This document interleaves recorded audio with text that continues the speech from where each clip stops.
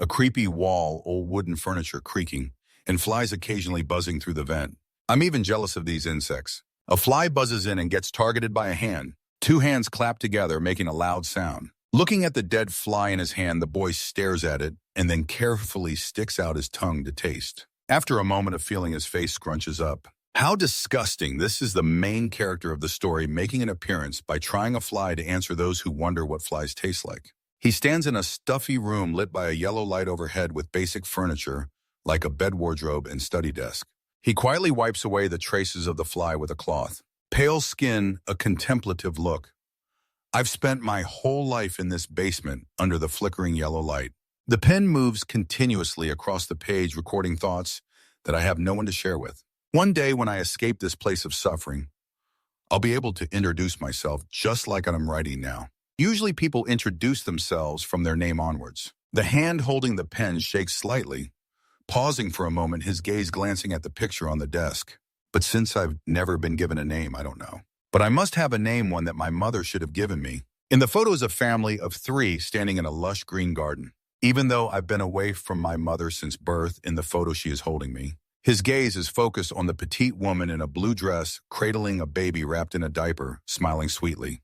Looking at that smile, his face brightens up. I can tell she loved me very much. A man with a long, gaunt face, curly red hair, wearing glasses with a thick chain, opens his mouth. She's dead. He stands right behind him, whispering in his ear. He should be startled and turn around to ask, "Who are you?" The man stands straight, his eyes hidden behind glasses. "Your mother jumped the moment she gave birth to you." Amid the man's savage laughter, his eyes are filled with hatred.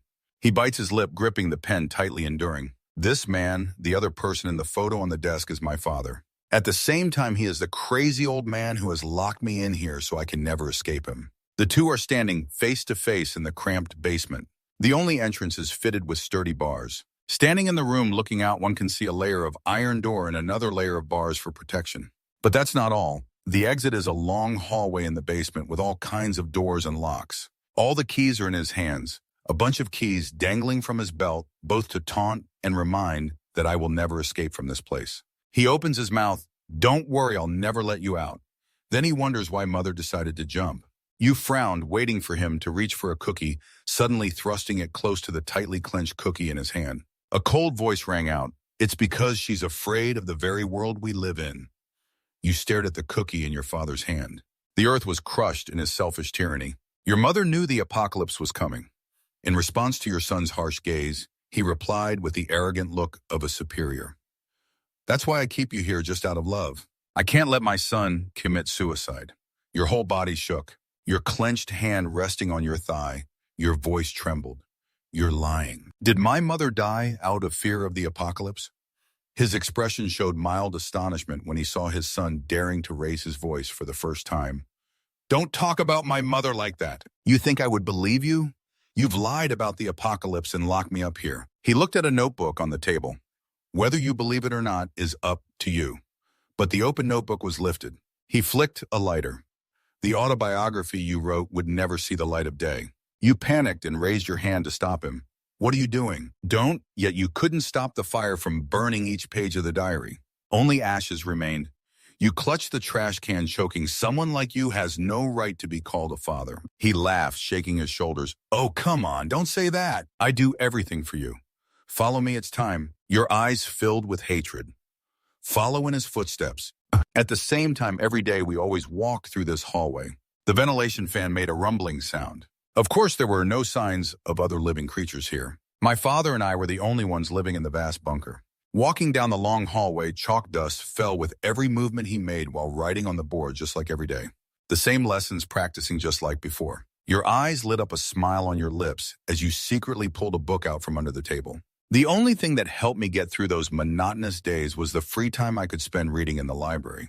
Even though the library had many books, the one I loved most was the one about the world outside. Every time I read it, you often dreamed, stretching your hand towards the light, considering it sunlight to feel. I didn't know what it would feel like to touch the sunlight in the book. It might be much warmer than the lights in this bunker. I imagined losing the ground beneath my feet, turning into lush green grass, free to run around. I wanted to experience peaceful days, admire the scenery, talk to the people I wanted to, maybe even make friends with them. But above all, what I needed to do immediately after escaping was, at that moment, a powerful shoe stomped down straight into your eye.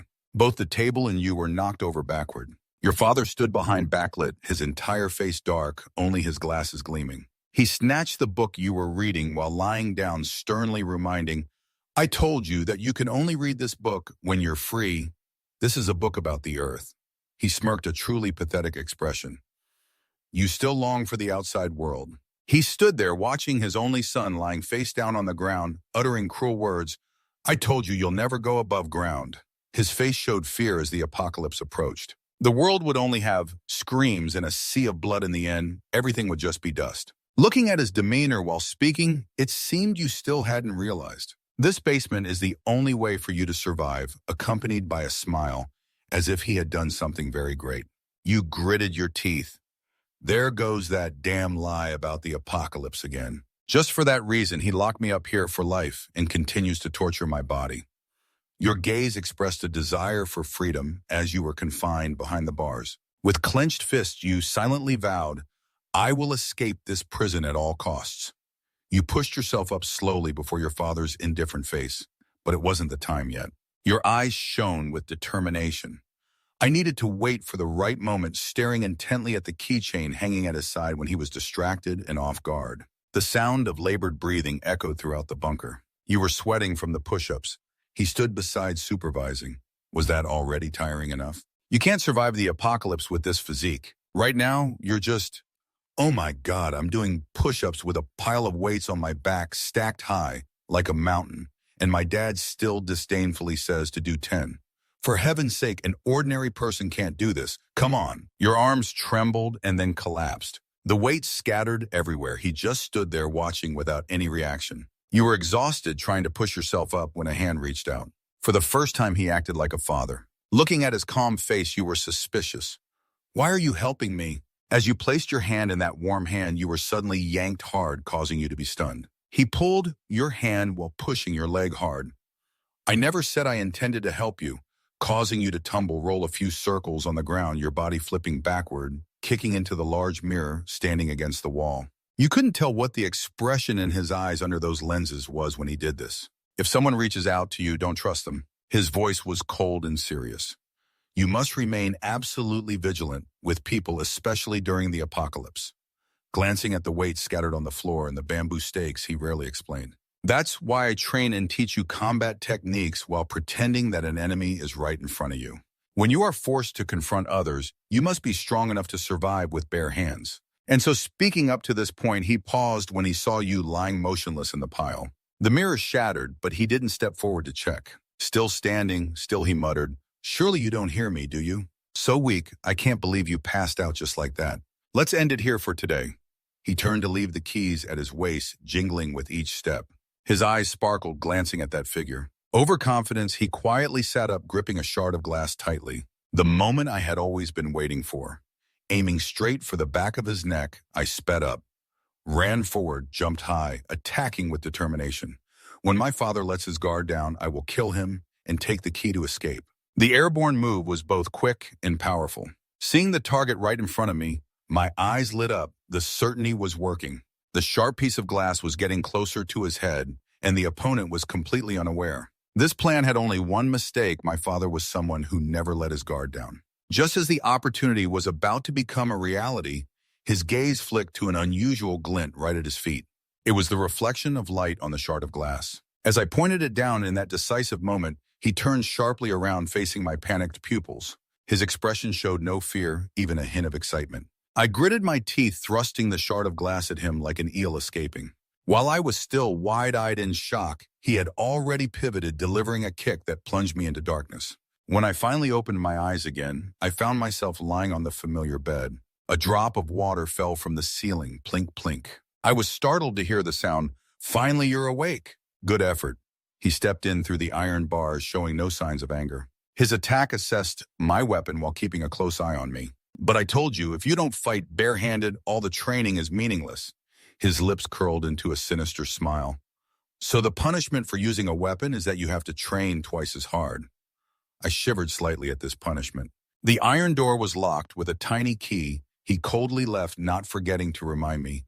Rest now. Tomorrow will be tough. His footsteps echoed in the narrow corridor. Before the light was turned off, I looked up at the fixture mounted on the wall. I know something my father doesn't. When he turns off the lights, the electricity in the room will go out for a moment and all sound will disappear. At that moment, I focused on listening and heard things I had never known. I pressed my ear against the basement wall, carefully sensing sounds from far away. The sound of wheels turning, birds chirping, and the bustle of the crowded city. From that, I learned two truths. My father said it was time for bed, but in reality, it was daytime outside. When the light in the basement goes out, that is when the sun rises.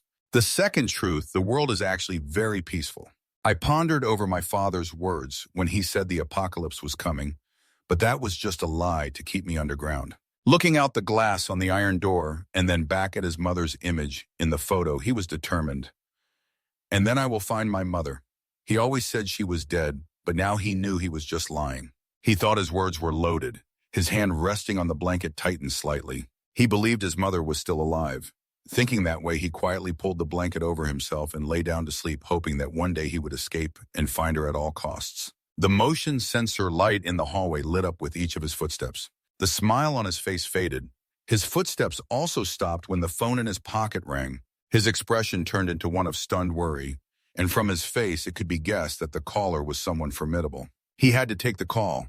As soon as he answered, the voice on the other end questioned, "Did I not say you shouldn't contact me unless it's an emergency?" While he was deep in sleep, he stood alone in the long hallway, continuously exchanging something with the caller. After a long while, the two finally reached an agreement. "All right, let him live." The phone was thrown to the ground. He didn't know what had caused his downfall, collapsing to the ground trembling. Getting closer, he could even hear the trembling sound coming from his throat. A strange laugh woke him up. As soon as he opened his eyes, he saw his father grimacing and making weird sounds. Dense, he stood there radiating a gloomy aura. He was curious.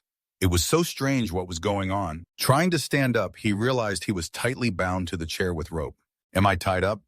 Then he shouted, "What are you doing? Let me go right now." Seeing the other person still standing there mumbling, he gritted his teeth. He paid no attention. "Fine, then I will slowly untie myself," he thought as he used both hands to pull at the ropes. After a while of struggling, the rope had several places frayed. It was working. The ropes were loosening gradually. The joy faded when a dark shadow covered his face. He didn't know when, but his father had stood firmly in front of him, opening his mouth. "Stop it!" The sound, devoid of warmth, left him stunned. He silently swallowed, trying to convince him. "Today's training will be twice as hard, don't you remember?" His father's expression didn't change at all. "The plan has changed." Looking down to confirm he was still tightly bound, he continued, "Today, we won't do anything." He emphasized, "No, not just today, but from now on, you will do nothing but sit in that chair."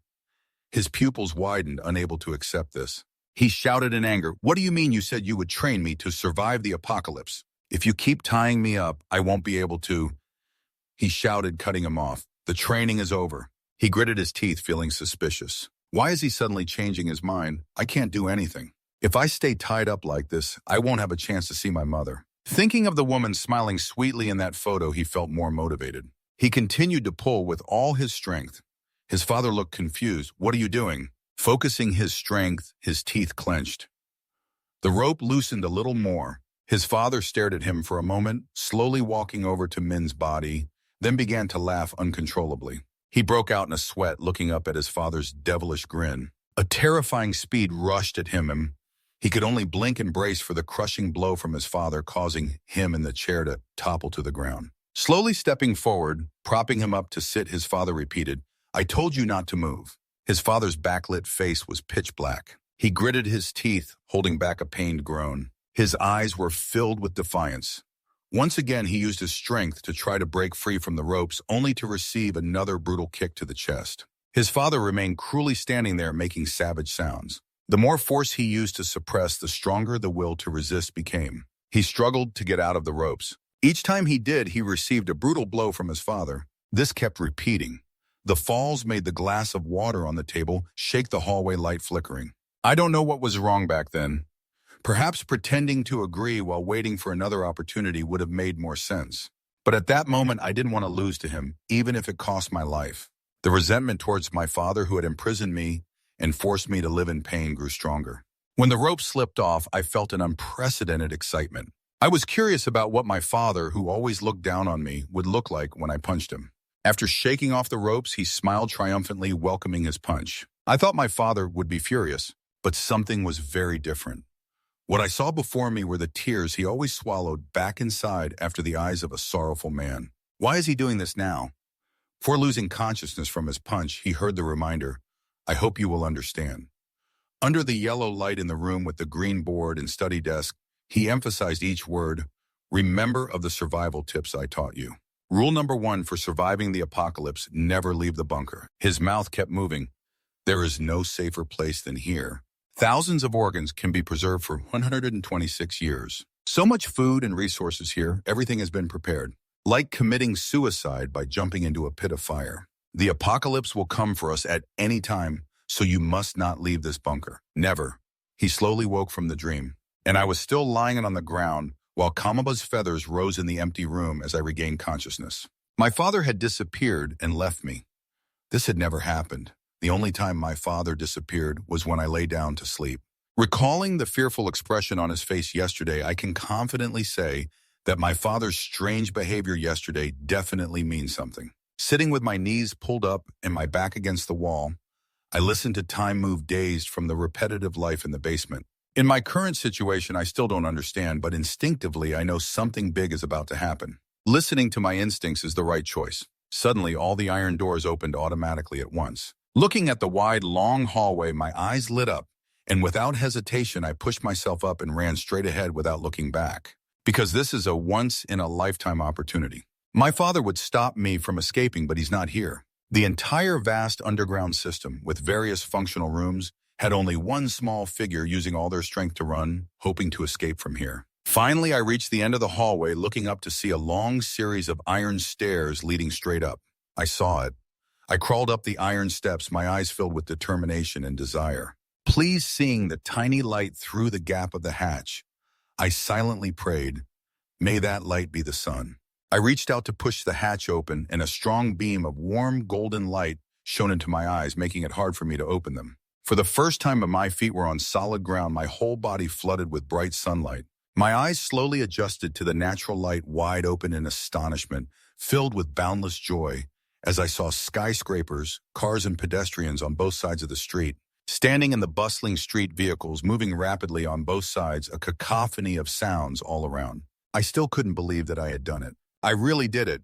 Behind me, a chubby man called out, "Kid, my car's parked right behind you." Seeing me standing dazed in the street, he asked concerned, "What are you doing out here?" I turned around and shouted, "It's people, it's really people," causing the chubby man to frown, thinking, "What's wrong with this kid? Did he hit his head or something?" As the moment of joy passed, I became silent and thoughtful. Now is not the time to escape and become careless. Father will notice I'm missing and chase after me. I continued to run temporarily, needing to get as far away from that basement as possible. My steps quickened, my face beaming, heading towards the sunlight. I had dreamed of this moment my whole life. Escaping the basement and being free for the first time. Just a moment ago, escaping seemed almost impossible. I couldn't even imagine it, even if the doors had suddenly opened. Thinking about this, my steps slowed and then stopped completely. Inside, I was hesitating and wondering, but why was that? Why did it open? Was there a security system error? No, it can't be. Father is meticulous, so he wouldn't make this mistake. What if opening the basement door was Dad's plan? Thinking of that cold face, he shook his head in denial. No, it can't be. The one who made the rule can't leave the basement, ignoring the fact that Dad imprisoned him, looking towards the lively outside world. Everyone was happy, eating, chatting, loving each other. Looking at the happy smiles of all ages, his eyes showed a sense of longing. Then he resolutely said, "That's right, everything Dad says is a lie." The scenes unfolding before him, kids coming home from school playing together, were proof of that. Outside this basement, the world is truly peaceful. Pigeons flapping their wings, two girls chatting, a red ball slipping its string freely in the air, a young man enjoying a hot cup of tea.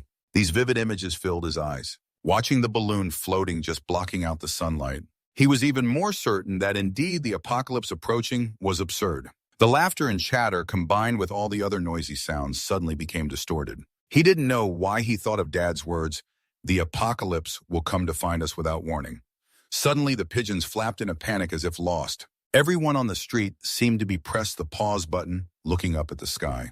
The sun was briefly blocked by the balloon. It had been completely obscured by a huge brown round object. The kids with their backpacks on their shoulders stared wide-eyed from outer space. That round object was many times bigger than the Earth. It was extending a sharp little branch towards the Earth. These sharp tips seemed to be made of hundreds of thousands of colorful threads writhing and intertwining into spirals, then stretching out. People curiously stood up to see. It was getting closer. What was it? I don't know. It's not the moon, right? What moon? Can't you see? What are you talking about? The more he looked, the more panic showed in Min's eyes. That was the source of yellow light in the sky, suddenly transforming into the bright eyes of a monster. No. With its mouth full of sharp teeth, he was terrified to see the monsters being born from that sphere multiplying. They crawled over each other, moving rapidly and in horrifying numbers. Then they coiled together like a gigantic drill, charging straight down into the city. The reminder from his father echoed in his head, never leave the basement. This is the most basic rule for survival. But there's one exception if the location of the basement is exposed, or when there is danger, this number one rule will be erased. The first place the monsters landed was the entrance of the basement he had just escaped from. The first arm of a monster just touched the basement door like a switch being flipped. Immediately, the other monsters rushed into the basement like a swarm of bees sensing the illegal intrusion.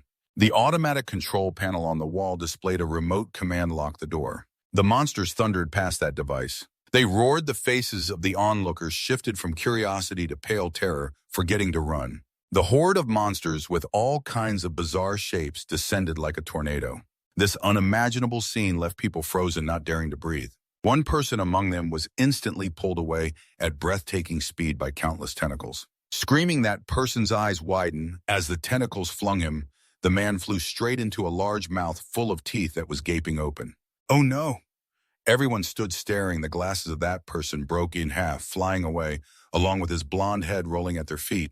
Seeing that clearly, the crowd began to react and grasp what was happening. In panic, they screamed, fled, and shoved. What's going on? Get out of the way. Everything was happening too fast. There were people right there, like the young man enjoying his favorite tune with headphones on, who didn't even know what was happening before being crushed by a black mass with deep grooves and patterns. An orange monster pounced, grabbing that mass, and continued to swing its arm, launching countless such masses into the chaotic crowd. At the same time, a furry monster jumped in, swinging its arms, cutting those around it in half. The faceless monsters, with just a beam of yellow light on their heads, fiercely slaughtered people. The horrifying scenes and the bizarre forms of them caused many to die standing still in the chaotic crowd, still frozen, their bodies trembling, their consciousness collapsing. Witnessing everything from a free, vibrant, peaceful city suddenly turned into a scene of death and chaos. Help, help, call the police quickly. No, the phone is not working. At this moment, he truly understood. Dad once said, when the apocalypse comes, the world will only have screams and a sea of blood. In the end, everything was just ashes. A giant monster stood tall. One step of it crushed a building. Humans were so small before them, only able to scream and blink as trees swayed. The ground cracked and buildings collapsed under the giant monster's feet. Counting down to the second, no. The apocalypse has begun. The monsters from above descended into the city like a waterfall. He stumbled and got back up running again. Reluctantly, he had to admit at this moment, Dad was right. The apocalypse has come. That means Mom is dead. That's also true. What the monsters behind covered everything they approached. Groups of people were caught up and killed by them. His lonely hand in the air was grabbed by a solid arm. The cold face of him appeared, not saying a word. Just pulling with strength, he ran forward. He was astonished. How are you here? On the road were cries, gasps from exhaustion. He didn't answer, just urged, run fast, don't stop.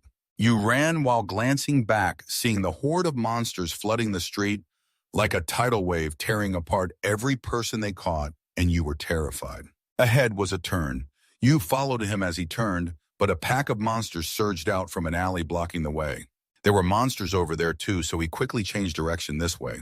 Both of you ran against the chaotic crowd heading toward a bridge. Here people were still calling the police for help. Help me. But soon the monsters had flooded in here too, grabbing people one by one, stabbing with claws and then swallowing them whole. You ran harder while others stopped calling out, hurry up everyone. In just that moment, they were overwhelmed by the monsters drowning the path leading up to the bridge. Only the two of you were left, the goal right in front. Glancing at the monsters pouring out from every corner, and the sea of people screaming as they were torn apart. You worried at this rate they'll catch us. He shouted, "Shut up and run. This is the only way out of this city." The bridge was lined with cars parked haphazardly on both sides. The monsters poured in, destroying everything they touched. The sound of their screams grew closer, making you scared. They twisted together, flowing over the ground like a stream. Looking back, you warned, "The monsters are chasing us." As you reached the bridge in that moment of distraction, your whole body suddenly froze confused when a tentacle from a monster crawling up from the bridge's ledge grabbed your ankle. It tightened around your calf, causing you pain. "If I don't break free right now." He turned back, carrying a large rock aimed straight at the tentacle and slammed it down hard, making the creature retract its appendage and fall. He coldly looked at his son. "Pain, hold your leg. Sit down on the ground." "Damn my leg." The bridge suddenly shook from the weight. The two of you looked at each other as the monsters like a storm surged onto the bridge. You trembled and stood up. "We have to run away quickly." But the injury on your calf made you run with difficulty, while the monsters showed no signs of slowing down. The more you ran, the more you realized the distance between you and the monsters was closing rapidly. No matter how fast you ran, you couldn't escape them. Your knees buckled and you fell down. Fear and pain in your leg made you want to give up. You looked up at the man in front of you and then quietly bowed your head, hopeless. "Go on. I can't run anymore. If you go alone, you might escape." Listening to the sound of his shoes hitting the pavement, you remembered how many times he had turned his back and left you alone since you could remember. "You must be mistaken. Just run. You always leave me like this." Seeing the shadow cast on the ground approaching you, you were stunned. He reached out and leaned down to ask, "Why aren't you getting up?" At that moment, you looked up with your big, round, confused eyes and said, "What?" The more he spoke, the louder your voice got, trying to drown out the emotions inside. "Why aren't you running away?" "Even if I ran, I couldn't get far," he replied firmly. "You can survive because I have a plan." You hesitated. "What plan?" "No way. A plan." Looking down the road ahead and then back at his resolute face, you gritted your teeth as the image of his sorrowful face flashed through your mind. Then you reached out and placed your hand on that large, warm hand. You were pulled back hard. As you passed each other, he instructed, "Run." While trying to calm yourself to run, you turned back. "Wait, you haven't told me what the plan is yet." To your shock, you realized there was something in your hand. You were about to open it when he reminded you from behind, "There's no time, hurry across the bridge." You retracted your curiosity, got it, and continued running without daring to glance back even once. You maneuvered through one car after another, parked haphazardly on the bridge. Finally, you could see the land on the other side of the bridge. You quickened your pace until you saw dark shadows swaying down from both sides. You widened your eyes, alert, and turned back. You saw that the suspension cables of the bridge had snapped. The bridge was swaying. Your pupils dilated to the max. The sound of concrete cracking reached your ears. In an instant, the whole bridge broke in half. Your dad collapsed right in front of you, taking a horde of dark monsters down into the abyss. You stood there, lost to your face, bewildered. Breathing heavily, you called out for your dad. You stood there in shock, mouth agape, forgetting to close it. What just happened? Why did the bridge collapse? Thinking back to what he said earlier, "You can survive because I have a plan." Looking down at the broken part of the bridge, this was the plan he mentioned. "Why?" a questioning voice echoed. Why did he have to go that far? He had tortured me my whole life after all. Really, now my legs were trembling, as if all strength had been drained. I collapsed onto the broken bridge. My hands gripped the pavement, my face filled with resentment. I survived, but what now? What am I living for? Everything I ever dreamed about a life on the surface has vanished. A peaceful life, the beauty on the surface, has just turned into death and desolation. You clenched your teeth, and your only goal was the image of the woman in the photo from the basement. At this moment, the fire of despair in your heart was also consuming you. Tears streamed down, your voice trembled. "I want to ask why you did this just to save me." Remembering the only warmth you just felt on the bridge, tears fell even more. "Now I know how to live in this hell." You cried like a child who had been abandoned, completely lost. Thinking of that warm hand, you stopped crying. Looking down at your clenched hand, the object he had placed there earlier, your fingers slowly opened, revealing a piece of paper. The more you looked at it, the wider your pupils grew. Your negative emotions lessened, and you calmed down. You tried to push out a strange hand stuck to the pavement. Glancing over, you saw a monster with glowing eyes crawling up from the abyss. You were terrified. It was crawling up. You panicked and got up. Dragging your injured leg, you stumbled to the side. You clung to the bridge railing. Standing up, you looked down. then glanced at the monster that stood towering on the road. Without hesitation, you decided to jump down. The monster also stomped on the bridge and jumped after you. You fell backward, rolling a few times on the ground. The giant monster fell beside you. Your arms and legs trembled, feeling weak. You couldn't stand. Your strength had hit rock bottom. Watching the monster struggle to get up, its eyes were blazing. There was no way you could escape from that monster. You felt despair, thinking that you might die like this. You gritted your teeth, defiantly looking back at the paper in your palm. But I thought I had nothing left. Each tear yearning for life fell onto the paper with the words, "Your mother is still alive," in your trembling palm. Why did he say this to me now? The spiky monster had risen. You slowly stood up facing a monster much larger than you. With strength, faith, and will I want to live. I won't give up, and I will try everything to survive and find my mother. Facing the sight of the monster made you anxious, but it wasn't impossible. At that moment, your father's teachings echoed in your mind. Yes, once the apocalypse happens, humans won't survive because they lack the strength or knowledge to be self-sufficient. Even if they manage to survive, they can't escape from the dangers lurking day after day. Out there facing the charging monster, your gaze shifted continuously from confusion to resentment and then to fear. You released your fear by screaming questions into the void. So if that happens, how am I supposed to survive? If what you said is true, then I can do nothing but accept death. At that moment of danger, the monster's arm reached out. The calm, cold image of your father seemed to appear right beside you, reminding you, have you forgotten everything I taught you? Causing you to awaken, remembering all the training during your captivity. Your pupils widened, clearly imprinted with the monster's fist. At the critical moment, quickly dodged, then leaped back as the monster slid forward with momentum. As the dust settled, he stood firm there. The monster looked back, its mouth open, roaring, causing him to tremble. His father's teachings echoed in his ears like a guiding compass. You're different from ordinary people. The biggest difference between you and them is that you know how to survive. Despite the fear, he still scanned the surroundings for a chance to live. His gaze focused on a sharp object sticking up from the ground. He took a deep breath to calm his body. With his legs wide apart, he stood firm, his eyes determined, ready to face the monster's attack. As it swung its fist, he lowered himself, dodged, slid in the opposite direction, and grabbed the sharp object he had spotted. He unleashed everything he had accumulated until now. Practice, experience, and survival knowledge. He attacked, aiming straight for the monster's neck. As it turned to swing its arm, he jumped over its head, adjusted his grip on the weapon, flipped, and pierced the monster's head. He practiced just as his father taught him, doing everything he could to survive the apocalypse. Apocalypse, the city in ruins the monsters had left after a rampage. Only a few scattered ones remained in the dilapidated corners of the city. There were still some lucky survivors gathered in a collapsed basement. Everyone looked haggard, their spirits low. Someone spoke up. It's been 4 days. Shouldn't the military do something? We're lucky to have sheltered in here, but our food is running low. We'll have to get out of here. After saying that, she glanced at the person next to her. The ruined basement was covered in rubble on all sides. Her voice rang out again. Don't you have anything to say? But if we keep waiting like this, something will... Hey, someone interrupted. The girl looked at that person. What is it? The person replied, what kid don't stop? He rubbed the back of his neck. You're making everyone uncomfortable. The girl asked why. I'm not talking that loudly. He frowned, rubbed his temples, facing her gaze. I didn't mean to explain like that. He stopped midway. Forget it. He turned his shoe and looked around, sighing. I'm about to lose my mind. Haru, standing nearby with long blonde hair, suddenly spoke up. Sorry. This caught his attention. Then asked, have you checked that area? She replied, yes, but I couldn't find any food. His voice responded with a hint of disappointment. Oh, got it. If we want to stay here, we need to find a way to get food.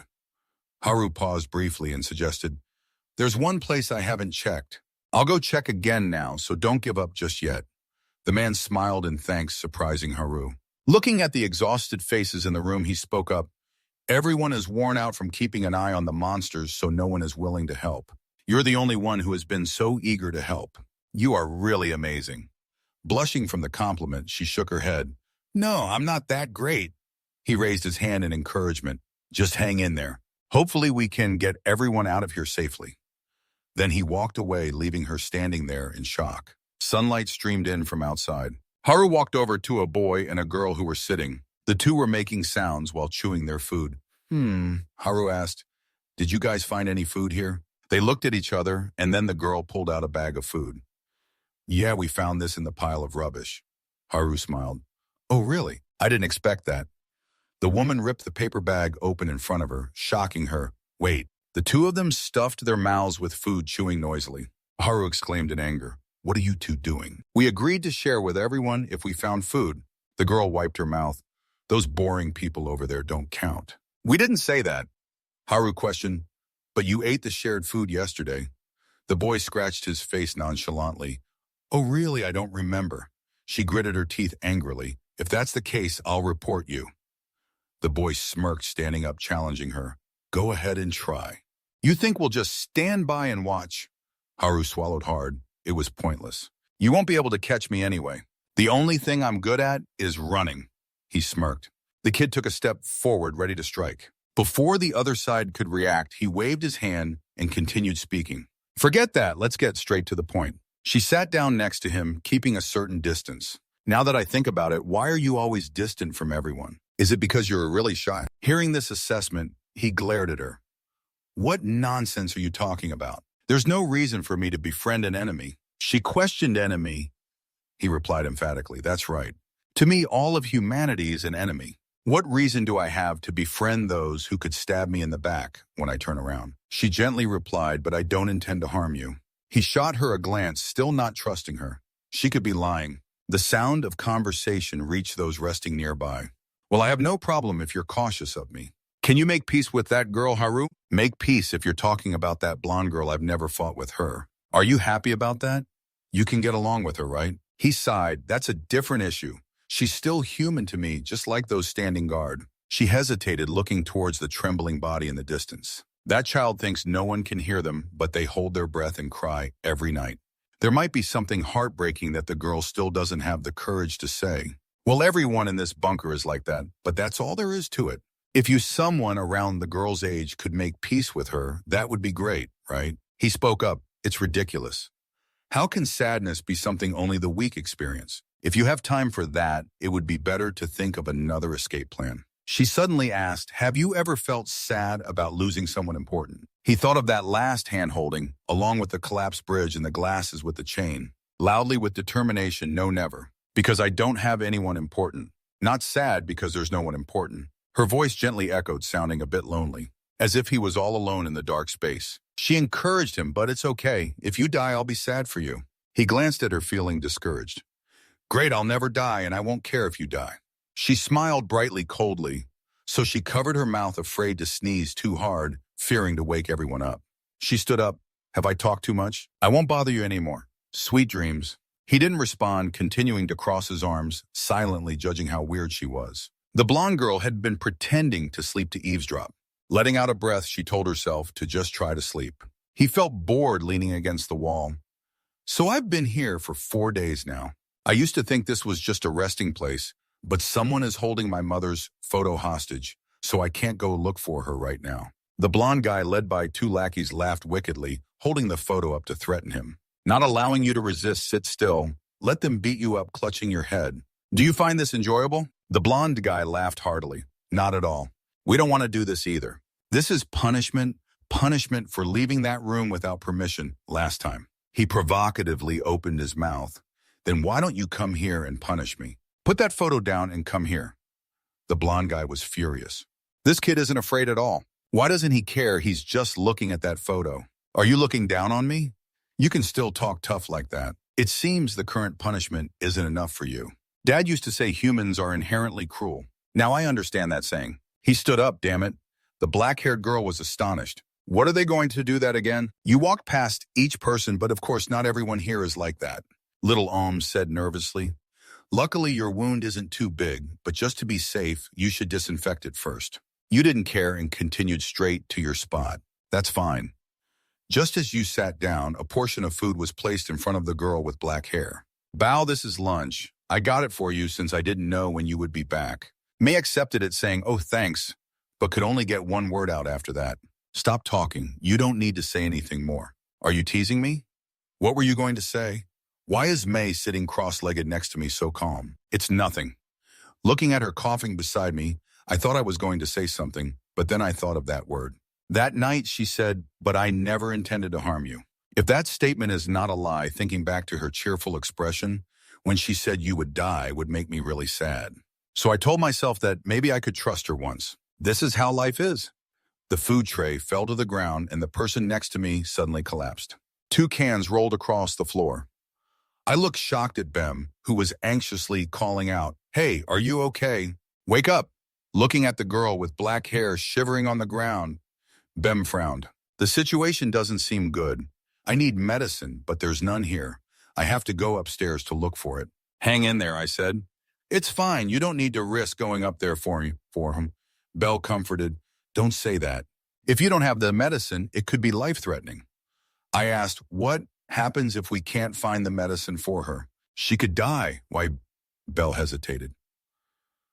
"Well," just then the guy with the hair standing at the door called out, "Hey, Doc, the leader wants to see you." He was on alert. Catching the main character's intense gaze, he exhaled. Holding a picture of you close to his chest, he grumbled inside, "I don't understand what the leader is thinking. Why does he have to show this picture in front of that kid? Even without this picture, he has a knife, so controlling this kid would be easy." The blonde reminded, "The leader said you need to go over there to treat her." "Hurry up." Bem hesitated. "But I can't go over there right now." He glared. "Why not? Are you defying the leader's orders?" Bem explained, "No, I'll treat this girl and then I'll go over there. Right now her situation is very urgent." The girl with black hair stood up. Not wanting others to be involved, she stood up and said, "It's fine. I know where the medicine is. I need it. I'll go find it myself." Seeing her covering her mouth and coughing constantly, Bayom didn't believe. "What are you saying? In that condition, you're going to find the medicine yourself?" "Let me go with you," the blonde said angrily. "What's going on? She's already sick. Can't be saved. Why didn't you say that sooner?" Wouldn't it have been simpler? As soon as he finished speaking, he pulled out a knife from his side and stabbed her in the stomach. Everyone was stunned, unable to believe what they had just seen. Men's eyes widened, staring intently at the bloodied knife that had been drawn. The girl who had just been talking to him fell to the ground. Everyone was panicking, watching the blood spread from her body more and more. The bloodstains spread to beneath a pair of bare feet. His eyes were wide open, his body frozen. The blue pupils seemed to see the warm heart glowing in the chest of the person lying on the ground, slowly fading. I could feel her life slowly slipping away. Blood was flowing out more and more, his expression mixed with a bit of confusion, wondering why every human could die so simply like that. The glowing spot on her chest kept getting smaller and smaller until it turned into strands of blue life fibers. A bloodied finger poked into his calf. His eyes widened as he looked down at the person lying on the ground, whispering, "Why does it look so serious?" Her mouth smiled. "It's nothing at all." He opened his mouth but couldn't utter a word. The bloodied hand went limp, leaving a red streak on his calf. Everyone's faces showed pity. Biom cursed, "Damn it!" The assailant frowned, looking at the blood on his hands. Disdainfully, "You're really making a mess of my hands." Biom was furious, trembling as he knelt down. "How can you kill someone and still say that?" "Right, only those monsters on the ground are called monsters. There are plenty of monsters like that here too." The blonde raised the bloodied knife. "You're talking too much." "Oh man, I just saved you. If that girl goes up to the surface and you want to follow her, wouldn't you die? What I can't let you take that risk. So you should thank me. Better for that girl to die here than to become prey for those monsters." He glanced at me, who was huddled and looking gloomy, grinning mockingly. "What? Now you're scared, huh?" He turned around, his voice low. "Aren't you holding my picture?" His green pupils lit up, staring intently at the bloodstained blade. The blonde then remembered. He turned his head to glance at the picture lying carelessly on the ground. "Oh, I must have dropped it when I was holding the knife." He leaned back and the other smirked. "So what?" Feeling the killing intent radiating from him, he still looked down on him because he had the knife in his hand. "What do you intend to?" As he spoke, he blinked. In that blink, he moved his foot. As he just opened his mouth to finish the sentence, "attacking me at the speed of light." His eyes had widened, getting close and fierce, hitting right on target. He struck him in the face with a headbutt, knocking the knife out of his hand. While everyone was still in shock, he jumped again, punching the blonde in the face, sending him flying, spinning several times in the air. He pushed off the ground and jumped after him, delivering another punch. It felt like his head was about to fall off his neck. He grabbed the collar of the blonde, pulling him up, a series of movements flowing seamlessly and quickly. The knife hadn't even touched the ground before his other hand caught it, spinning it in his hand before the terrified eyes of everyone. He pressed it directly against his neck, bloodied. His gaze seemed to want to destroy everything, but in the end, Von switched to pressing the blade against his neck. He gritted his teeth, his hand gripping his shirt, shook, blaming this guy for being too weak. Even when attacked, he hadn't reacted at all. Damn it! If I had known he was this weak, I would have snatched the picture from the start. He lifted him by the collar like lifting a chicken, exposing the red stain on his own calf. If that were the case, maybe this wouldn't have happened. The tip of the knife pointed at his neck again. His green pupils flashed with deadly red light. His father's words echoed in support of him. That's right, kill him. His face was lined with dark veins. His father's words urged him on. For those weaklings who can't fight back, don't show them any pity. Just end those weaklings mercilessly. The deadly red light had overwhelmed all the blue in his eyes. Just as he was about to strike, someone intervened. Stop it!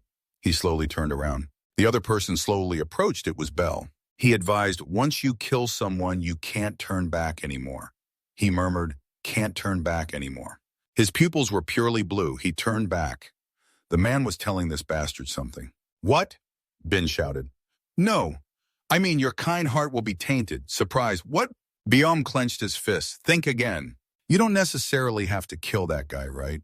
He lowered his eyes to the knife in his hand, reflecting his own eyes. Then he raised his eyes and asked, so do you think I have to kill that guy? He had once discussed this with his father. If I beat him nearly to death, losing the ability to attack, then he won't be able to attack me anymore. At that time, his father had laughed heartily at his innocent thought. Then you'll be dead. Don't be afraid, just act. Are you afraid of killing someone? He retorted, don't misunderstand me. I will never become a madman like you, do you understand? Even if the apocalypse happens as you say, I will survive. There will never be a case where I kill others just because I don't like them. Yet when he saw the blonde stab his friend right before his eyes, he almost became the kind of person he had always hated. The bloodied knife fell to the ground. Bell was pleased. So you've thought it through, right? He replied, it's not because of what you said that I stop, but because if I kill him, I will become like him. And now I have no reason to kill him anymore. Thinking of the smile of the girl with the blue hair, his voice turned colder. The others, whether they live or die, have nothing to do with me. He again thought of the garden with the strange flowers. Anyway, whether to kill him or let him live has nothing to do with finding my mother. So for things that have nothing to do with me, another guy took the opportunity. He was planning to sneak attack from behind. He no longer has a knife. The wooden stick came down. He didn't bother to turn around, pulling the blonde away, taking the full hit. Then he also gave the sneak attacker a punch, sending him flying a few rounds before crashing down at the feet of the other guy. This guy quickly bent down to pick up the photo. His whole body ignited with killing intent.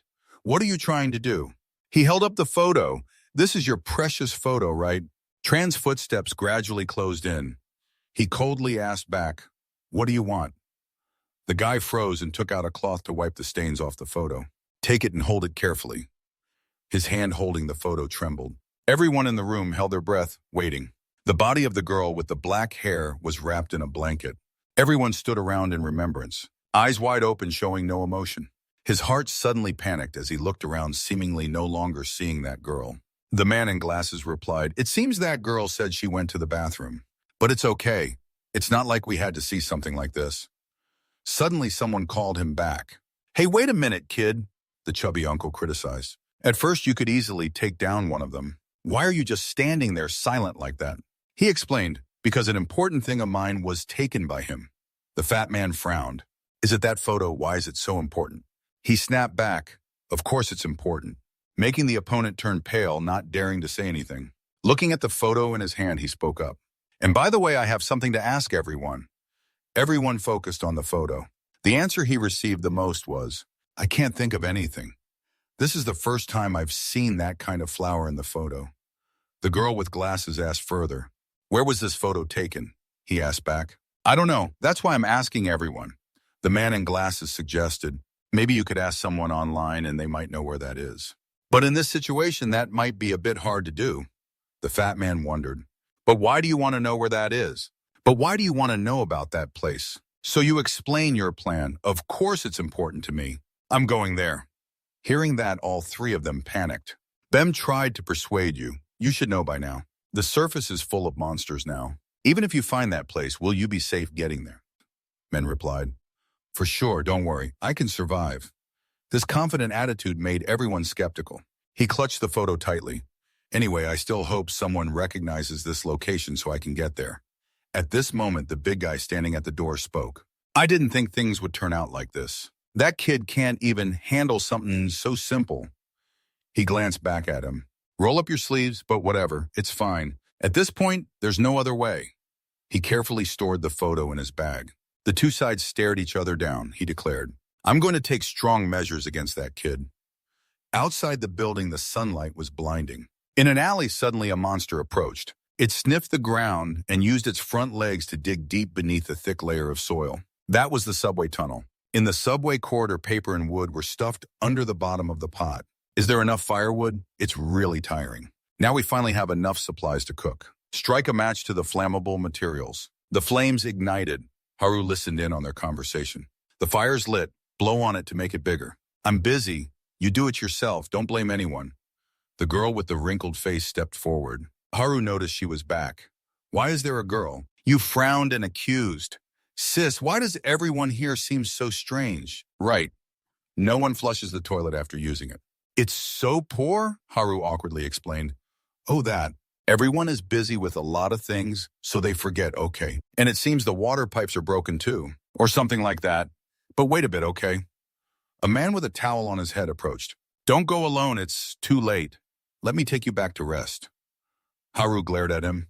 Then men, come on, I'm not doing anything. Everywhere here is dangerous, I just want you to be safe. A person watching the stove glanced over. Mind your own business. Those kids seem to be arguing.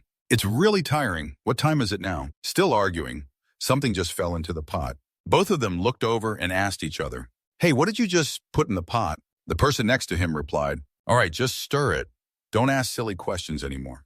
I didn't put anything in. What's he suspicious about? Or did I get it wrong?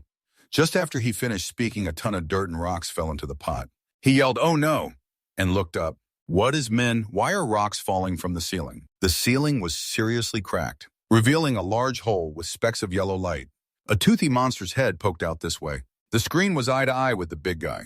He mused, In the post-apocalyptic world I live in, there are many cold-blooded beings. Those who want to survive will do anything without hesitation. One could say their malicious nature is no different from monsters. In a normal world, such things would be out of the ordinary.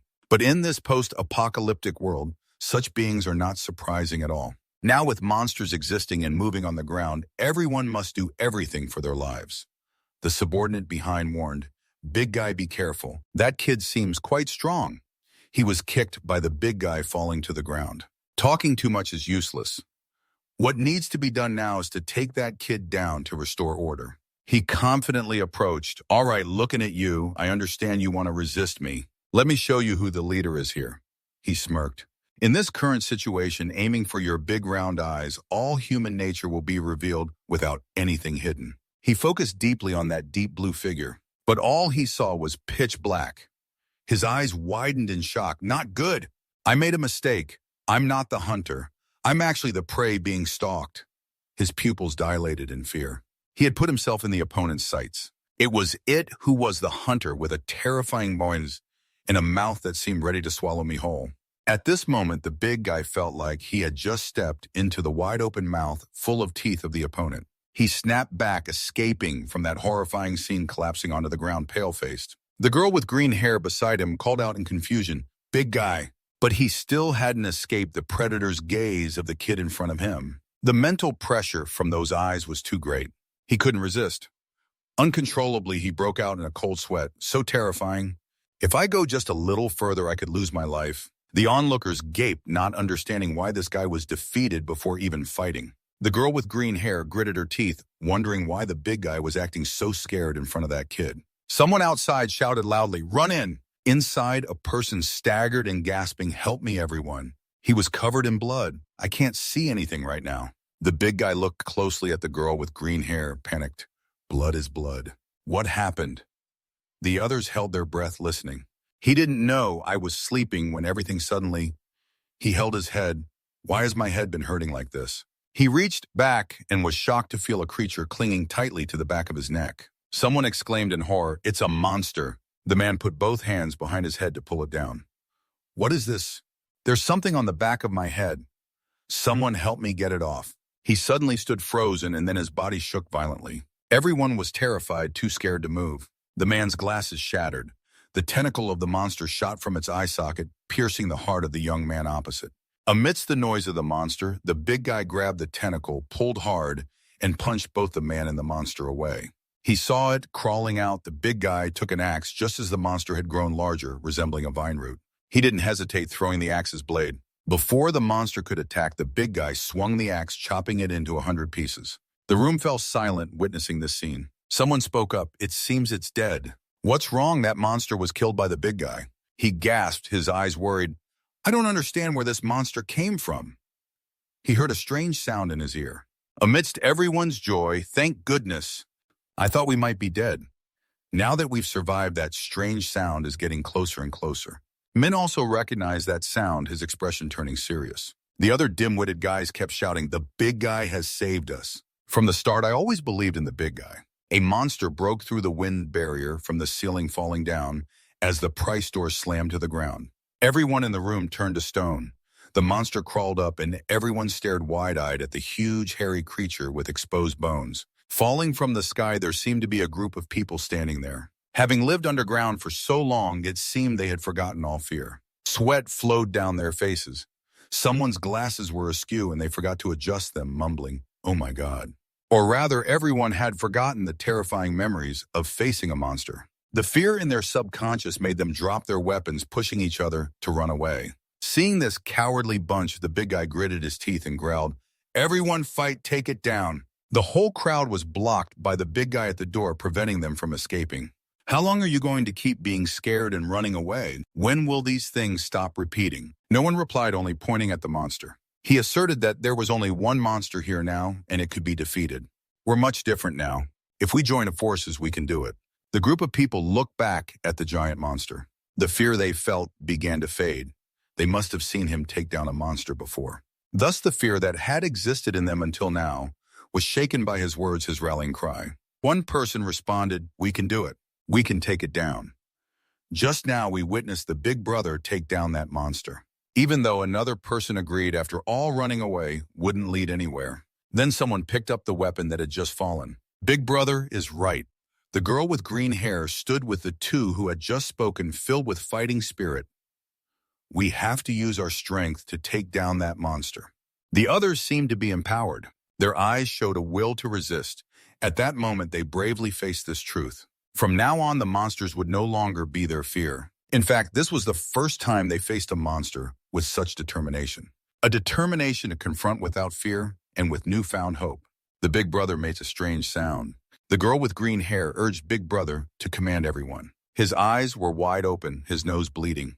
The other's newfound courage was shattered by the scene. Big Brother, oh Big Brother, his head was tilted to one side, the axe fell to the ground, his legs hanging in the air. The monster that had just been chopped up was nowhere to be seen. A tentacle slowly emerged from his mouth, wriggling. The monster had attacked Big Brother from behind without them realizing. The crowd was horrified. Big Brother had been killed by the monster. How could this be? Their eyes widened as if their faith had shattered. They watched as the monster grew larger. The girl with green hair panicked. It's coming back to life. Those monsters don't die. If that's the case, they all trembled like dried chickens. Looking at the giant monster before them, we will never defeat it. A few more monsters broke through the walls, charging in.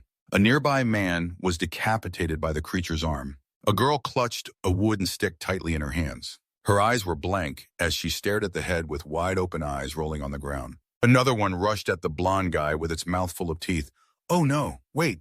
The rest of the words were swallowed into its belly. Only a piece of an arm was left.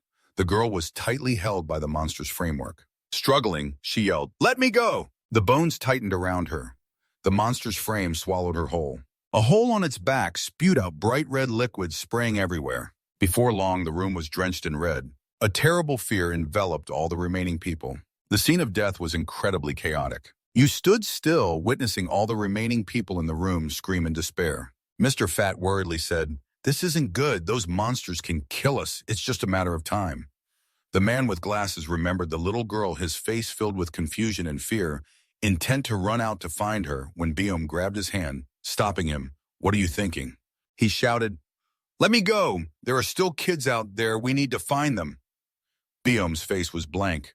"But if the monsters come down here from the upper tunnel, the kids up there might—" This thought made the man with glasses kneel down. It can't be. He held his head resentfully, saying, "How did everything turn out like this?" A shadow passed by. He looked up. "Hey, kid, wait, where are you going?" But Biom didn't stop heading toward the blood-soaked hallway. That person moved forward, leaving everyone aghast. Bell quickly ran up, intending to stop him. But it was too late. He had already immersed himself in the chaotic death. Everyone in the room watched as his determined gaze moved forward. Up here, the monster lay sprawled over the body of a man. 3 people hid under a cabinet, the little girl's scared tears streaming down. "Sister." Haru gestured with her hand. "Shh, no. It's okay. You'll give us away." The girl fell silent. Haru trembled as she looked at the girl. "I'm sorry, but right now I can't concern myself with anyone else." She clenched her hands to stop the shaking.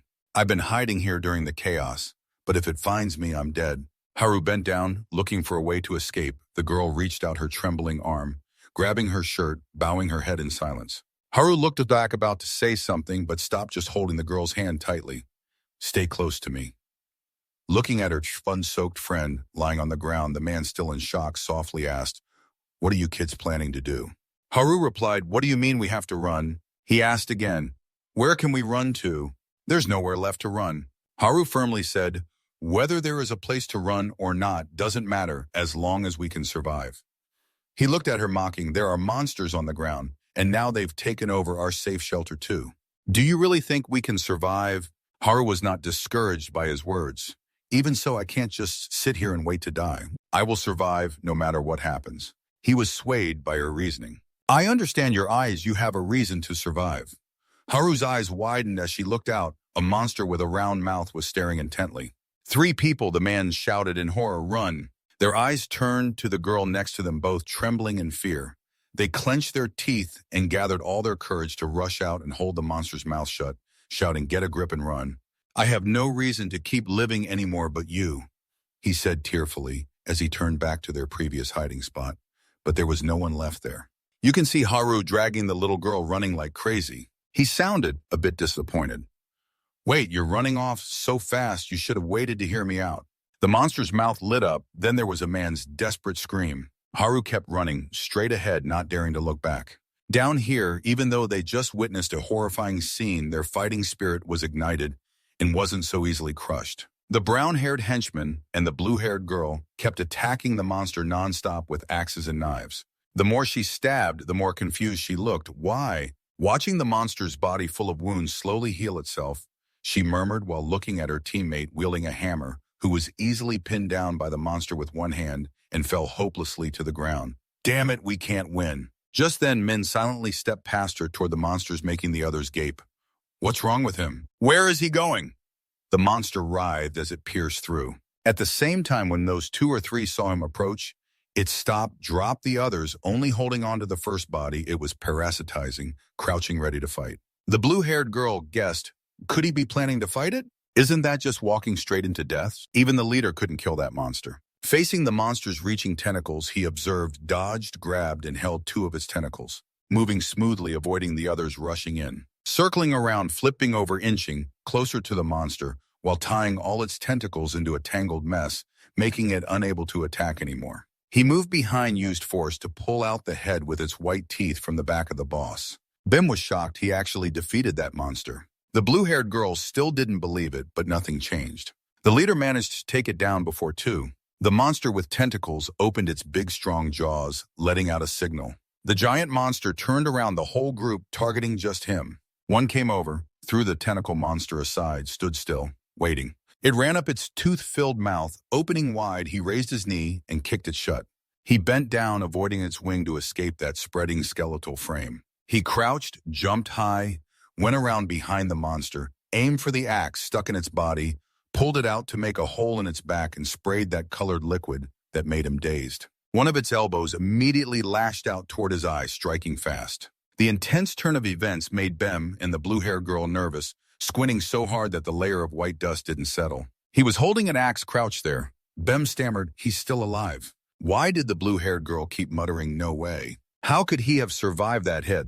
Everyone who witnessed this unbelievable scene was equally stunned. The monsters had overwhelming strength and could keep inflicting wounds at a dizzying speed. Fighting creatures like that was like walking straight into death. Yet right before their eyes, a boy stood up to fight alone, gasping for breath. Clutching his injured arm, recalling his father's lesson, every living thing in this world inevitably faces death. Every creature, whether wild beast, human, or plant, definitely has a source of life. The group was horrified to see the monster fully healed and attacking again. You have to kill that source of life. In his eyes, each life source shone like a bright flower petal. If you carry the life source of a whole flower, it will shine among the other petals. So if it's a living thing, then I'll know where its life source is. He grabbed his axe and charged straight at the two monsters. As they attacked simultaneously, Haru dodged, flipped through the air, observing from top to bottom to find their life source and figure out how to destroy that seed. Their growth was like a core buried deep underground. To destroy them, you just have to find that core, strike it precisely with an axe, then dig up the source of life and take out that yellow energy. Then the monsters would wither like dead plants and couldn't regenerate anymore. He tossed the fuzzy stuff off his axe blade, exhaled, and silently watched the lifelight flicker out. The battle ended, and everyone was amazed at the outcome. The monster was dead. In the hallway, the little girl was crying and running with all her might, never forgetting to glance back at the monster chasing right behind her. She called out fearfully. Sis Haru was scared, didn't dare let her guard down, and looked back at the girl she was pulling behind. She ran as fast as she could, a fierce desire to live shining deep in her eyes. At a corner, a monster was hiding behind the wall waiting. As soon as Haru arrived, the monster lunged out. She took a running jump, leaped over it, then looked back at the huge monster holding a person's legs. Her eyes blurred with fear, curling inward, making her vision suddenly darken. Haru struggled to regain her composure and escape the dizziness. In Bem's stunned gaze, Haru went back alone into the room, panting heavily with her mouth open. Bem was very surprised. Huh, you're still alive? And it seemed like you weren't hurt anywhere. So lucky. The man with glasses stepped forward, looked at her carefully, and asked, "Did you take her with you?" "Where is she?" Haru was overwhelmed by the rapid questions and knelt on the ground. Everyone was drawn to the terrified cries of the little girl standing alone and scared in the long hallway, crying and shouting loudly. "Sis, wait for me." Taking tiny steps forward in her red shoes, the man with glasses saw the girl he was looking for ready to approach, but hesitated when he noticed a monster right behind her. He rushed over quickly, while Haru could only open her eyes wide with a look of regret toward the girl, because she had no power at all. Just as the monster's tentacles were about to touch the girl's head, a feather duster with blazing eyes jumped out from behind, grabbed the girl, slid away, and quickly stood to face the monster. The feather duster raised its empty hands, risking everything. "You damn monster, come at me if you're so tough." It disappeared, leaving him amazed. "Wow, it's scared of me already." Bem spoke up. "Unfortunately, it's not what you think. You got here without noticing, remembering how the guy defeated the monster. He explained that we're still alive because when a monster tried to bite, it got hit in the head, losing its life seed. He bent over, panting. That was the second one, but then another monster attacked him, forcing him to dodge, as his head drooped, facing the two monsters, worrying that now two more had appeared. If this keeps up, it's going to be tough. If they keep showing up like this, how can we possibly take them all down? If they didn't heal and more didn't appear, we would have already defeated them. Now I have to face 3 monsters, and there's no terrain left to use. They've completely surrounded me. If I slip up even a little, I'll die instantly, and then they'll kill everyone here. I'm already pretty exhausted from fighting. Dragging this out will only make me lose faster. Maybe I should run. The only option is to run, find another hiding place to avoid the monsters. But if I'm not here, everyone else will definitely die. What do they have to do with me anyway? I have no reason to protect them. In this apocalypse, everyone has to watch out for each other. That's the unchangeable rule. But when I think about the black-haired girl's smile, my eyes flicker. There's no way I can leave these people behind. A monster with sharp claws came at me. Not good, I was too careless. Even with my fastest dodging speed, its big claws scratched my back. I rolled on the ground a few times, my whole body trembling in pain, my shirt torn, revealing scratch marks. The monster stepped closer. I was worried and unsure how to fight when a pair of high boots came into view. The feather duster, holding a wooden club, stood in front, going straight to the point. I've heard people say, "You know how to take down these monsters and stop them from healing, right?" Mess stared wide-eyed at this strange guy. The chicken feather broom, sneered eyes cold and ruthless. "All right then, tell me and I'll help you." The guy with glasses holding a manhole cover as a weapon stepped forward. I'll help too. He wanted to be stronger to protect the girl, so he surprisingly decided to help everyone. Doesn't this go against what Dad taught me? You wonder, why did humans become the enemy? There's no reason for you to help me. Of course not.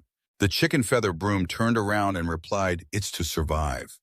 His eyes widened in suspicion. What? The guy with glasses added, like I said, if something happens to you because of those monsters, we're dead for sure. So he held out his hand in front of you, wanting to unite together. But you didn't understand the meaning behind this gesture. After a moment of daze, looking from the hand to his face, you stood up with the thought ingrained during captivity, you can't trust humans, they'll do anything to survive. But because of that, you decided to attract and make use of those here as long as the common goal is survival. Then there'd be no reason for any of them to betray you. The three of you stood united against the monster rushing toward you. The chicken feather broom looked excited. Here it comes while you lowered your head. The wound needed to be finished as quickly as possible. You dashed past the monster, leaving it stunned. You took a stick to the head. The chicken feather broom teased, where do you think you're looking? The opponent's right here. My target is that monster with the round head like a flower bud. First, the monster was right in the center of a circle of red monsters. You stayed alert, watching a bright orange-red mass shoot out at high speed. You knelt down, lowered your body to dodge. The axe blade clashed with the orange mass and immediately started melting. You kept running forward. It kept shooting out glowing orange fireballs as hot as lava. You dodged while inching closer to the monster within a reasonable distance. When you tried to swing the axe, it raised its legs to attack. You leaned to avoid the strike and identified its weak spot. Your decisive strike missed, damn it dodged. The monster also spat out an orange mass to attack. Damn it, way too close. You panicked because there was no way to dodge. Then a hand pushed hard on your chest, shoving you aside. The man with glasses holding an iron shield. His tied-up shoes stopped him, and the shield's contact with the red mass melted very quickly. But he stayed calm as the monster prepared for its next shot. He charged to attack. Inside, Bem stood quietly mumbling, I want to help, but I'm just getting in the way. The girl with glasses beside him felt the same me too. The rope monster has revived. It's now blocking the doorway. Everyone in the room was frozen with fear. The blue-haired girl bravely stepped forward holding a knife. Her whole body was shaking, mumbling, Sir Captain. She intended to kill it to avenge the big boss. The round-headed monster turned into strands under Men's axe. The man with glasses turned and asked, Are you okay? Chicken Feather's eyes lit up when he saw the giant monster. Now it was just a pitch-black round lump about the size of a fist. So this is what it's like to kill a monster. How did you do that? I don't want to keep running away either. Seeing the enemy closing in, I slightly leaned and replied, They have a weak spot. Aim for that.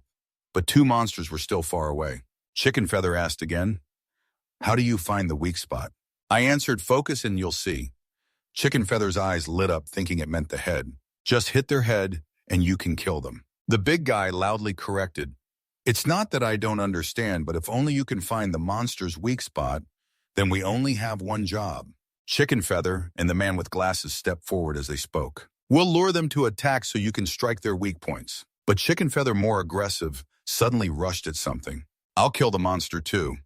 The man with glasses admired, Wow, that's gutsy. The two ran forward, each luring a monster. Running behind them, fighting was definitely easier than before. Those people helped me. This happening before would have been unimaginable. Facing the monster swinging its arm to strike. Chicken Feather raised his stick, looking proud. All right, come here. The situation was dangerous, so I shouted a warning. Wait! But it was too late. His stick broke in half. Chicken Feather was knocked down to the ground. I scolded, You should have dodged. But the people here were too weak. If we don't finish quickly, they'll all die. The man with glasses was being pushed step by step into a corner by the monster. As it raised its hand to attack, men gave it an axe blow from behind. It turned into a tangled mess. The flattened-headed monster ran past. Now there was only one monster left. Just have to deal with it. Just notice there might be one more monster. Oh no, it's the rope monster from before. You only pulled it out of its host, but didn't kill it. Over here, the blue-haired girl was killed by the rope monster. Now its tentacles were tightly wrapped around her entire body. Oh no, Haru was scared and fell to the ground. The monster bared its teeth. Its tentacles dug deeper into the prey's body. All the blood was quickly sucked dry.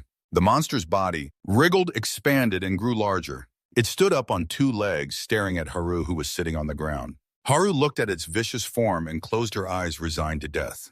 But what touched her was just some black threads. The monster was now only a small round lump on the axe blade. Men held the axe bent over, gasping as the monster's life seed dropped to the ground.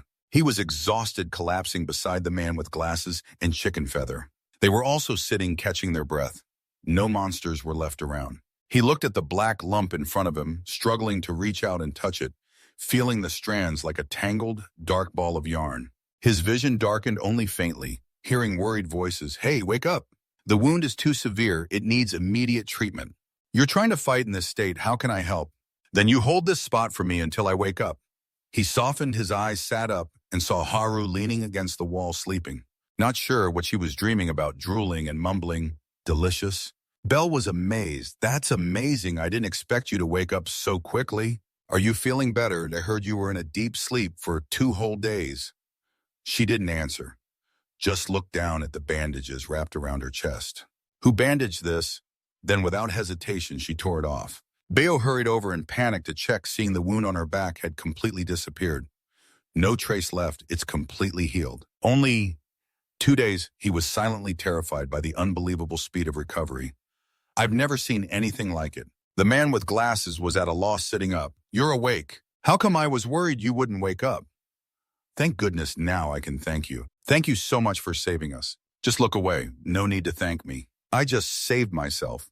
Remembering Chicken Feather's teasing attitude, I asked, "By the way, did the man who fought with us die?" Chicken Feather, who was sleeping, suddenly jumped up, yelling, "Don't jinx people like that. I may look like this, but I'm confident I'm very strong." Before finishing, he spat out a mouthful of blood. "Cough, cough!" The man with glasses turned to him.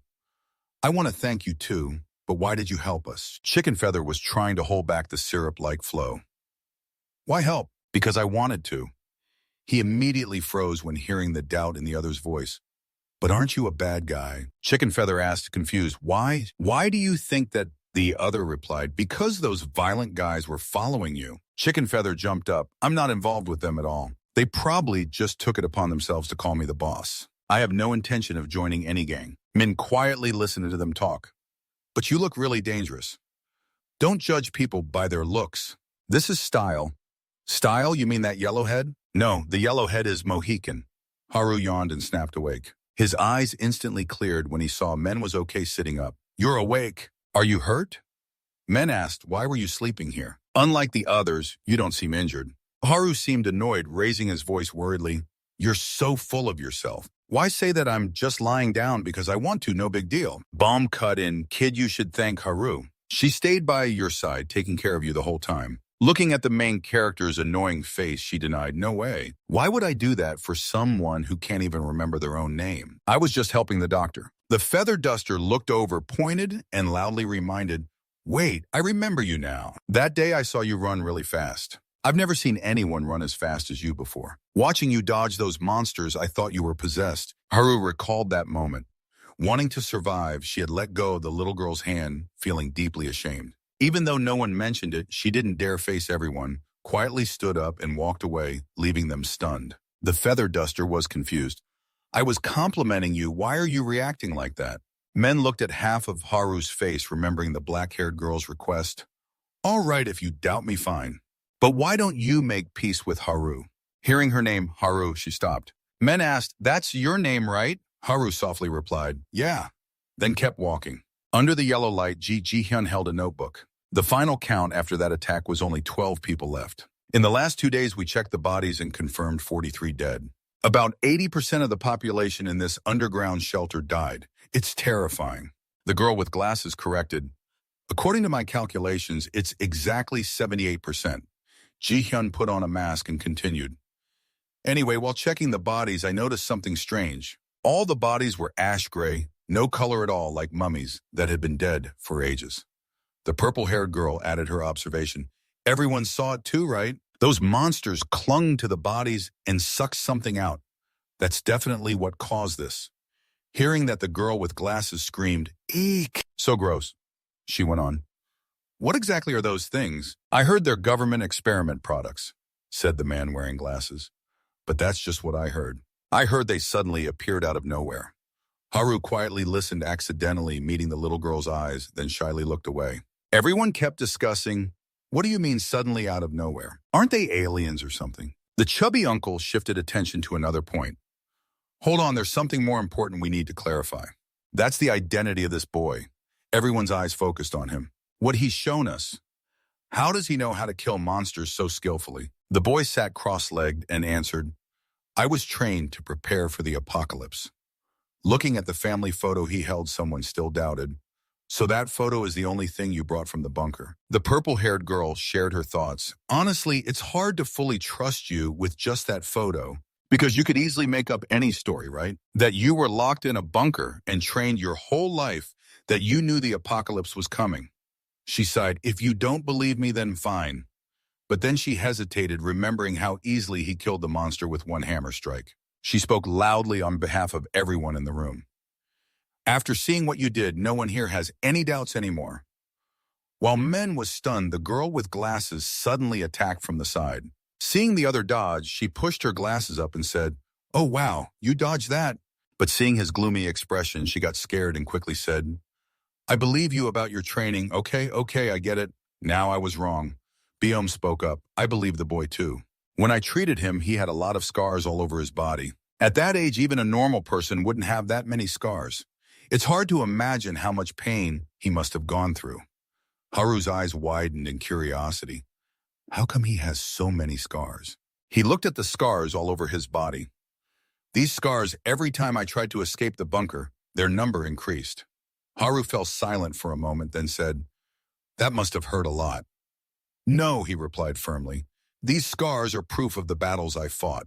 I don't see them as painful memories. Min looked up at the chubby uncle who was fuming. He said, you knew the apocalypse was coming, so why didn't you tell anyone and kept it a secret? If everyone knew beforehand, we could have prepared better. Min answered, my dad said humans are the enemy, so he would never cooperate with them. I don't trust them either. Remembering the feather duster and the man with glasses, though the weakest still bravely fought the monster to save him, he hesitated. But they helped me. I don't know why my dad taught me humans are that cruel, but at least the purple-haired girl concluded. Anyway, you're very important to us. Her eyes landed on the tray holding the black round things left from the dead monsters. You're the only one who can kill those monsters. The feather duster hugged his stick, exclaiming, if only I could sense their weak spots. I'd be zapping like that too. Then he wildly waved his arms and legs. The man with glasses looked at him. If we find your mother, maybe we'll get important info about the monsters. The chubby uncle hesitated again. But what good is knowing about the monsters? We don't even know if we'll survive tomorrow. So far, we've stayed safe because the shelter entrance is buried under rubble. That's why the monsters can't find it easily. Also, we have to go deep into the dark crevice of the ruined building and cross over piles of debris to reach the entrance. But that's not all. We're just lucky. There's no guarantee the monsters won't suddenly attack like last time. Right now, a praying mantis monster above has spotted the hidden entrance under the rubble. It's staring intently at the scout. The feather duster laughed optimistically. Don't worry too much. At least we still have enough food. Looking at the empty ruined storage, the feather duster paled. This was supposed to be the food storage. Seems like it's not anymore. The girl with glasses bent down quickly and grabbed the last box of food. Everyone moved out into the hallway and started assigning tasks. So we need someone to go up to the surface to find food. Anyone volunteer? The feather duster eagerly stepped forward. Oh, you can't leave me out. I've been stuck in the bunker for over a week. I'm bored to death. The man with glasses stopped him. Your wound isn't fully healed yet. Let me go instead. Right after he said that, pain moved from his arm to somewhere else. Bayo spoke up. You too, your wound isn't fully healed yet. Rest more. It's better for someone uninjured to go. The girl with glasses shook her head vigorously. The chubby uncle is fierce when complaining, but when it's time to act, he's like a turtle hiding in its shell. Going to the surface is basically suicide only a fool would go. The purple-haired girl answered firmly. I agree. The man with his face covered crossed his arms and refused. Bayo sighed sharply. Soon the remaining food will only last us a week. Barefoot Men stepped forward and cracked his knuckles. Let me go. Bayo cheered. Oh, if you go, we'll all feel much safer. Men passed by them. Might as well since I'm heading that way. I want to go up to meet others and ask about the photo. Maybe we can find a safer shelter. He jumped up onto the escalator railing and looked up. But more importantly, I don't want to stay in the bunker any longer. We'll go with you. Ji-hyun and Jujin stepped forward. Yes, Jujin said to him. Sorry I couldn't help last time. I wanted to help, but I was too scared my limbs were shaking. But seeing you gave me more courage. We're about the same age, yet you dare to face those monsters. It's really admirable. Ji-hyun looks at you with admiration. That's right. Even though he said he was trained, he risked his life to protect us. If it were me, I probably would have run away. Bayo asks again, any more AI? His eyes turn to Haru standing in the corner. Seeing the girl bowing her head and trembling, he stops asking. Or never mind. Adjusting the backpack on their shoulders, Ji-hyun and Jujin smile brightly. Looking back ready. Four eyes stare intently, squinting in confusion. What's wrong? Showing off your upper body muscles completely. Ji-hyun asks you, are you really going to wear that? Or wear this instead? I made this for you. The purple-haired girl brings over a shirt. You turn around curiously. The purple-haired girl snorts coldly. It's a big honor for you. I'm a top designer. Customers line up to wear clothes I design. Now all my customers have left, so I have no choice. Looking at the new outfit in your hands, thinking about the time in the underground. Everyone on the surface wears all kinds of nice clothes. Why do you keep wearing those torn clothes down here? Or do you not have any other clothes? He leads you to a hanging closet. A bunch of identical clothes clears throat. Don't make such a big deal out of it. I'm the same way. Now holding a different outfit in hand, you're really excited. Wearing a new set of clothes is one of the things I want to do when I get to the surface. Thank you. After a moment of surprise, the purple-haired girl presses her lips and smiles when she hears you express this. My first outfit was made by you. I probably won't like any other outfit from now on. Haru steps forward. Wait, I want to ask you something. As soon as she finishes, Haru's face freezes facing the fledgling bird, because the main character quickly stands right there and pulls down his pants. The surrounding space falls completely silent. For the first time blending into the human world, the main character is standing naked and still clueless about what he did wrong. So Haru stays frozen eyes, not looking away. Others are also dumbfounded, eyes wide open, not knowing what they're looking at. Haru slowly regains composure, mouth opens, face flushes, bright red eyes, shut tight, scolding this pervert. Why are you attacking me like that? Haru slips and falls, revealing a large scar on her forehead. Ji-hyun sees it, stammers, that wound's yours. Haru looks down at the ground, confused by the ellipsis over her head, then says, what's wrong with you? Stand up! Haru growls, put your pants back on first. Men with a blank face, that's really hard to understand.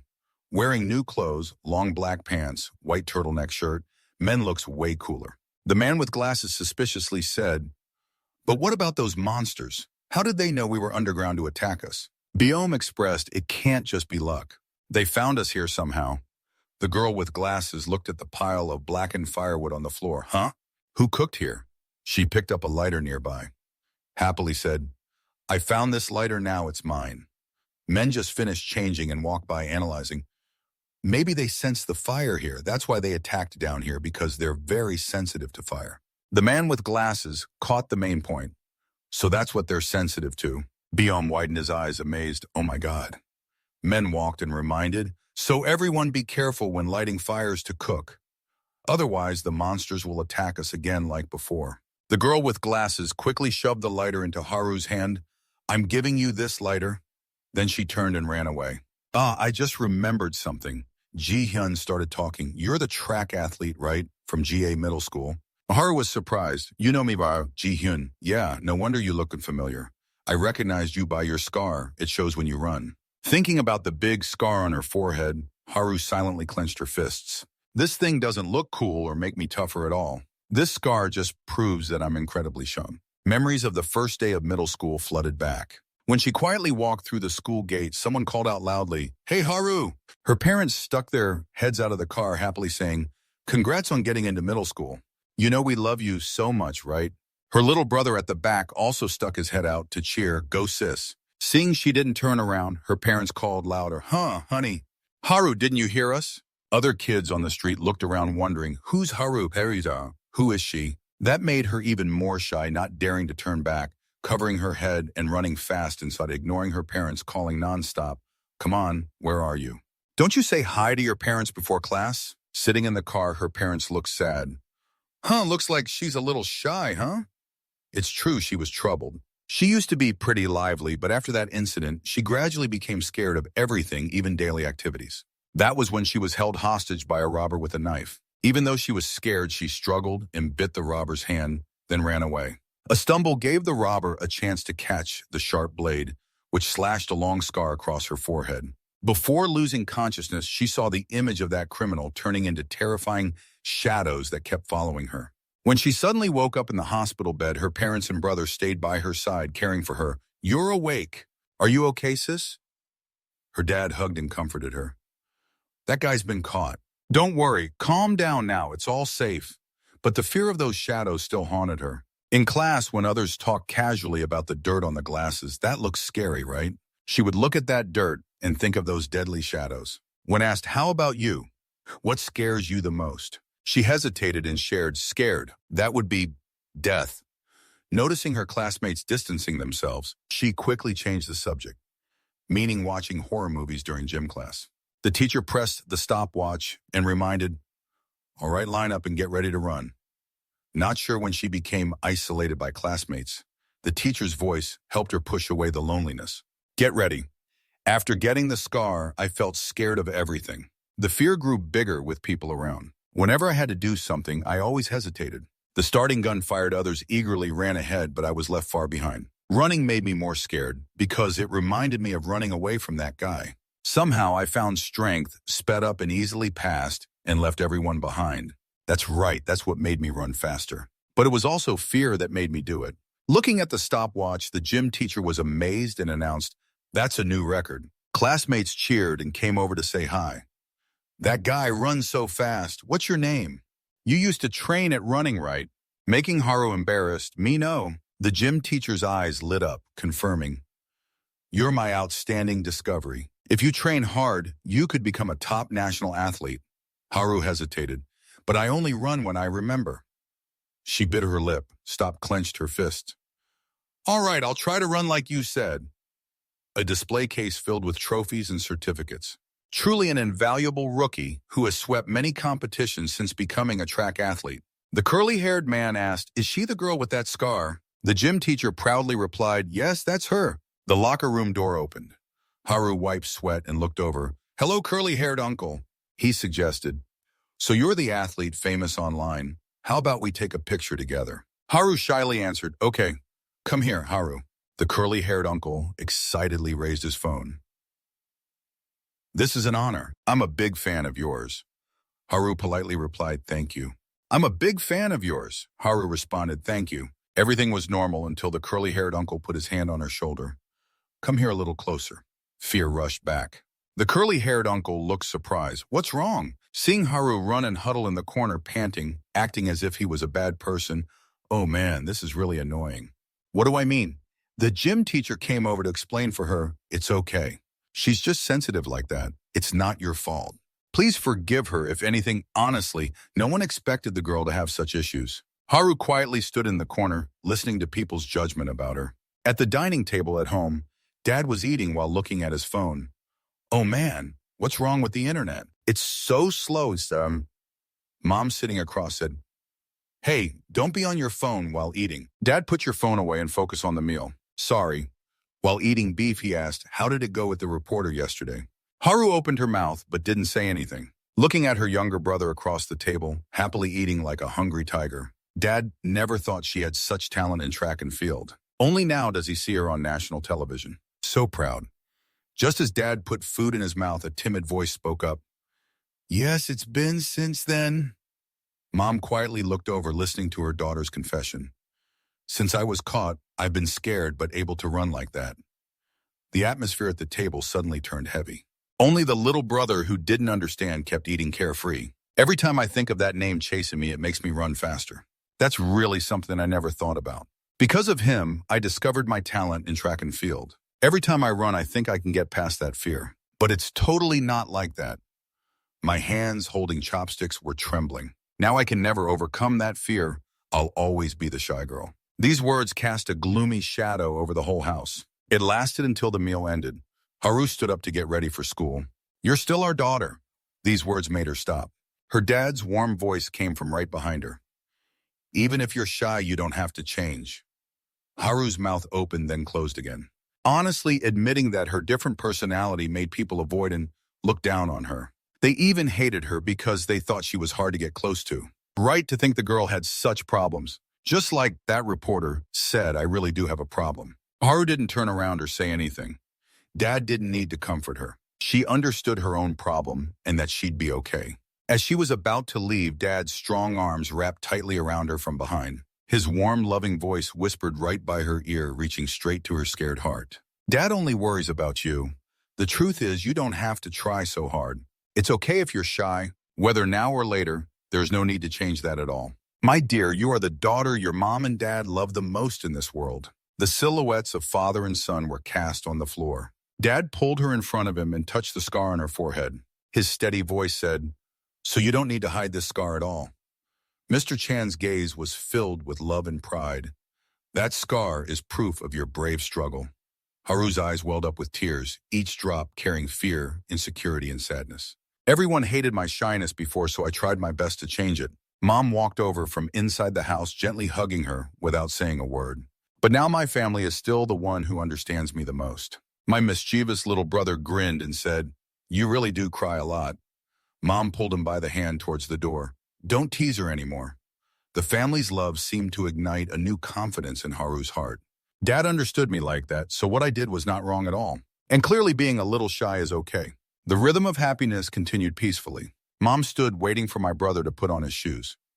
Dad raised his hand and said, "Promise me no matter what you are still my child. Being a little shy is no big deal. Don't cry about it later, okay?" Looking at his raised finger making a promise, Haru's dad thought clearly and smiled brightly, replying, "Yes, sir." At that moment, Mom was relieved and took my brother away. Mom is leaving now. The door creaks open. Haru and Dad stood inside to see them off. The scene outside was filled with debris and flying bricks, leaving everyone stunned. Dad's eyes widened as he saw Mom hit by a concrete slab. Both Mom and my brother were swept away in that chaotic scene right before his eyes. The happy family and the newfound confidence of Haru were destroyed in the apocalypse. The entire city was turned into a wasteland filled with giant monsters. Dad gasped, pushing aside all obstacles, standing up. His eyes were confused and in pain. Haru stood behind, anxiously calling out to Dad, "What's happening, Mom and Sujin?" He seemed not to hear anything and walked straight outside. Haru was horrified. Dad's one leg was severed, but he didn't seem to feel any pain as he moved forward. A trail of blood stretched across the ground. Seeing her run towards him, he shouted, "No, don't come closer." Mom's blonde hair was visible beneath the collapsed wall. She was scared and trembling. Late at night, Dad will stay here with Mom and Sujin. So she looked blankly at Dad's back and yelled, "I don't want that. Don't say that. How can I leave you now? You're all I have left." The tears that had just been dried by the love of family now filled her face again. Haru's voice choked. "I won't run away. If I run away now, I will never forgive myself." These words struck deep into her father's tortured soul, tearing his mind apart right outside. A person trying to escape the monster's pursuit to find life. In contrast, Haru's voice was resolute. "So no matter what happens, I will not run away." The haunting fear surged again. The fear in her heart sprouted again as she saw the dark figures rushing towards them. Haru's fierce gaze was filled with terror. When Dad turned around, it was also when Haru felt those deadly shadows closing in, ready to devour her whole. The light was right behind Dad, but fear surrounded Haru. She had also tried to step past the fear, reaching out towards Dad, but her mind was lost in the chaos, tangled with no way out. She justified herself. "Dad told me that being scared is okay, and I wasn't wrong."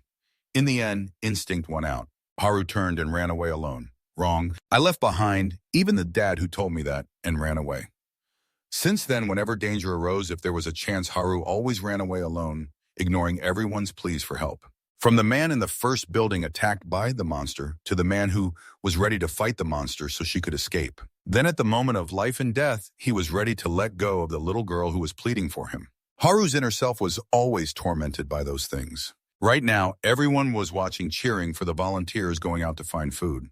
Haru kept glancing back, still standing, with her head bowed. She seemed to see her own inner self huddled in self-blame. "I have always feared that pain. I thought I could overcome it." Haru clenched her teeth, took off her outer jacket, shedding that timid self, stepping towards the light, watching the group of people moving up. She took a leap forward. "This time will be different. I won't run away anymore." Haru stood against the light, her eyes shining with determination. "I'm going too." Up above, monsters were scattered everywhere. The group moved gently and observed the surroundings led by the leader climbing over every obstacle, avoiding all the monsters to a safe spot. Men spoke up, "Now you can talk. It's safe here." The whole group sighed in relief, relaxing. Phew. That was a close call. "Yeah, I thought we were done for." Ji-hyun reminded, "What about the map?" Haru was puzzled. "The map? Oh, what's this paper?" "You should give her the paper. We need to draw the map. The map is as important as finding food. We need to know the locations of resources to plan for the future." Hearing the two important words, Haru eagerly volunteered for the task. "Let me handle it. I really want this area." Although she confidently accepted these cities had been destroyed to the point that all her previous knowledge became meaningless. The roads that were once easy to traverse now became more difficult due to the changed terrain. Candy, dry food, and drinks collected put everything on the table. The three of them leaned in together looking at their haul, going around like this, and we didn't get much. Moreover, the electricity in the city has been cut off for 9 days, so most of the food has gone bad. Then Ji-hyun suggested we have to eat the perishable stuff first. Doo-jin hesitated. "But let's just take it back to the base and figure it out." Ji-hyun analyzed, "Think about it carefully. We won't have another chance to eat these perishables. In this situation with the monsters rampaging, no one will produce them anymore. Besides, we risked our lives to come here, so we should be rewarded for our efforts." Doo-jin lowered his head. "Even so, I still disagree. I feel a bit guilty for those waiting at the base." While these three were debating, men sitting next to them with a sausage in each hand was happily eating so good. The other three seemed to have flipped a switch, quickly tearing open their favorite snacks. Men took 2 bites and really enjoyed the sausage. When they were in the bunker, food was just something to fill the stomach. But the food on the surface is really different. Just eating it makes you feel happy. Suddenly, Haru glanced over. He was also eating bread, right? Thinking of this, she smiled at him, not noticing the bread. "I thought that was really silly." Men was caught off guard by the truth and couldn't refute it. Silently, he watched her eat the chocolate he had given her. 9 pieces of cake now were even. Haru was confused. What are you talking about?" Men was wide-eyed at her expression. "What? Remember when I first shared food with you, you declared, 'Instead, you have to pay me back 4 times later.' Okay? Don't forget that." Looking at Haru's clueless face now, he thought, saying it and then forgetting is not acceptable. No. Men suddenly realized that from the very beginning, he never intended to ask for it back. "He really is easy to take advantage of," he blurted out. "So silly." Haru, who was eating the bread, heard this and got furious. "What? How dare you say that to me?" After resting, everyone continued their journey under men's guidance. Before setting off in the bunker, he had reminded the group, "Remember, when moving on the surface, the most important thing is not to let the monsters detect us. If they detect us, a fight will definitely break out. Even though I can fight and take them down, the noise from the battle will attract other monsters nearby. Then the monsters in the city will swarm in like bees to a broken hive. So from the very beginning, we must not let them detect us."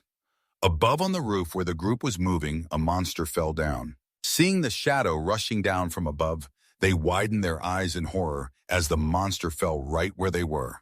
The monster falling split the 4 of them into 2 small groups, men and Haru in front, Jujin and Ji-hyun in the back. Men's warning echoed in their heads, the terrified faces. "From the very beginning, we must never let them discover us. Assuming they do get discovered, just split up and run as fast as you can. Because if you run really fast, your chances of survival increase. That's the principle." Instinctively, Haru started to run, but was stopped by a hand. She looked at that hand, gradually calming down her gaze, observing the movement of the monster. A gentle voice spoke, "No, wait. It hasn't noticed us here yet. It's not reacting at all." Ji-hyun behind, pale-faced. "What should we do?" Shaking like a leaf, he dropped something at his feet, making a sound. The monster immediately turned around.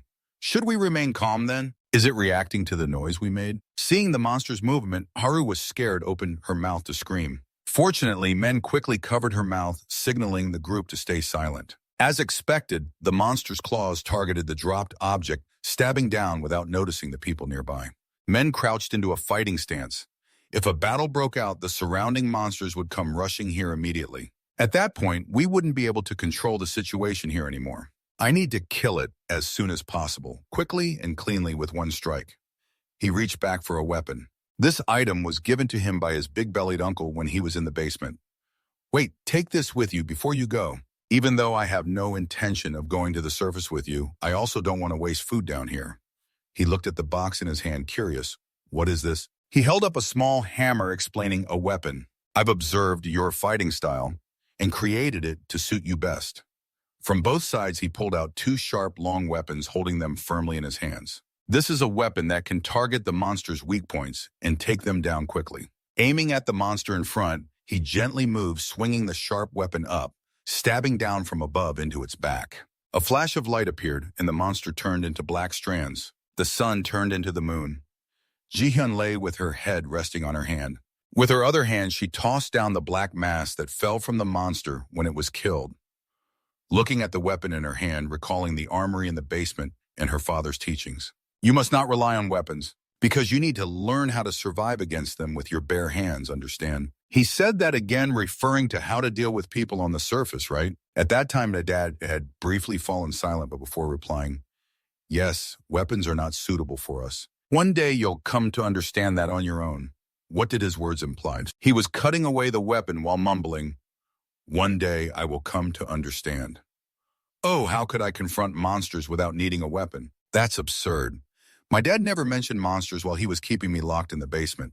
This is something I never thought of. Perhaps he thought I wouldn't believe it if he mentioned monsters in front of me, considering that I didn't even believe the fact that the apocalypse had come. But now I understand a lot of things. The true meaning of the training sessions that I couldn't understand before. Those tough training sessions with all the equipment were meant for me to survive against the monsters. But there's still one thing I don't understand at present. He said he had no intention of letting me escape the basement to the surface. If he intended to keep me locked in that basement for life, then why put me through training to prepare for the dangers above? Those unbelievable training sessions where I had to carry a huge weight on my back and do push-ups. If so, why did he lie about locking me in the basement? I can't make sense of it. Either way, he would bring me to the surface someday. His cold, ruthless, and pained expression appeared in his mind. Denying it isn't right, his actions couldn't be fake. Everything was intentional. Looking back, Dad had hardly ever lied to me, except for saying Mom was dead. If Dad truly had no intention of locking me in the basement, keeping me there, then those training sessions were merely precautions against this disaster. Why did even the world face extinction while running in that tunnel? He had seen the notification on that control panel. The security system remote commands all doors opened. Thanks to my dad, the basement door was opened. But indeed, that wasn't Dad's original plan. Suppose I couldn't escape the basement with the remote command, and all doors were open then. When the apocalypse came, I would die from the monsters rushing towards the basement. They would rampage as if there was no AI to stop them charging fiercely and ferociously. At that time, I would be trapped with the monsters. At that point, it wouldn't take much thought to know what would happen. However, remembering those ferocious monsters, he had a big question. How did he know the truth that the apocalypse would come? Ji-hyun, who had been examining that stone, finally spoke up. What is this thing? I tried to break it, but couldn't. Then he threw it towards Zujin. Do you want to feel it? Zujin reluctantly took the stone in his hand. After observing for a while, he tossed it in the direction of the main character. I hate this thing. Looking at the round object with swirling patterns coming towards him, he reached out to touch it instantly, feeling an energy as if it came from a deep black hole. The stone fell to the ground, rolling away. Ji-hyun looked confused. What's wrong? He picked up the object and fell silent. Ji-hyun, lying down on his blanket across from him, said, All right, I guess it's time to sleep. Tomorrow is going to be a long day. He looked at the black object in his hand, which had started to crack. When he squeezed it lightly, it crumbled in his hand. Haru was lying with his back turned to everyone. Thinking back to the scene from earlier, he blamed himself. Back then, you were about to run away by yourself again. You had made up your mind. You promised not to run away by yourself anymore. Remembering the sight of the little girl crying in fear when he abandoned her, Haru clenched his fists. When you get back, you have to apologize to that child first. Min lay down and closed his eyes. In his dreams, he saw his father's smile. What is this memory? I can't understand it. The image of his father sitting across from him, surrounded by many books, when he was little, with a gentle smile on his face. His youthful face was also filled with happiness. Yes, there was a time like that, a period when my dad was still normal. His father had never shown fear in his eyes, but a long time has passed. The pieces of memory seem to be fading away. But for some reason now it is vividly appearing in his head. Dad raised a book and patiently asked, Do you want to read this book with me? Sure, this book is one I brought from my hometown. His face beamed. This book is about a hero. The name of that person is the image of Dad swept away like sand blown by the wind. He opened his eyes and saw a head of blonde hair. Looking up, he realized Haru was sitting on top of him. From above, their position looked quite suspicious. He opened his mouth, but was quickly silenced by a hand. The owner of that hand was Haru, trembling, pointing at a direction from which a noise was coming. He craned his neck to follow Haru's gaze, terrified and breathless, his face covered in sweat. Suddenly, a mouse scurried out. She sighed in relief. So it was just a mouse. I thought... Min stared, feeling like his feet were stuck to the ground, protesting too much. Get down. As the fear passed, Haru became shy. Hey, you're not heavy at all. You're such a coward. Quiet. Outside, it was already bright. Haru took the binoculars to observe outside, seeing monsters everywhere, then carefully marked details on the map. All right, men, stay in the back. Call out. Let's get going. Have you finished orienting? Haru pouted. Don't worry, I'm almost done. Don't call me that anymore. Ji-hyun beside him remembered the name he had forgotten. What was your name again? Min lowered his head and replied, none. I haven't been called by my name since I was little. Yes, Jujin. Narrowing his eyes, then what should I call you? It's weird to always call you kid. So how about we give you a name this time? What do you like? Round eyes, my name. A name, huh? Haru teasingly suggested, how about calling you fool? It's easy to remember. You hesitated and said, I don't think I can come up with anything right now. You remembered your father's gentle smile and the fairy tale book brought from his hometown. A name unexpectedly slipped out of your mouth, Baran. Baran. The name surprised the three of them. Haru asked curiously, that's an unusual name. Does it mean anything? You explain. It doesn't mean anything. It's just the name of a character in a book I read as a kid. The four of you stood together in a ruined room, officially getting to know each other. So let's introduce ourselves again while we're at it. It seems we haven't properly introduced our names to each other yet, have we? My name is Jujin. I'm Ji-hyun. You can call me Hyun. My name is Haru. Mentioning her name, she still seemed a bit sulky. So maybe you haven't remembered because of that. When it was his turn, he hesitated and said, I. The three of them waited in silence, their smiles giving him confidence. Remembering his feelings when writing in his diary, he finally gathered enough courage to say, my name is Paran. From now on, I hope everyone can help me.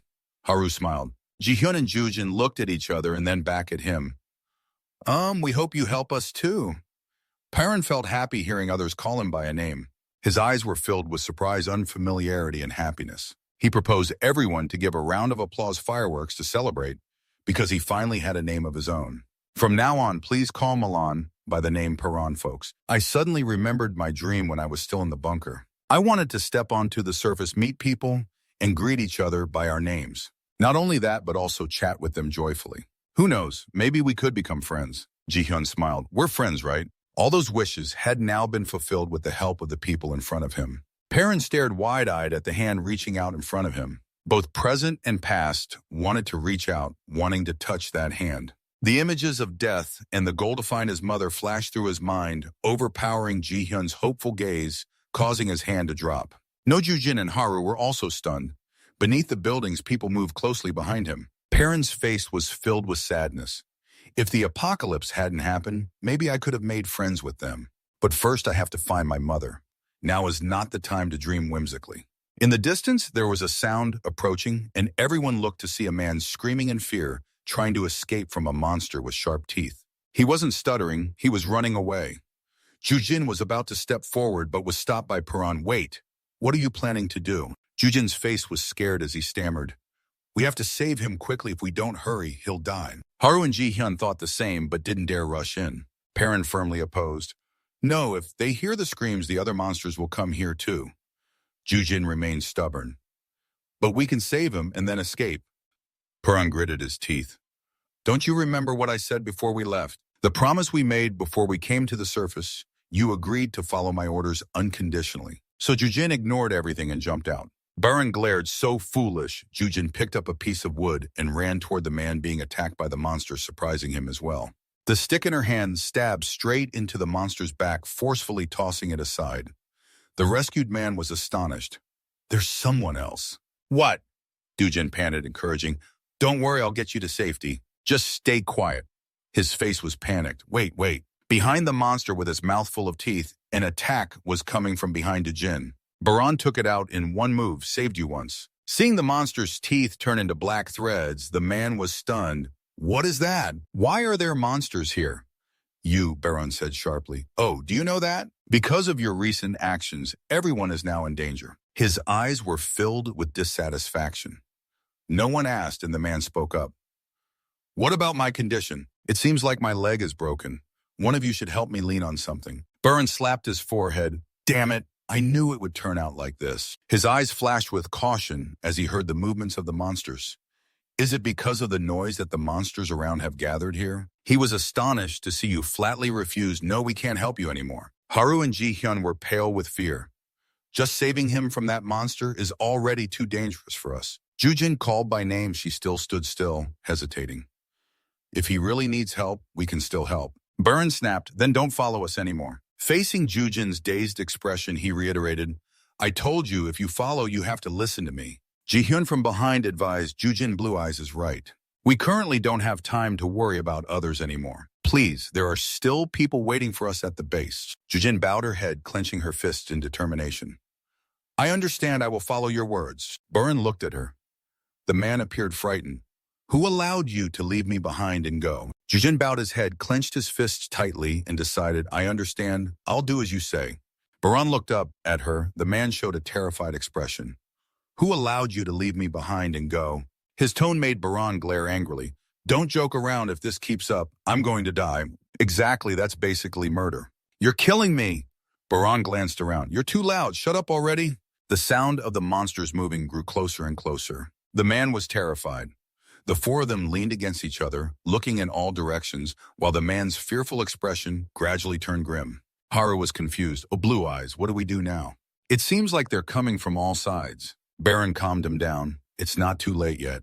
Since we haven't been spotted, we need to get out of here as quickly as possible. At least I checked and confirmed that there are no monsters near the path we took. So if we go back that way, we can leave here quickly. But at that moment, the man lit a cigarette. The whole group was horrified. What are you doing? He pointed to the smoking aloud sign next to him. Ji-hyun interrupted. I didn't mean that you seem to not understand.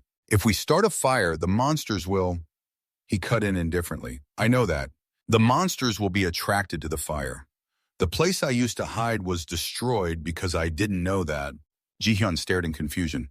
Then why did he light it? The monsters immediately sensed it from everywhere and rushed over. He exhaled a cloud of smoke, his eyes bleary as he watched it. Still smoking, just one cigarette shouldn't be a problem. That damn fool wants to drag everyone to death. As the haze of smoke lingered, a swarm of monsters fell from the sky. Baran ordered everyone to run. That damn fool sat there calmly as the monsters tore him apart. Baran reached for his weapon, ready to fight. The other three heard the command and ran together. Ji-hyun noticed Haru wasn't running anymore and was looking back with a worried expression. She glanced back and saw Baran surrounded by a swarm of monsters. Haru watched Baran fighting, wondering why he wasn't escaping. Baran dodged while assessing their positions. Every strike was precise, taking down one monster. As he observed the giant monster before him, he saw a rock thrown at it, and his eyes widened in shock as he saw the three people had run away, but then turned back, their faces filled with fear. Baran shouted, Why, I told everyone to run! Ji-hyun yelled back, No way, you're the one who told everyone to run. Why aren't you running away immediately? Baran asked himself, Why am I not running away? His hand tightened around his weapon. Because if I ran away too, we would all be chased immediately and die. Hearing these words, Ji-hyun and Jujin smiled, grabbed their weapons, and joined in to help him kill the monsters. Haru still stood, frozen in place, fearfully watching everyone fight together. Round lumps fell to the ground, and after taking down another monster, Baran shouted, Run away now! Ji-hyun huffed and replied, It's okay, there are fewer monsters than before. At this rate, who knows, maybe all of us can make it back to the base together. Behind Ji-hyun, a humanoid monster covered in many red arms was approaching. Baran's eyes widened as he stared at it, mouth slowly opening, pupils shrinking when he saw the monster's body had four glowing life sources with red vine-like veins tightly wrapped around its head, which had no sensory organs. Now, seeing Ji-hyun's expression like that, he curiously turned his head and asked, What is it? He saw all the monsters kneeling down in a circle around the humanoid monster. Ji-hyun's frozen state was snapped out of by the urging sound, Run! As he turned his head, Ji-hyun saw the humanoid monster standing between him and Baran. It was holding a warm heart in its hand. The staff in his hand dropped to the ground, blood dripping from the corner of his lips. Ji-hyun looked down at his chest, not knowing when the pain started. Ji-hyun collapsed to the ground. Haru dropped to his knees, panicking. No, no. Ju-jin, tears welling up, screamed, Hyun, Hyun. Baran's eyes widened, stunned, gritting in his teeth. He drew his weapon and aimed straight for the monster's weak spot. He couldn't believe it when he saw his weapon shatter. The monster flicked its hand lightly, sending Baran flying backward. He rolled several times on the ground, writhing in pain, trembling as he pushed himself up with his hands spat out a mouthful of blood clutching his chest, where several ribs were broken, and shouted, Run now! Ji-hyun's heart was crushed. The monster slowly relaxed its grip, pieces of the broken heart falling to the ground. A bright red arm grew out from the monster's iron-hard body. The newly grown arm rapidly extended to a certain length, then stopped. The humanoid monster pointed behind, signaling the others to attack, and they immediately charged toward Baran, Ju-jin, and Haru. Frozen in fear, unable to move, Baran shouted, I told you to run already. Are you even listening? He struggled to stand, watching Baran's back sacrifice himself for everyone in front. Haru clutched his racing heart tightly. My chest felt like it was about to burst, but I couldn't run away. The faces I left behind flashed through my mind. If I ran away, I'd lose my loved ones all over again. Haru threw his backpack to the ground and charged forward with his staff. Just as Baran was about to faint from pain, a hand pushed him to the side.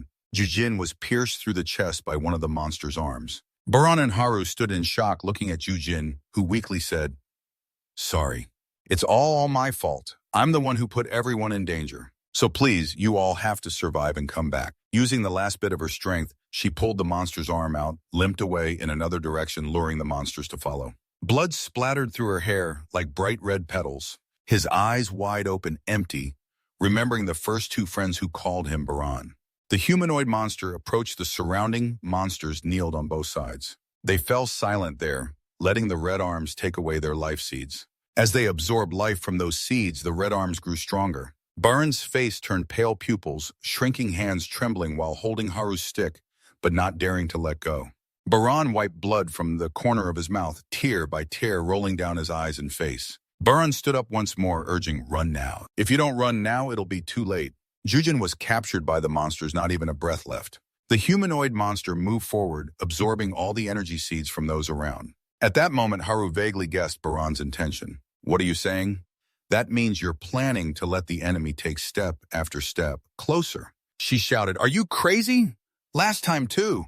You were the one who planned to run away. Baran didn't turn back and replied, Yes. And maybe that's the smart decision. But I really enjoyed eating with you. We even told each other our names whenever we shared our thoughts. The dream I longed for in the basement turned out to be this kind of happiness. I felt that, but death is the end. The death of each person you called a friend appears. The black-haired girl smiling at first, later, her hands turned cold.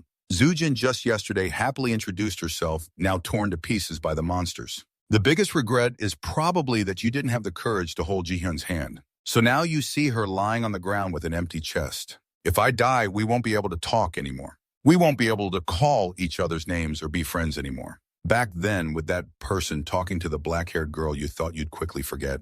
But unexpectedly, you never forgot. I said this, I never had memories of being sad over losing someone important.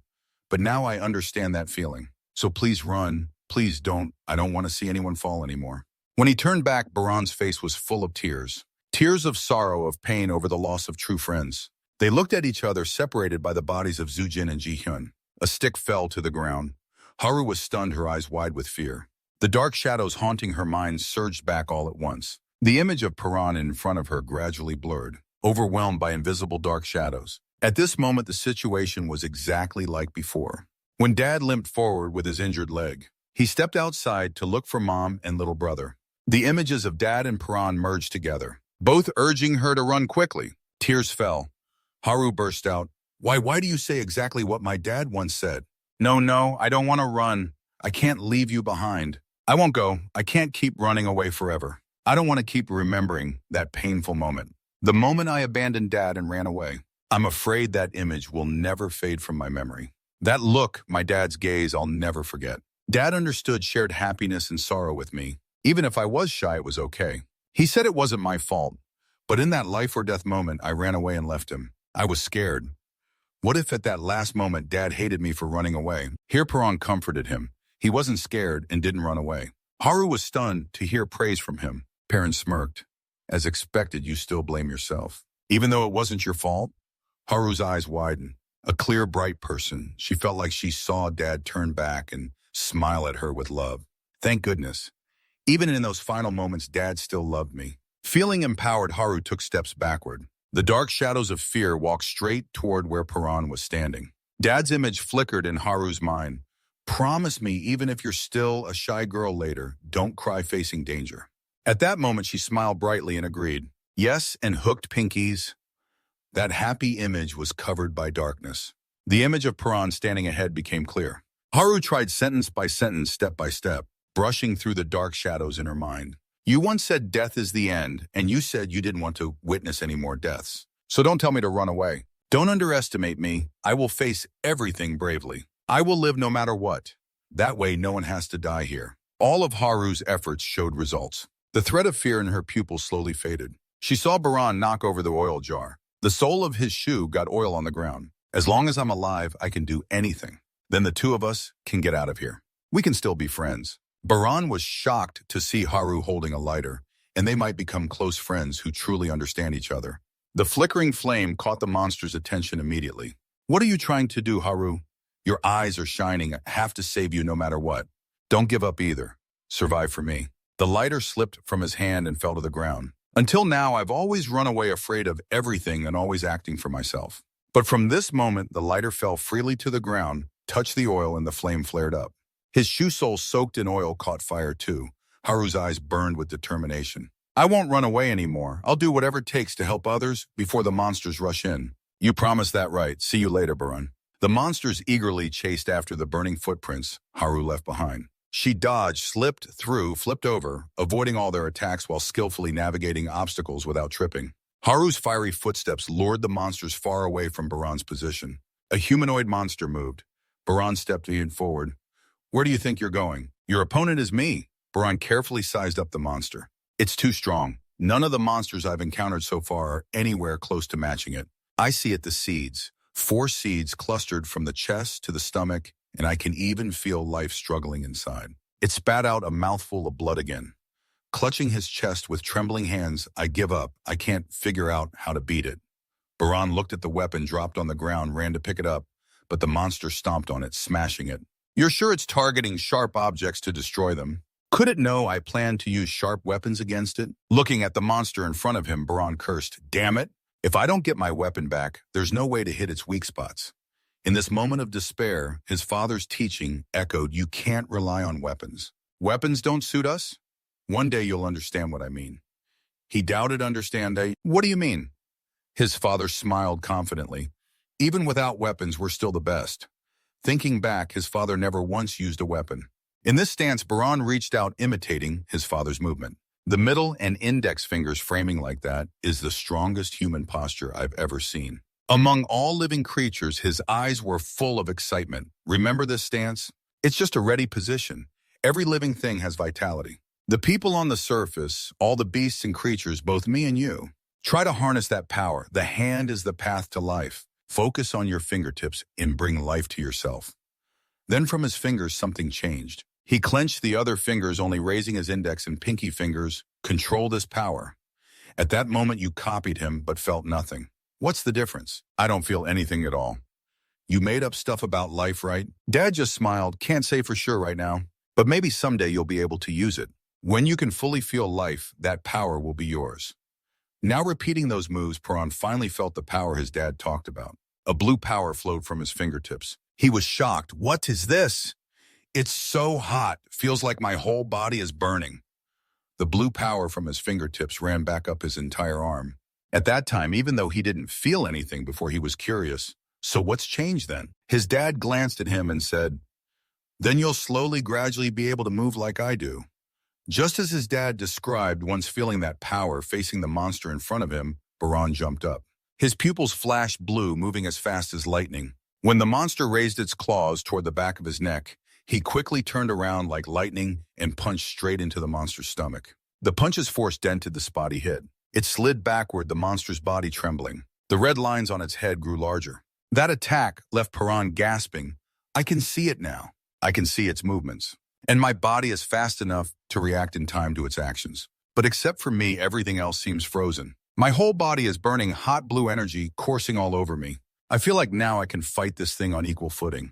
My eyes steady, the monster locked on its target and dashed forward at lightning speed. Baran opened his eyes wide, focused, dodging, while preparing to strike back at the monster. It grabbed his arm and threw him away. Baran flipped back and was kicked by the monster. Before he could stand, the red arm started punching repeatedly. Perrin nimbly dodged them all. Aiming for its legs, he swept his leg at the monster, leaning back to avoid its stomach. The monster took the full hit and jumped back. Baran looked up, eyes hopeful for success. But the monster stood firm, seeming to realize his intention. The red arms crossed over, shielded the area where its life seed was kept. Baran gritted his teeth. It looks like it's hiding its weak spot. Looking down at his trembling hand, I don't have enough power. If I want to hit its weak spot, I have to use even more power. He clenched his fist tighter, showing determination. Anyway, I already know the answer. More than anything, I need to be stronger. From the start, I should have had this strength. Remembering the friends who fell and are trying to escape, Baran calmed down. Once again, focusing his energy, his hand made the energy horn sign, channeling power from his fingertips through his whole body. His pupils flashed bright blue. Baran closed his eyes, feeling the power inside. The energy lines on his face looked like veins. All right, bring it on. The monster gathered its red energy from its back, sprouting countless arms. It crouched low, the arms behind it spreading like butterfly wings, locking onto the target. The monster tore through the ground and lunged forward. But Baran stayed still, watching its moves. If I were much stronger right now, no one would have gotten hurt. The monster's speed was fast, but Baran's punches were even faster. You couldn't see with the naked eye. It looked like he wasn't moving at all. When he let go, 3 life seeds fell from the monster's well-protected stomach area. A big hole was punched through and its arms started dropping off. Baran was exhausted and collapsed. Looking over, he still saw the monster standing, though part of its body was missing. Baran didn't have the strength to stop it from getting up. Damn it, there's still a weak spot I haven't hit. The monster lifted Ji-hun and Ju-jin's bodies. Ignoring his weak voice, stop, let them go. It absorbed both bodies completely. The hole on its body partially healed. Baran gripped the gray, rough arm, choking him. He weakly resisted, then gave up as the monster squeezed his neck. Raising him up, its head slowly revealed a mouthful of teeth. It grinned triumphantly. Lack of oxygen made Baran's mind fuzzy. His blurry eyes saw Ji-hyun and Ju-jin's bodies. I don't know anything anymore. I'm too out of it. Baran's consciousness felt like it was drifting into a black hole. The last thing he saw was the monster's hateful grin. Baran's mind let go, swallowed by the black hole. But the last thing left in his head right now was that he had to kill it. That thought made Baran claw his way back up from hell. The monster's smile faded when faced with his blood-red, wide-open eyes. Perrin stared at the monster with bloodshot eyes. Both hands gripped the arm, choking him tight. The monster slightly opened its mouth. Perrin's mental power made it feel like it was shoving its hand into the mouth of a toothy beast. It panicked, trying to pull its hand back, but Perrin's grip held it tight like a vice. Crack, the monster's steel arm was broken by a barely breathing guy. The remaining part of the hand, still attached to the neck, was shaken by Perrin until it shattered. The weak monster twisted its mouth, his eyes cold. A swirling, deep, whirlpool-like power surged at the monster. A new day has come. Careful steps followed the marks on the map. Drawing by hand, we're probably close now. If this map is right, they should be somewhere nearby.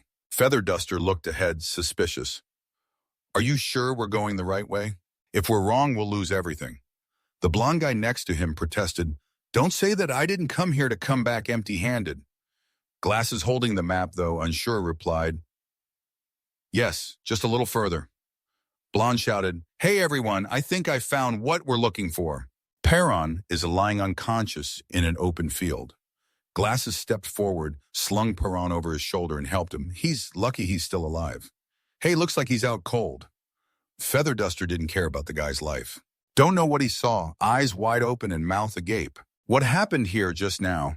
Glasses looked ahead, eyes wide in shock, seeing the building in front with a huge round hole, the ground underneath bulldozed clean. Oh man, as the sun set, Feather Duster shouted loud.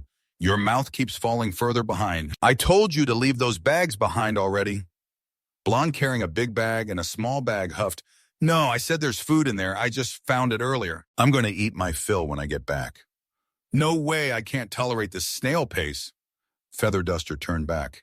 Give them here. The trusting blonde handed them over and politely said thanks. With a flick, Feather Duster threw both heavy food bags down hard. Blonde shouted regretfully, What the hell did you just do? Feather Duster shrugged. No need to thank me. If you're mad, try catching them.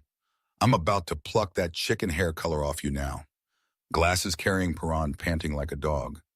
If you keep this up, we're all going to die. Shut up. Hearing the groan from the back, Glasses immediately asked, "You're awake." Perrin mumbled, "Why am I here?" Seeing the map, Perrin smiled. "That guy is still alive." "What?" Glasses replied with a smirk. "You're asking what actually happened over there. The place where we found you was like hell," Perrin recounted. "Right before I passed out, I was caught by that demon. After that, I don't remember anything else, but I managed to escape." "Why did you run into a monster at the fork?" Feather Duster excitedly pulled out a wooden stick. "I'm so fed up with this. Let's go, Badu." Perrin put down his foot, stepping forward coldly. Glasses worried. Wait, you're fighting barehanded." Perrin focuses energy at his fingertips. When the monster attacks, he ducks low and strikes a lightning-fast blow to its chest. B.A., the audience watching, stood stunned. The monster's body cracked, turning into black threads, revealing the seed of life. Baran is exhausted, staggering. Chicken Feather quickly steps up and supports him. "What kind of cage are you in? Are you really even human?" Down in the subway basement, someone held a box tapping and trying out the sound. After a while, with no success, Bell spoke up. "Sir, the radio isn't picking up anything." "What?" With a table full of knobs, the chubby uncle holding a wrench replied, "Nothing at all. I tried fixing it, but it's useless." Someone encouraged him, "Come on, try a little more. Maybe the government or the military will hear us." Setting the wooden box down, Bayom glanced at the little girl, sitting with her knees hugged far away.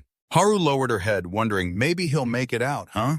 "Since I came back, I've been restless, not daring to sleep to wait for him." She trembled.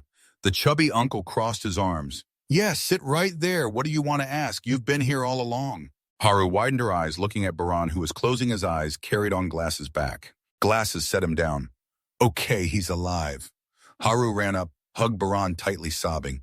"Thank God you're alive, even though I ran away to survive."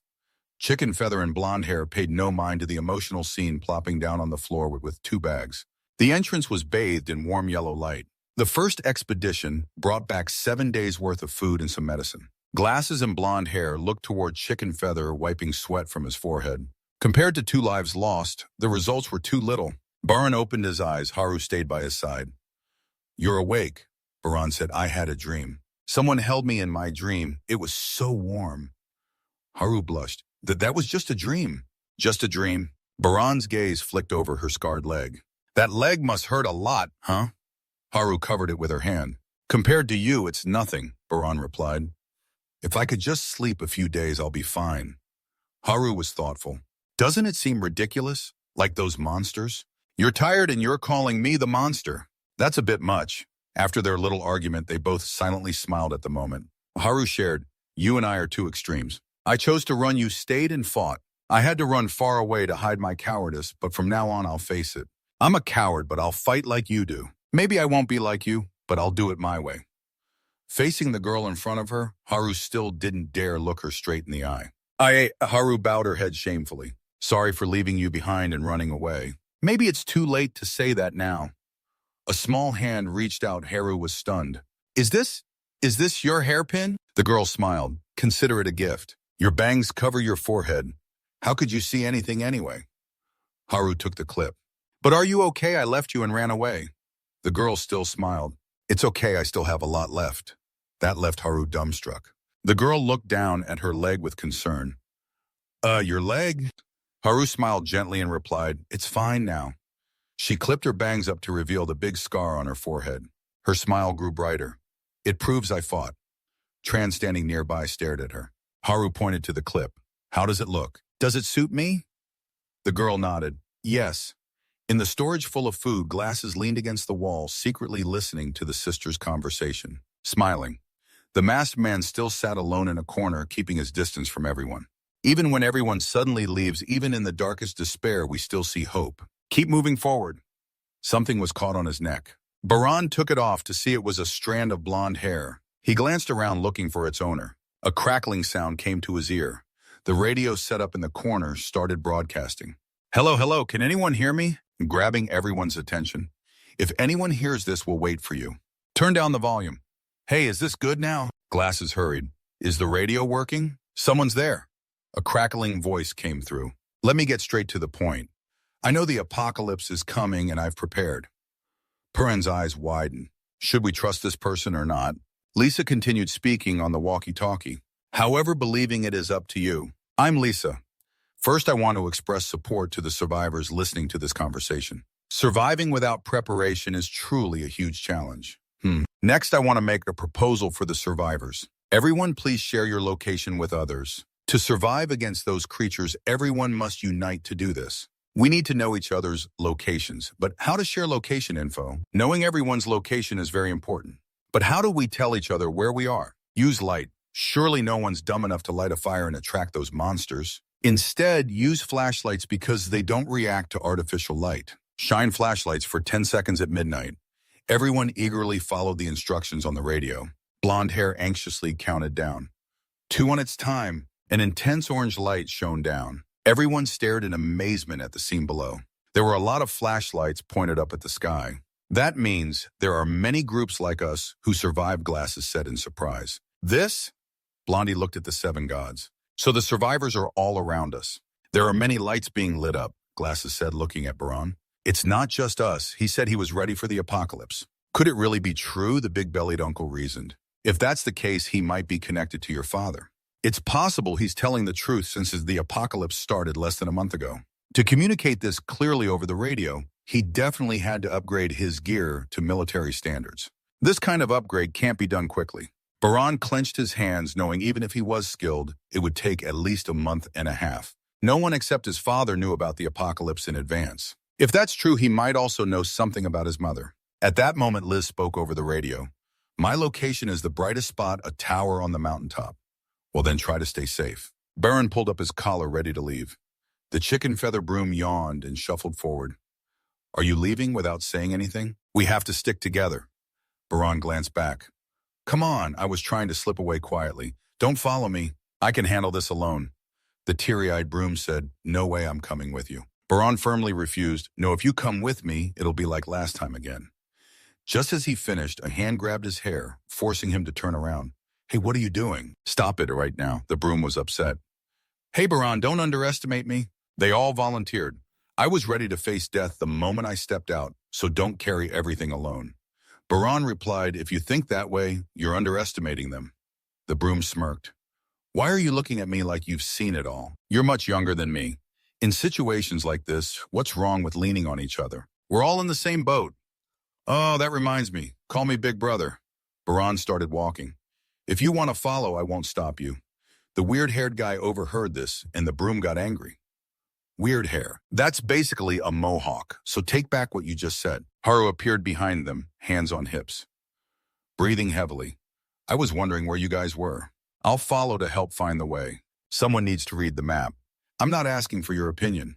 If you get in the way, I'll still go with you. But this time, Baran just calmly said, I'm not stopping you. That's good to hear, said the big-bellied uncle with his gear ready, sticking his head out. What's up? It's already this late and they're up over there? Glasses crossed his arms and replied, today it's my turn to stand guard. Seeing the weapon on the wooden crate, the chubby uncle scolded, wait a minute, that kid Baran forgot his weapon again. I've already fixed it. Glasses stopped him. No need. The chubby uncle turned around. Glasses looked at Baran standing by the elevator and started telling, that kid always surprises me every time I see him. The first time we met, he defeated a guy bigger than him without any trouble. He even took down a monster I thought was unbeatable, and recently he's shown skills that ordinary people just can't do. The chubby uncle grew impatient. What are you trying to say? Glasses looked down curiously. What exactly is that boy's identity, and what amazing thing will he reveal next? Feather Duster imitated the horn sign gesture quietly. So does that mean if I do this, I can become as strong as him? Then he practiced by keeping his hand in that position and punched the wall, making his hand hurt and turn red. Are you kidding? Why didn't anything happen?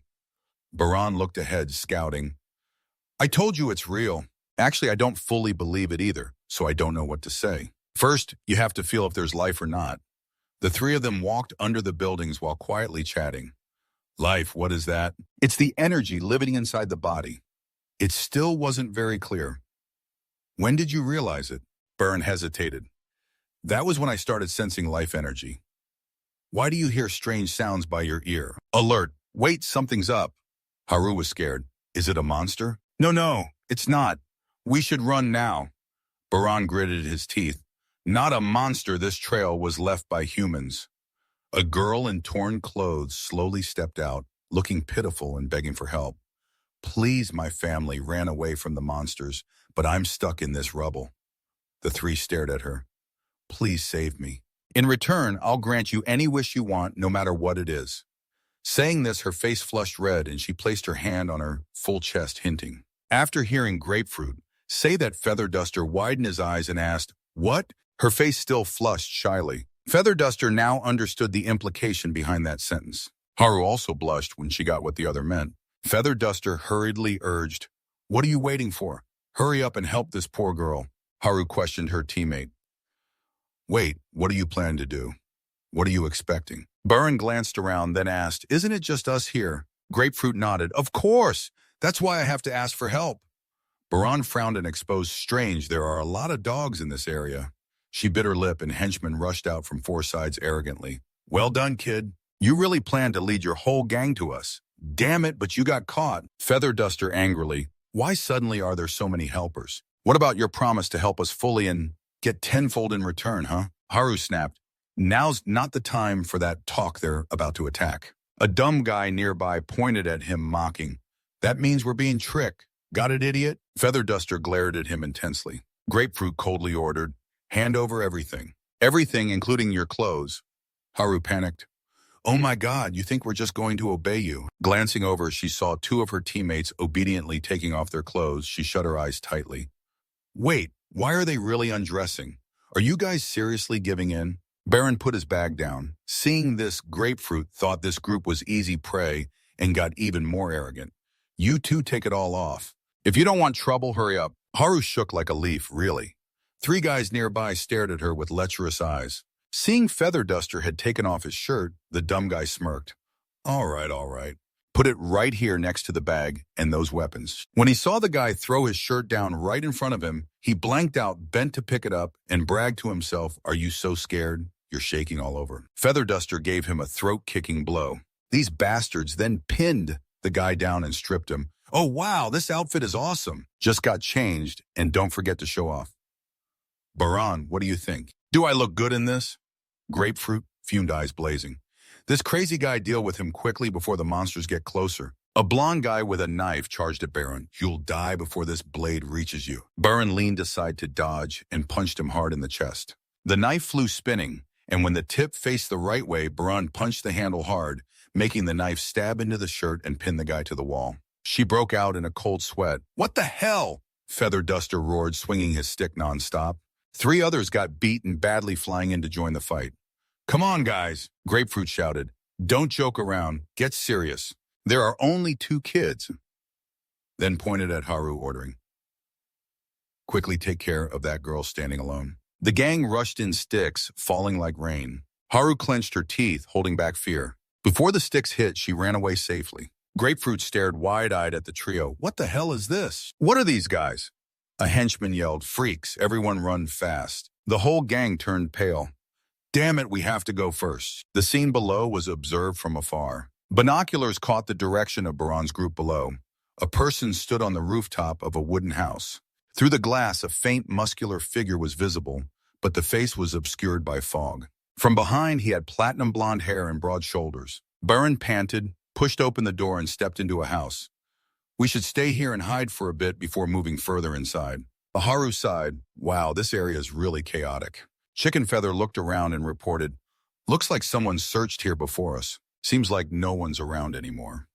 Haru picked up an object in the room, examining it. Most likely because last time I saw this place, there wasn't any light at all. Baran fell silent, looking around. For a moment, I feel like something's off.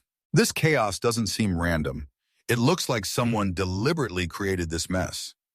Chicken Feather and Haru leaned back to back, watching their surroundings. Baran confirmed, there's definitely someone inside this house. Seeing Haru's shoe tip hit the mouth of a rope trap, he shouted a warning. Hey, stop for a sec! But it was too late. What's that look somewhere else? Haru, wearing a skirt, was hanging upside down from the ceiling beam, awkwardly holding her skirt with her hands, shouting, who set up this stupid trap? Everyone else turn your faces away. Chicken Feather was shaken and made a quacking sound. What the heck is this? From the ceiling beam, a man climbed down. Chicken Feather fell silent, glanced at his gloomy face, stared at the two trapped prey with contempt. Oh, turns out you're just a bunch of kids. Suddenly, Gujin appeared from the front, scowling, staring at the gleaming knife in his hand. Now, Gujin glared, probably thinking you're trying to escape from the earlier group, right? I'm the leader of that group. Under Baran's intimidating gaze, he pressed the shining knife close to Haru's scar on her forehead, threatening, "Don't come any closer. If you so much as move, she's dead for sure." Haru's eyes showed extreme fear. "If you lie, I'll kill her myself." Baran gritted his teeth and held back. Gujin asked, "What's your purpose here?" Baran clenched his teeth and answered, "I found this place through the radio." He asked again, "So you're the one who spoke on that radio?" Baran asked back, "You heard it too. But why didn't you reveal your location back then?" Gujin smirked. "Ha, do you honestly think I'd believe you? That's naive. How do I know if you're thieves or not? Telling people your location would just be leading you here to loot more. You claim to know the apocalypse is coming. If it were any other lie, maybe I'd believe it, but not that one." Baran simply replied, "It's the truth." Gujin glared and said, "I'm serious. I know the end of the world is coming, and I've prepared for it. Everything I say is honest." Gujin pressed the knife in front of Haru again, coldly repeating, "I already warned you, if you lie, I'll kill this girl." The sharp tip of the knife pressed deep into her blonde hair. Baran moved at lightning speed, swinging his arm, his eyes locked onto the other's face, veins reddening in his pupils. "Got you." But unexpectedly, the other was just as fast, dodging by, leaning away at the last second. Baran shocked, "What?"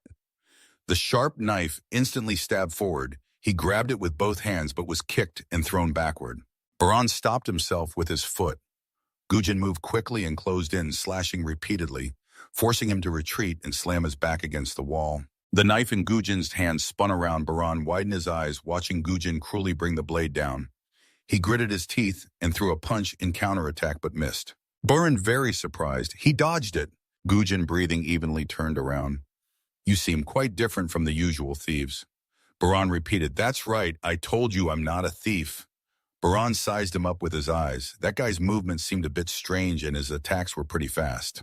When Gujin swung the knife again, Baran bent down to dodge, but accidentally stepped on a glass bottle on the floor, almost falling flat on his face. Gujin smirked, as if he had expected that, seeming to predict what Baran would do and always managing to block him. Seeing the opponent's knee raised, about to hit his face, Baran changed direction. With both legs spun around steadily, his blue eyes determined. "If that's the case, I just need to act really fast before thinking." He won't be able to predict the next move. Baran kept attacking with punches and kicks, but Gujin dodged every time. Baran paused briefly, feeling like he was right. He was finally close enough to him. The two faced each other. Red thread in Gujin's pupils darkened, helping him clearly see Baran's two almost simultaneous punches, making it easy to dodge. With Baran's confused look, Gujin stabbed the knife to both sides, evenly matched. The blue-skinned man and the red-eyed opponent stared at each other, when suddenly a strange sound came from outside the window, revealing the shadow of a giant monster with a sharp beak probing inside. The two paused fighting, and moments later Baran was stunned. Seeing Gujin raise his knife to continue the fight, this guy seemed ready to risk his life. The knife blade stabbed at Baran continuously, who crossed his arms to defend. "Damn it, if the fighting noise is too loud here, it might attract the monsters. But if we just move normally, we won't be able to get close to him." Staring at his opponent, Baran shook his head, thinking, "Can I really do this? I have to do it for everyone." His steps light, he jumped up. Gujin frowned, watching Baran stand in the strongest stance his father taught him. He lowered his center of gravity, raising his right hand with his index and middle fingers curled like a hook. He needed to be strong, but also quick and light. Gujin looked at Baran's move with suspicion. 3 blue energy dots appeared on Baran's fingertips. Gujin's pupils widened. He saw the 3 blue dots flash and merge into a strong light. The weapon in Gujin's hand was taken away. Baran, holding a knife, stood right behind the eagle. Gujin turned and saw Baran make a silence gesture with his hand. His neck was pressed by an axe blade, the rope cut, and the feather duster was freed. Holding his neck, "Oh man, why does it hurt so much?" Haru lifted his arm while I was in pain from being hung up by my shoulder. Those 2 angry eyes both looked at Gujin tied up on the chair. His tone was still arrogant. "So what are you planning to do with me now? Come on in, this chaotic apocalypse. Are you planning to kill me? Haru and the feather duster glanced at each other, then turned and smiled wickedly, making him a bit scared. Huh, what's with those looks on your faces? Gujin was hung upside down from the ceiling, beam being spun around like a top. The feather duster and Haru stood on both sides clapping excitedly. Serves you right now. Spin a few more rounds, spin him to death. But he was still stubborn. What do you guys want from me? Perrin spoke up. We just want peace. We don't want to cause trouble for anyone. Gujin doubted, oh yeah. After getting revenge, Haru and the feather duster happily sat quietly on the chair. Perrin's voice continued, we're on our way to the radio signal point. Basically just to get there, but we also need medicine and food. Gujin asked again, so what you're saying now is true? Perrin assured, all right, we'll rest here a bit. When we leave, we'll let you go. I can't let you go early or you'll endanger us like before. Remembering Perrin's final move, Gujin curiously asked, hey, how could you move so fast just now? I couldn't read your movements. Baran hesitated. Is that so? He stopped, glanced upward like there was something upstairs, right? Haru and the feather duster held their breath while Gujin's expression grew serious. Upstairs, what hit everyone's eyes were jagged, sharp teeth on a rough, pitch-black body. A little girl was being tightly held by a black monster. The feather duster stared at the monster. Haru horrified. How can he live with a monster like that? Gujin explained, it's okay, it's not a monster, that's my little sister. Haru looked at him. Your sister? Baran stared at the bright orange energy glowing on the monster's body. Gujin looked at the monster's body fused with his sister, slowly said, she looks like she's turning into a monster, but she's still safe. But her health is pretty weak. Haru wondered, but how is that possible? She asked, and he continued, I know what you mean. She should be dead with those injuries, right? According to my theory, the monster merged with her and is keeping her alive. They're in a symbiotic relationship. Haru sadly, but living like that, she must be suffering a lot. She thought of her cheerful little brother. She hugged her slightly trembling arms, saying she looks pretty lonely. The feather duster wondered, how can you just leave her like that? Why don't you just kill the monster? Gujin replied with a lonely look.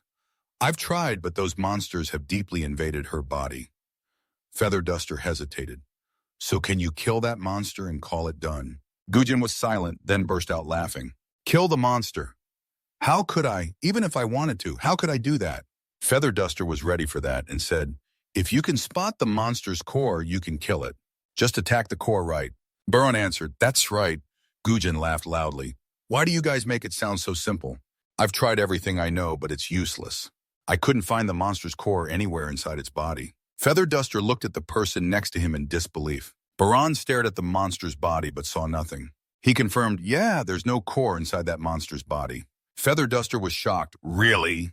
Gujin said coldly. All right, you guys stop talking. Haru angrily pointed and threatened, got something to say?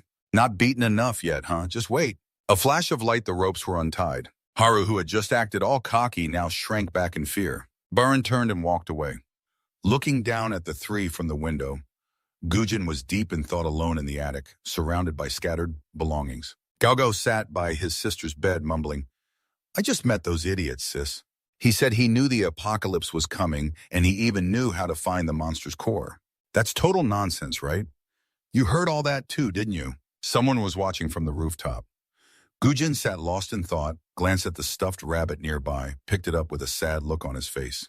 Above the ropes rattled. It was a trap shaking. Gujin turned alert. Why are you guys coming back? But what crawled up was a huge monster. The skinny monster with long, dangling arms and legs puckered its mouth and made noises. Gujin held his breath, glanced at his sister lying on the bed clutching a knife, crouched ready to fight. His eyes narrowed, then widened. Red threads appeared, then clearly showed the monster's body splitting into three. The image blurred, his nose started bleeding. Remembering the fight with Paran earlier, Gujin cursed, damn it. I've fought too much now. I'm completely exhausted. The monster grabbed his arm tightly, lifting it high. A red energy flowed into the monster's rough arm, speeding up. Gujin felt powerless all over. Now he could sense something trying to break free. His eyes glanced at the toy lying on the ground. That teddy bear was the one he wanted to give to his sister. Memories flood back, one hand holding a plush bunny ear, the other holding a phone. Gujin was walking down a peaceful street. His sister's voice came through. Hey, when are you coming? I told you I'd be there by 11. Gujin soothed her. All right, I'm on my way. Wait for me. I'll be there soon. The little girl sat on the bed worried. But please hurry, don't be late. Gujin was silent for a moment, then replied, I'm coming, don't worry. He had another side of himself that showed up when he needed to focus. His eyes bloodshot with red veins coldly staring at the chessboard. On the board under everyone's watchful eyes, Gujin casually looked at his scared opponent. You could say I have a special ability beyond others. I can sense and foresee some events in the near future. The opponent just moved a piece, and the referee shouted checkmate. Chess player Gujin had won the championship once again. Strange. Why does he look like he's not happy at all? He slowly turned around. Well, Gujin's expression is obvious because I already knew I'd win this tournament. Looking at my brother's face on the TV, the little girl on the bed mumbled, Come quickly, your interview's about to start. Her voice reached Gujin through the phone. We promised to watch it together. All right, I'm coming. Foreseeing the near future isn't hard for me. I just have to gather all the factors, then judge and sense what's going on. Everything runs and forms a simulation inside my head. Like the air temperature, everything feels like it's right in front of me. Sounds around me also seem amplified. Just with those things, I can fully recognize changes happening around me. Across the street, a motorbike rider sped wildly toward me. Hey man, what are you doing? Get out of the way. The bike wheel hit a brick in the road, sending both rider and bike flying. Gujin easily jumped out of the way, landing safely. I can predict the future things that will happen around me. But there's only one problem. A passerby pointed frantically. Are you okay? You're bleeding from your nose. If I do this at high intensity too often, I get headaches and nosebleeds. On the rooftop, pigeons perched in flocks. The call continued without disconnecting. His sister's worried voice, What's wrong with you? I hear loud noises there. Gujin reassured her. It's nothing, don't worry, the girl asked again. Did you bring me anything? No, I didn't. On the calendar, the 7th was marked with a drawing of two siblings laughing happily. Thinking of the plush bunny in his hand, he was about to tell her when his phone suddenly rang and then went dead. Gujin looked at the phone suspiciously. The sky suddenly darkened, pigeons on the roof scattered in panic.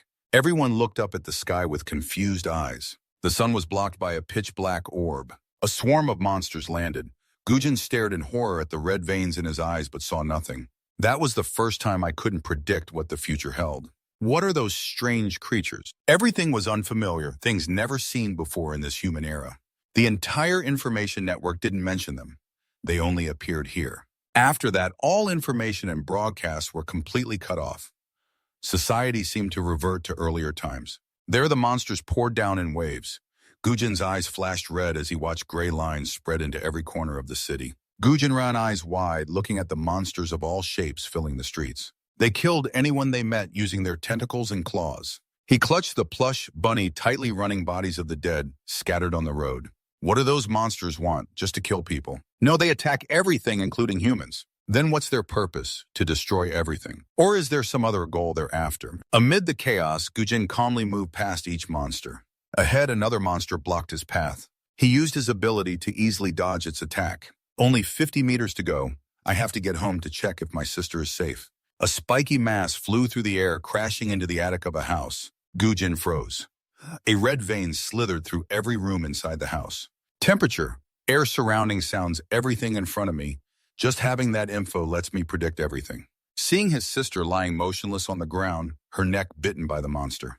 Gujin's face darkened. I wasn't too surprised because I had already anticipated it.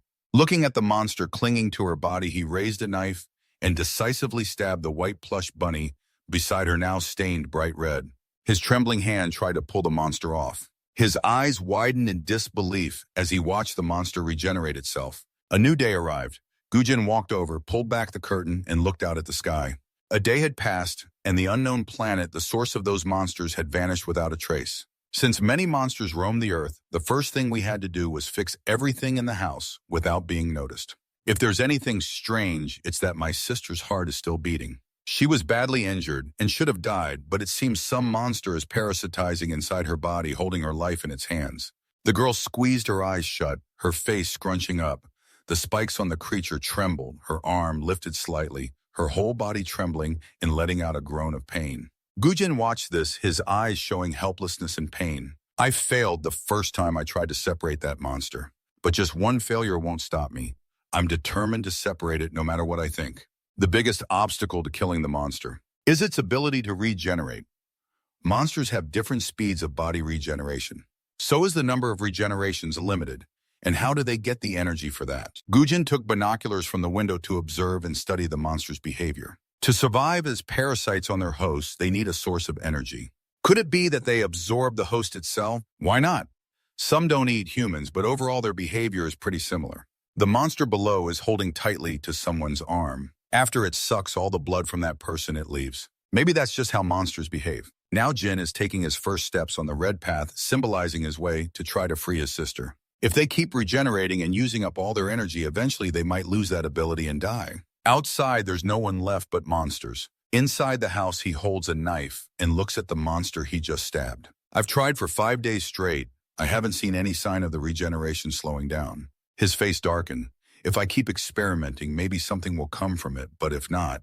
Looking at his sister, trembling slightly from the pain, Gujin pressed his lips together and took bigger steps on the red path, his face full of anguish. Hang in there a little longer. I'll get that monster out of you soon. I need a method that's more effective. He started picking up speed on the red path, reviewing all his notes. Is there a way to limit the monster's regeneration? What if I keep attacking it continuously? Monsters are attracted to fire. They sense the heat even through a wall. The exact detection range isn't clear, but they can sense it within about 300 meters. But fire's too dangerous, no. I have to find another solution. By this point, he could no longer stay calm inside. He started racing against time. No matter what, every day he spent time sitting by his sister's bedside talking to her. Today he observed the surroundings with binoculars. He saw a very strange monster. I found hydrochloric acid solution at a nearby metal processing plant. When exposed to the solution, the monster's regeneration slowed down a bit, but it couldn't be killed completely just by that. On the red path, his arms hung down by his sides. Though tired, his steps never stopped. Sitting on the ground with a few bags, he told his little sister, "Hey, this time the robbers came to the house. The trap I set worked, so dealing with them wasn't difficult." After a break chatting with his sister, Gujin resumed his research to find the monster's weakness. I dissected it and slowed its regeneration with hydrochloric acid, but I failed because it has no weak points. Freezing it with liquid nitrogen failed. Piercing it through also failed. Using electric shocks failed too, another failure. An indefinite sound echoed in the room. He didn't know anymore. Gujin's eyes were dark with fatigue, his hand trembling at his side. He didn't want to keep torturing his sister like this, but no matter what he did, he couldn't kill it. The red path to save Gujin's sister was hitting a dead end. Now Gujin stood by the bed. "Can you still hear me? If you can hear me, send me a signal." The rope shook from downstairs, turning into a sound. What the hell is this? Next, Haru and the feather duster were hanging upside down. And now the monster in front of him was continuously sucking the red energy from him. Gujin gave up on everything. He couldn't kill the monster nor free his sister from that pain. Standing at the dead end, Gujin closed his eyes, resigning to fate. "All right then, I won't see any possibility from now on." His foot stepped into the air. A shadow shot up from below. Burin glanced contemptuously. The man was accepting his death. Burin came from above his hand, glowing with blue energy, striking straight at the monster's chest, turning it into black threads. He touched the ground with his foot, his hand was gripping Gujin's arm. Slowly fading away, Burin stared at the monster's life seed. Gujin's eyes widened. Red veins appeared on his body again. Red energy strands flared around him. A black lump fell from the monster, dropping to the ground. Gujin bent down. "Tell me." "Because I overused my ability just now, my nose started bleeding." Gujin's human form was still filled with a strong red. He asked, "How could you do that?" Burin replied, "I came back because I forgot my bag. Didn't expect a monster to show up. As I said before, just aim for the monster's core. But maybe you didn't see it." Gujin opened his mouth. "I saw it." Burin was shocked. What Gujin pondered, "I don't understand what's going on. But I can see that light inside her body. Although nothing showed before, maybe that's the monster's core you mentioned." The feather duster jealously cut in. "What's your serious? No matter how hard I try, I can't see it." Gujin looked down at the light on his sister. "But why does the monster's core glow inside my sister's body? If that's true, to destroy it, I have to kill my sister." What Burin looked at his back. "Well, you could say the monster can only be destroyed when your sister's heart stops beating, because it's living off her heart." Seeing the small body trembling, Gujin made a firm decision. "I'll do it. I'll do it myself." The three went down to the attic, their faces heavy. The stuffed bunny holding blood was placed next to the girl. Gujin dazedly said, "Though it's late, happy birthday." Looking at his sister lying on the bed one last time, Gujin's back was lonely. The knife plunged straight into her heart. A flash of golden light appeared. A fluffy sphere floated in front of the monster. Clinging tightly to the girl, it disappeared, leaving only the small, bloodied body. His hand holding the knife trembled.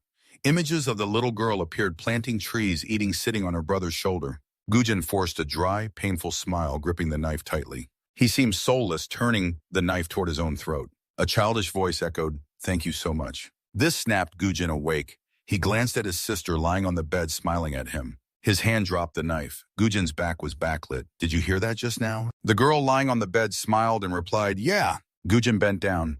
"You don't have to be strong anymore." Tears rolled down Gujin's face like he was lost. He didn't know what to do now. "What should I do?" The stairs creaked. The three downstairs all looked toward Gujin like lifeless corpses, expressionless. Before coming down, the girls said, "Do whatever you want." Gujin's eyes widened, wondering what he really wanted. Images of the three flashed through his mind as Paran stepped down. The monster bit tightly onto his sister, not letting go. The image of Paran's group ready to fight the monsters. Gujin spoke, "I want." The girl tried to open her eyes wider, waiting for her brother's face to gradually become clear with a determined goal. His hand lifted the girl's neck. He bent down, holding her close, saying through tears, "I want to destroy all the monsters that made you suffer like this." The knife lay silently on the ground.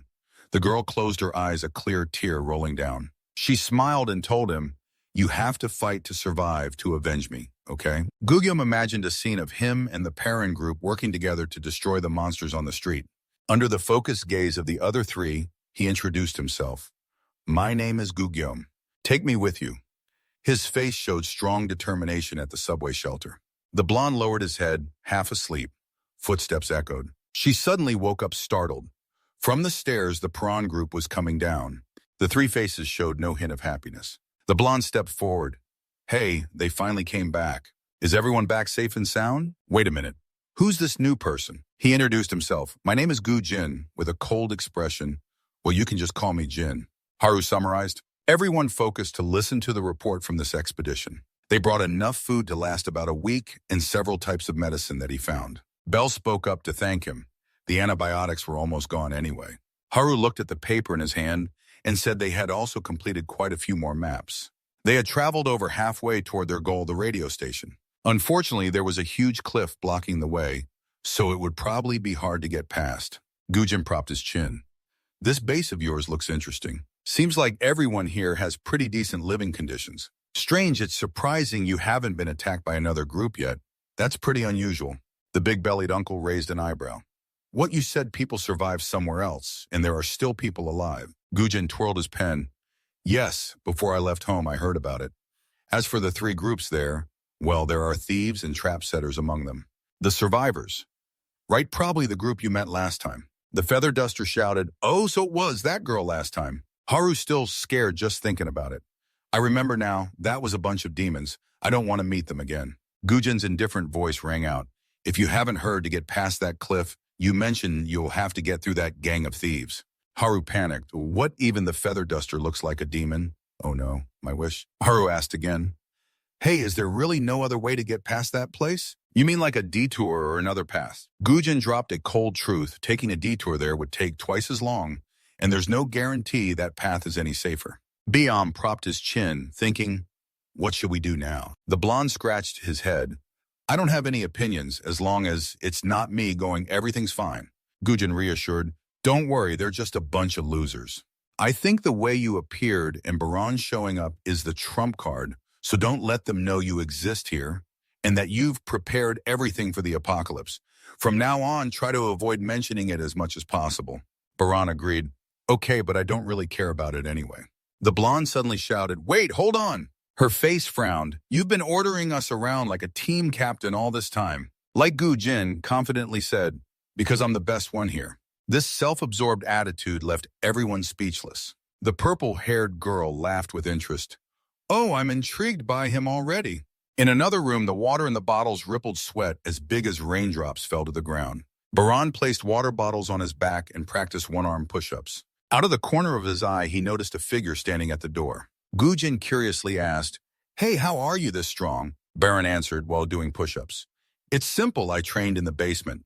Gujin argued, "Isn't that just a different ability of yours that's far beyond others?" Burn sighed, because you're weak. Gujin rested his chin on his hand, thinking, so exactly how did you train? Also, your lifestyle, right? Baran snapped. Can you please be quiet? He scolded, but still asked, what about your food portions? 3 water bottles toppled over, Baran annoyed. So annoying, I purposely hid in a training spot and still ran into this guy. How did you know about that? Gujin replied, because of the light. Baran was lifting a water bottle and glanced at the light. Gujin said, since that day, I've noticed it from both monsters and people. I was told by you, so I guess it's that life energy. My dad calls it that. I only know because you told me. Burn answered, yeah, it's probably that life energy. My dad calls it that. Gujin wondered, what do you mean by life energy, and how does your dad know about it? Baran kept drinking water, muttering to himself that his dad really is impossible to understand. He built a basement right in the middle of the city just to train me to survive, and even forbid me from going outside. Honestly, that's crazy, just like you. So maybe you can't understand him with normal thinking. Baran looked at the water bottle. From the start, my dad wasn't like that. Maybe he even acted like a father once. My dad said he would take me out soon, so he told me to wait for him a little longer. But at some point, my dad changed. We can't get out of here. We have to prepare for the apocalypse. Maybe since that day I started resisting my dad. Gujin interrupted. I have a question.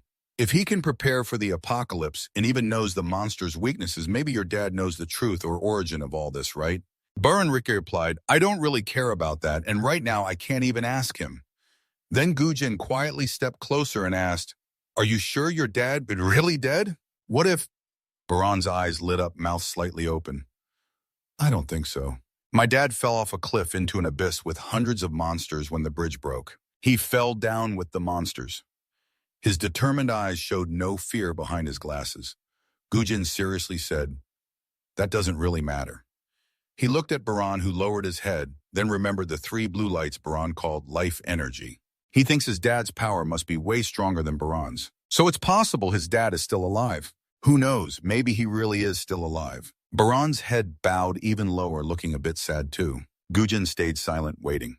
After a while, Baran spoke.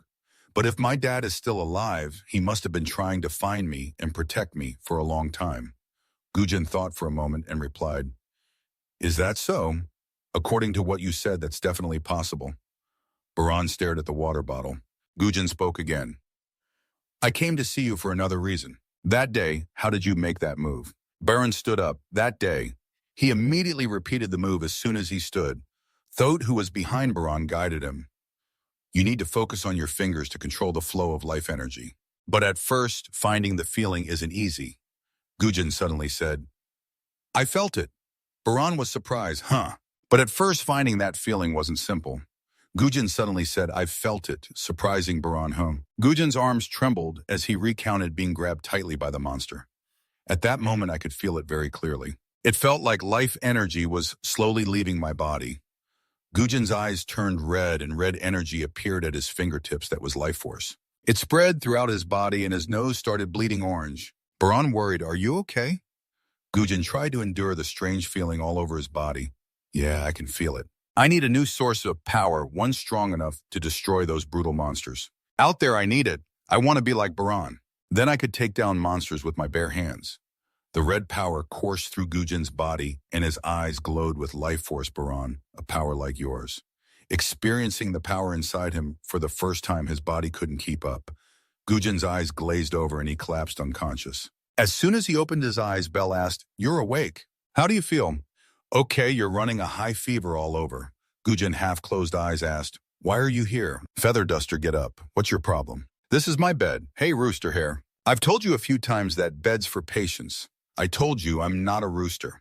Belle stopped paying attention to the Feather Duster and focused on his work. Maybe you need a sedative. Baran stepped forward.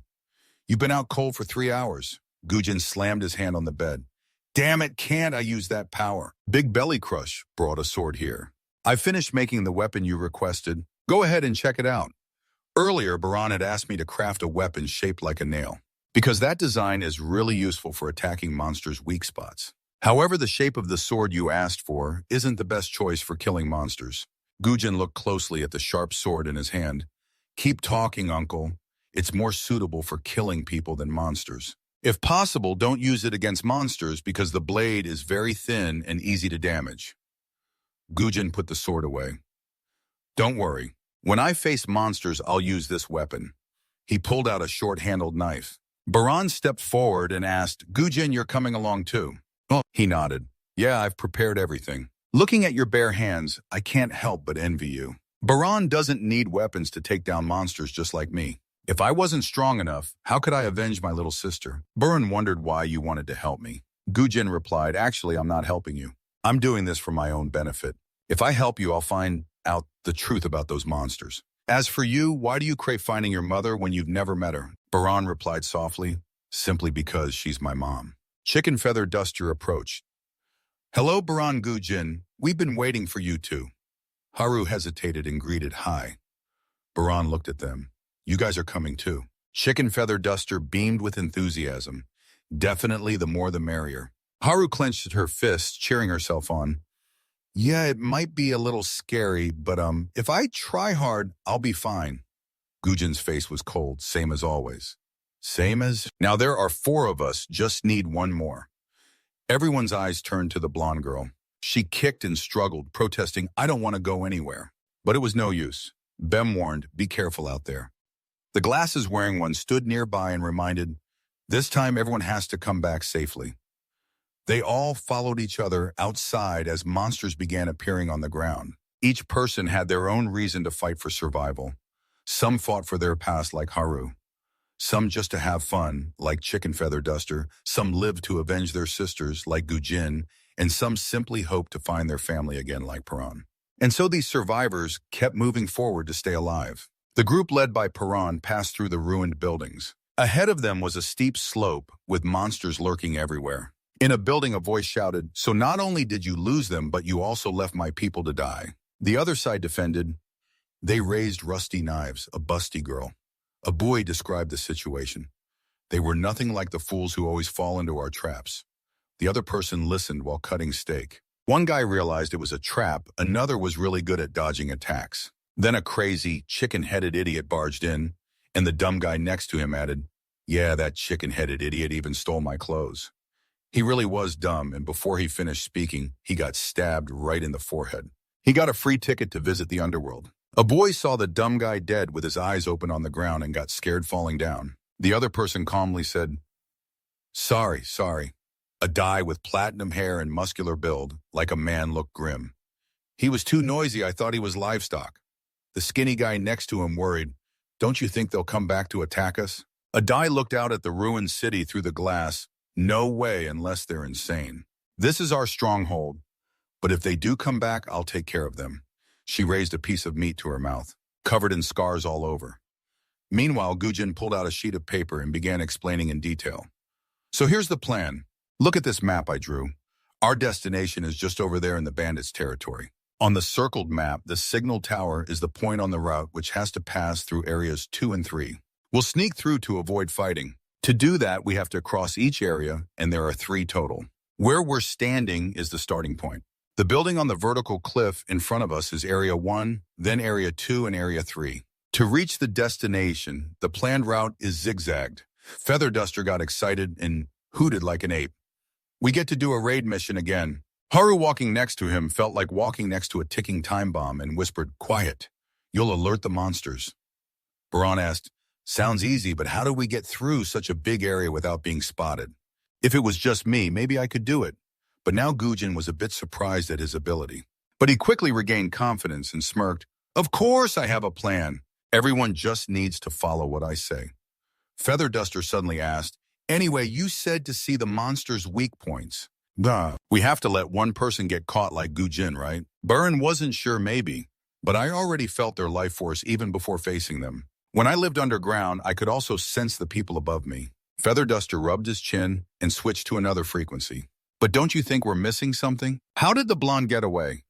Feather Duster was about to run when his backpack was grabbed. Gujin caught her. Where do you think you're going? The blonde jerked back, screamed loudly, and pointed ahead. The bandits' territory starts here. Gujin explained in detail to the team. I know this area well, so follow me. We'll use signals to communicate because there's a risk of being spotted. He raised 2 fingers, thumb and index. This is the signal to go, meaning if you see enemies, hide and keep moving forward. Next, the other fingers clenched, index and middle bent.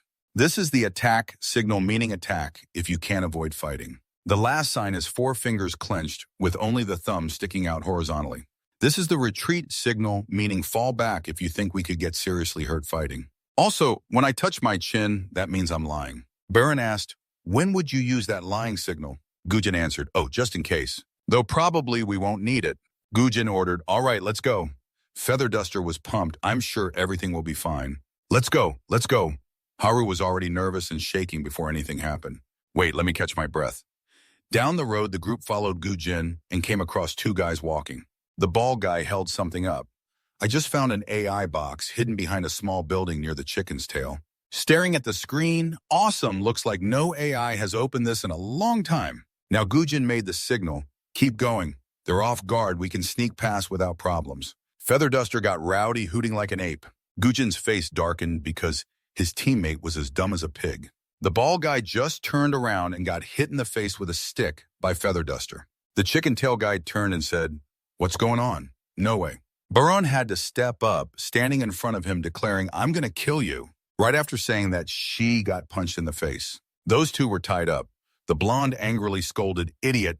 He said that signal meant to sneak quietly and you almost got us into big trouble. Luckily, we tied them up in time. Feather Duster scratched his head, looking clueless. Thenman right, 'cause he pointed at them. I thought he wanted us to attack. Now Jin's got a headache having to work with people this dumb. Damn well, it's not a big deal. Luckily, no other enemies around, so we're still okay. But we have to deal with these 2. Haru's eyes widened. What? Wait, do you mean you're going to kill them? Gujin pulled out a knife and said, exactly. The blade was halfway down before being stopped. Gujin called out, what are you doing? Baran said, we don't have to kill them. Gujin glanced over. That's strange. I thought you and I were alike. Do you feel guilty about killing them, or what? What, they're bandits. They wouldn't hesitate to kill to loot. Baron gritted his teeth. It's not like that. Like you said, if we kill them right here, we can avoid trouble later. They won't wake up and warn everyone that we've trespassed on their territory. But I don't want to kill them. Every time I sense death around me, this terrible feeling I can't explain floods my chest. Gujin was firm. Blue, are you really going to mess up our mission over something so small? If they tell their whole group we invaded their territory, finding your mom will only get harder. Baran didn't back down. There's still a way without killing them. We just need to leave quickly before they wake up. Haru agreed with this plan exactly. That way, we won't have to kill them. Feather Duster also voiced his opinion. I don't want to kill them either. We've already won. There's no reason to do that. With the majority opinion like that, Gujin had to compromise and put away his weapon. All right, then, let's go, Blue. Honestly, I didn't expect you to be so weak-willed about your goal. Ahead was a group of people, some standing, some sitting talking. Haru hid behind a wall. The deeper they went, the more people there were. We might get spotted at this rate. Suddenly, someone asked, are you guys AI? The whole group froze. Gujin worried. This was their territory center. If things escalate now, it'll be hard to get out. First, just retreat. The guy in black squinted. Why are you guys always crouching down? Could it be? Hearing that, the 2 girls in the group broke into a cold sweat. Feather Duster laughed loudly. Step out. Yeah, we're on a very important mission. The guy in black looked puzzled. What mission? Are you AI? He smoothed his bright red hair, looking fierce. Don't you know I'm AI? Can't you tell from this mohawk? His eyes were wide, radiating deadly intent. The guy in black got a little scared, hesitated. I think you might be right about that. Feather Duster clapped him on the shoulder. Good. Let's have a little chat. Seeing the 2 walk away, Gujin complimented the chicken-colored hair. I never thought one day it'd actually be useful. Baran asked, are you really going to let him go just like that?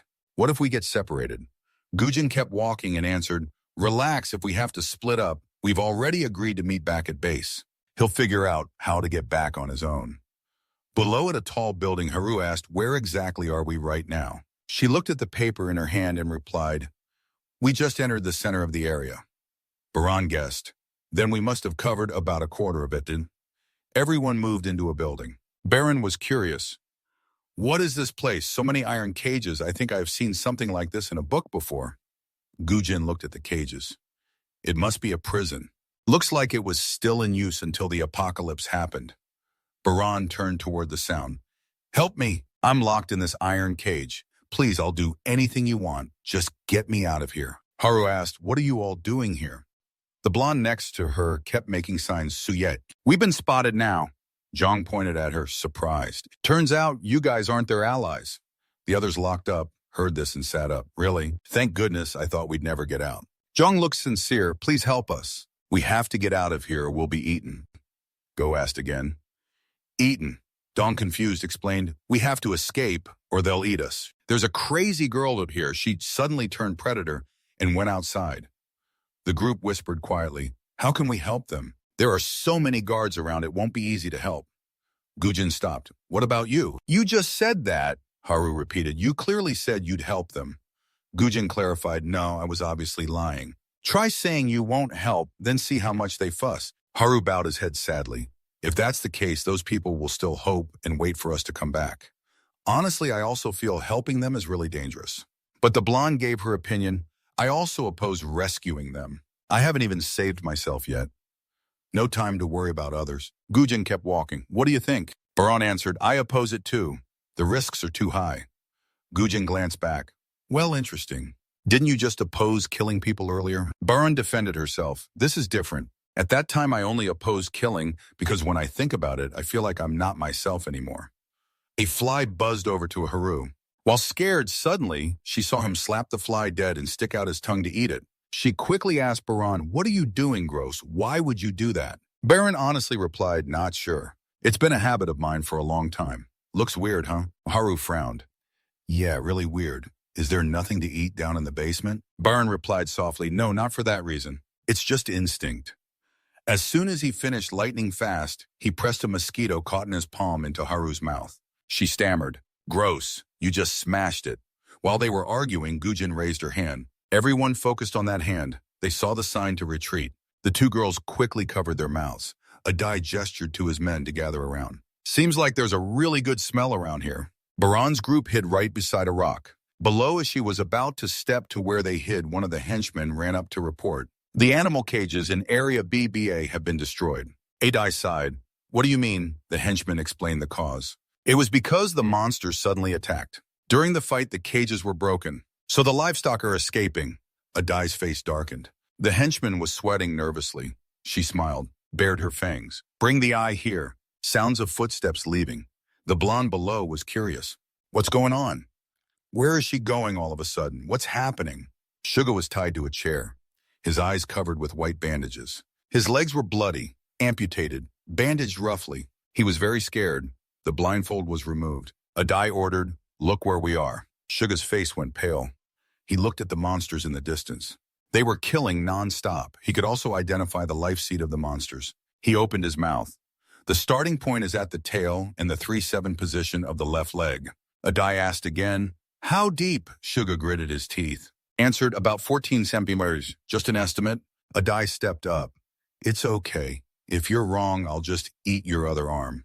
From this moment, the number of guards suddenly decreased. If we leave now, we can easily get through this area. At the turn, they met Zhang running like a ghost was chasing him. Both sides were startled. Zhang's eyes lit up.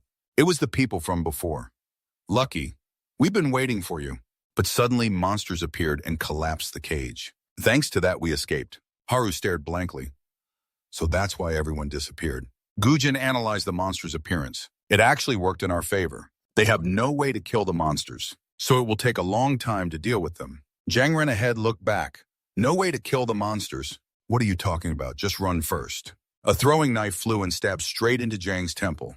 Gujin and Paran froze. Over here. A black object shot out. Adai caught it in her hand, looking at the strange woman in front of them. What is that? Who are these guys? Both sides faced each other. They exchanged glances. Gujin stared at the black object in her hand. It's the core of the monster. No way. Adai spun the knife in his hand. Why didn't you guys do anything? When you saw the herd running away, I'm pretty sure I ordered you to either capture or kill them. Haru got more scared and Paran's eyes showed more irritation. The whole Gujin appeared. Tiamao looked down at the person lying on the ground. She immediately understood that when she called them livestock, she was referring to a certain group of people. He smirked. We were just asking if any others ran away. We were just pretending to help him. Now Jin strokes his chin and looks up at the sky. But unfortunately, if we had talked to him a little longer, We might have found the others. The blonde was about to speak. Before he could say anything, he got pinched hard. Right then, silence. A die stared intently. Gujin looked back unfazed. She puckered her lips and put the knife on her thigh. All right, I get it. I thought you guys were helping. Just go already. Go find the other livestock, more important. Have I ever met you before? I don't remember meeting anyone like you. And you're not the type of person people forget easily. Gujin stepped forward, brushed past her. Then said, if so, don't forget anymore. The other three also passed by her together. She pressed her lips. I have never forgotten. Gujin turned back. Then suddenly a sharp knife slashed right across his eye. Countless more knives flew in. The blonde spun around, confused. He turned back and saw a knife pressed right against his neck. Luckily, Paran quickly blocked it just as they passed through the gate. The blonde was terrified. What the hell is going on? Paran narrowed his eyes. Think fast. What are you doing? Her whole body went dark. That smell, that's you. A die stuck out his tongue, drooling nonstop, with a hungry look. Gujin frowned. Why are you attacking us? We said we'd go find the livestock. Ha! She kept drooling. It's just because you guys look so tasty. Gujin was stunned. What do you mean? Adai, excited, threw a knife, saying, just let me take a bite. Gujin grabbed a short knife in one hand and drew his sword with the other, ready to strike at her. Adai knelt down, leaned back to dodge, watching the opponent easily avoid his attack. Gujin angrily looked back. What another short blade was flying toward him. He blocked it with his knife. Adai laughed smugly. That won't work. He kept running forward toward the scent. The closer he got, the stronger the smell. Where's that smell coming from?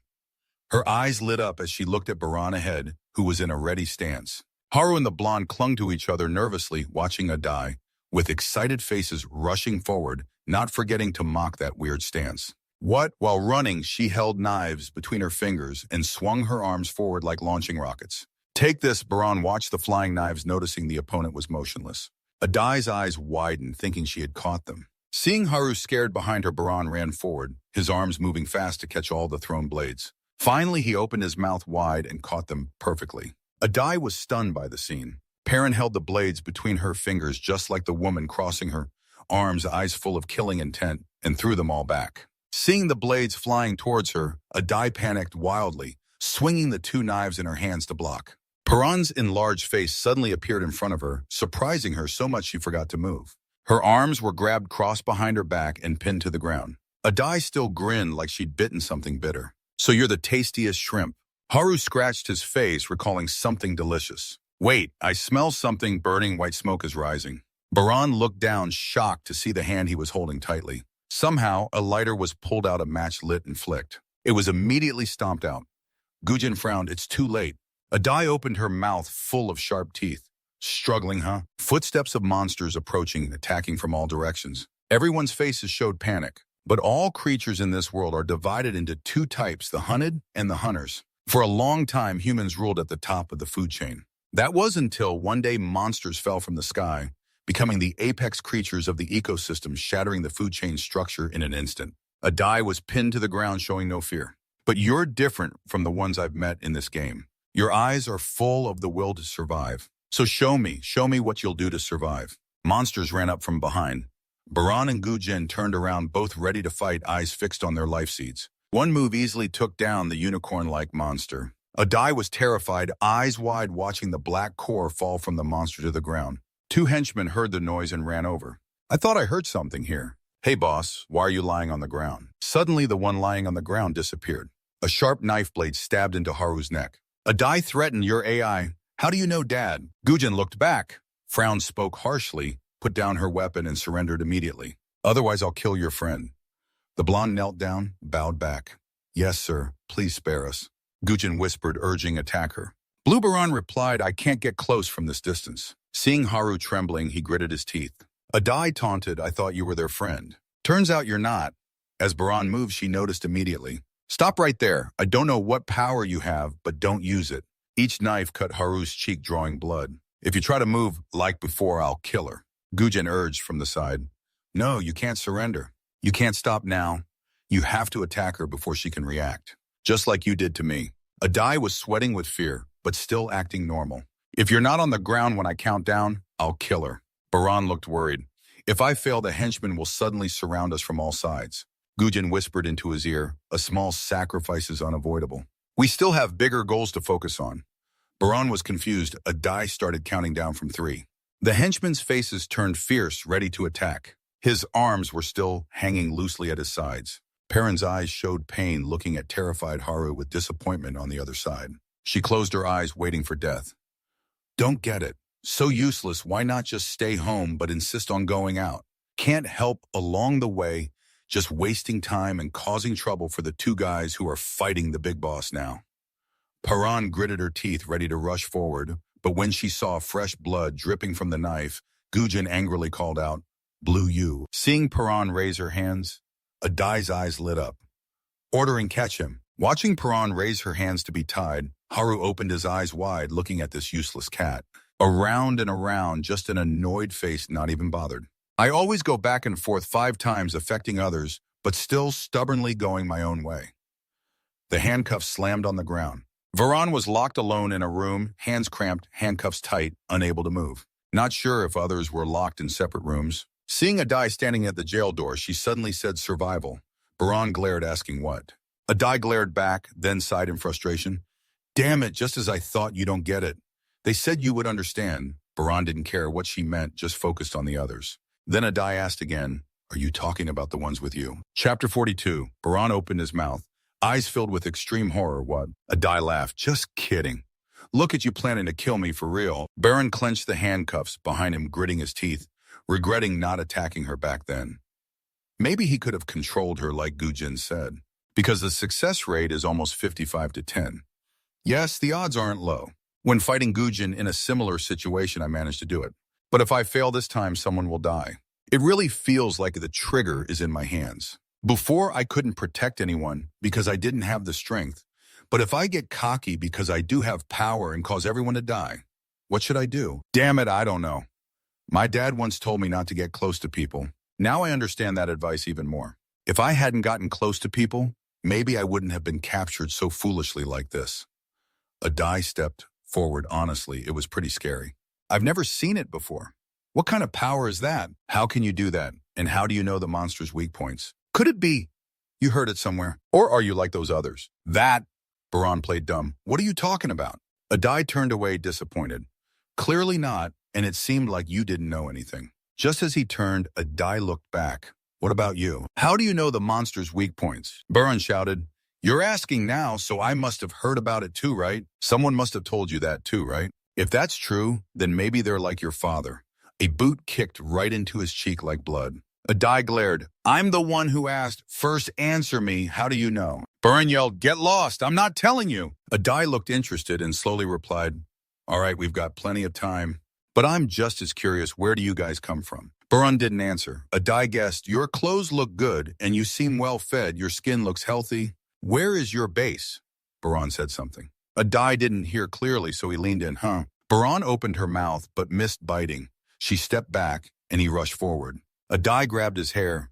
Do you want to kill me that badly? Baran glared. Oh, you think I'll just tell you that easily? Adai laughed. Looks like you still don't know your place. You're nothing but an animal. Her eyes focused on the healed wound on his cheek, and she kicked it several more times. Adai's eyes looked strange, like he saw something odd. Are you even human? Those wounds have completely healed already. Suga's eyes opened wide. Adai stood behind and asked, what? You said that, but you can see light coming from people. Suga obediently replied, yes, everyone has an aura around their body. The monster is the same, and I also saw it on your body. Leader Adai asked, what about this guy? Looking at the person sitting with his head down in the distance, Suga's eyes widened, mumbling, too bright. Adai was stunned following Suga's gaze. It shines so brightly that I can see it from far away. Through Suga's eyes, Baran looked like a blue lantern radiating a brilliant blue light. Adai listened silently. Is that life energy the thing people often call life force? Adai excitedly said, you really are interesting. He told Suga, I smell something delicious. A subordinate behind reported, Leader, our food supplies are running low. People might start getting restless because of the last riot, where many were hurt and many are angry that those who caused the trouble weren't executed. We need to find a new base. Adai stepped up to Baran, speaking softly. Got it. I've said it many times. Did you hear me spill it? Where did you guys come from? Seeing the silence continued. Adai bared his teeth. Fine, I just thought of a good idea. You don't have to answer, just play with me a little. Baran looked up. Playing around, several throwing blades shot toward Baran. Adai held a bloodied blade fragment in his hand, his eyes white and wild. I'm really curious, how far does your healing ability go? Try to endure as long as you can. Only then can I play with you for a long time. From dawn till lamps lit and moon rose, Baran didn't know how many tortures she had endured until she was completely drained and they finally stopped. Outside, someone softly called, "Hey, you there?" Baran glanced. Suga leaned on dung outside, almost caught. "I sneaked in here." Baran's weak voice said, "You're the guy from before. Aren't you her subordinate?" Suga rubbed his knees, explaining, "No, I was captured by that crazy girl too. Originally, I was just one of the livestock they kept. But one day I was chosen as their eyes and turned into a test subject. Since that day, I've started seeing strange beams of light." Baran responded, "Maybe you can see that life energy." Suga looked surprised. "What? Life energy?" Adai said, "Never mind, it doesn't matter anymore. I'll help you get out of here. I have helpers. I'm planning to get everyone out of here. The time is near. I'll retreat first. If we stay longer, we'll get caught." Baran called back, "Wait, have you seen any blonde girl around here? Or anyone new who just arrived at the prison?" Suga's eyes widened. "Not sure. I don't think I've seen any blonde girl." Adai's face appeared suddenly. Suga lay unconscious on the ground. The subordinate hesitated. "Leader, if we kill the eyes, then she..." Adai replied, "Don't worry, just bring a few more to test." Adai squatted down. You find my game fun? And you plan to run away?" "That's just wishful thinking." Baran spoke softly. "Torture is nothing to me. I've been through far worse things in the dark dungeon." Adai raised an eyebrow. "Speaking of which, you want to know where your friends are, right? Haru was thrown into the same cell as you." Adai's cruel voice echoed, "Your friend's tight-lipped too. He hasn't had water for days, so I came up with this." She grabbed one of his fingers. "If your friend doesn't tell me the location of your base, I'll break each of your fingers." As she finished, she snapped it off. Baran screamed in pain. "Haru, speak up." "Stop it." Adai's eyes lit up. "Want to talk?" Baran yelled, "No, absolutely not." Another finger was broken. This time, Baran clenched her teeth, holding back any sound. "Serves you right for being as dumb as a pig before. Not tough enough to run away, so you chose to surrender, causing everyone to be caught and tortured together." The subordinates outside were scared. "The terrible noise has been going on for days." "Yeah, she's really ruthless." Inside the cell, the torture went on for many days. Adai bared his teeth with a grin. "I heard you regrew your finger. You're amazing now. We can do even more with you." Baran tightly grabbed her handcuffs, wanting to break free and end her, but they were intricately designed. Strangely, they were made to restrain her fingers so she couldn't use her life force, as if these were made just for her. Adai looked at her enduring expression, feeling scared inside. "Honestly, I'm scared too. I've never seen anything like this before." "What is that power? How does he do it?" "He clearly doesn't know, so why is she baiting him?" "I told you this ends the moment you tell me where your base is." Looking at her cruel face, Baran thought maybe she'd be freed from this pain if she told her, but now she understood. Their sad expressions, their smiles when happy. "I can't go back, can't pretend I never saw those things." Adai raised a pair of pliers. "This time I want to see how you'll regrow your nails." A terrible scream rang out. Haru shouted, "Ru, after all this, do you even realize how useless you are? Behave and help in the shelter. Don't go outside and get the team in trouble anymore. No more exhausting torture." Adai said cheerfully, "Goodbye, see you tomorrow." Baran's face went pale from pain, her expression unclear. Haru rolled his dead eyes. "What is it, Ru? Are you okay? Can you think clearly?" Baran's eyes were dull. "It's like Dad is laughing mockingly in my ear. You really are an idiot, an idiot. I told you the more you trust and get close to people, the more you'll get hurt." That was the moment I started to understand people better. "You've gone back to your old self, seeing people as enemies, your body covered in fresh wounds." Baran said, "If I had never met you, none of this would have happened." Haru was stunned by those words. Adai stepped forward. "All right, let's start. Last time I pulled out your fingernails. So how about your toenails this time?" "Wait." Adai was surprised to hear that sound. Haru, sitting in the corner, said, "I'll do it." Adai didn't get what this useless girl meant and asked, "What?" Baran looked up at her. Haru, don't." Her voice trembled. "I don't want to see you in pain anymore." Adai noticed something interesting, smirking. What's this? Don't tell me her eyes are shining like headlights. Do you really like him or what? Haru hung her head silent, dreaming again, acting all heroic and remorseful. Adai brushed past Baran, muttering, whatever. I'm starting to get bored with his reactions too. Baran felt guilty again. What are you thinking? Haru closed her eyes tightly, tears falling. I'm sorry, it's all my fault. She pulled one leg out, lifting it up along with the pliers to Baran's eye level. He looked horrified at the pliers moving toward her toenails, shouting, No, stop. Suddenly, Gujin appeared out of nowhere, speaking up. We'll cooperate. Adai and Baran looked in shock at the person standing outside the door. Gujin said, Where have you been? He answered. I'll tell you where the base is. Baran couldn't believe his ears. Huh? He dropped the foot he was holding to the ground. Adai stood up.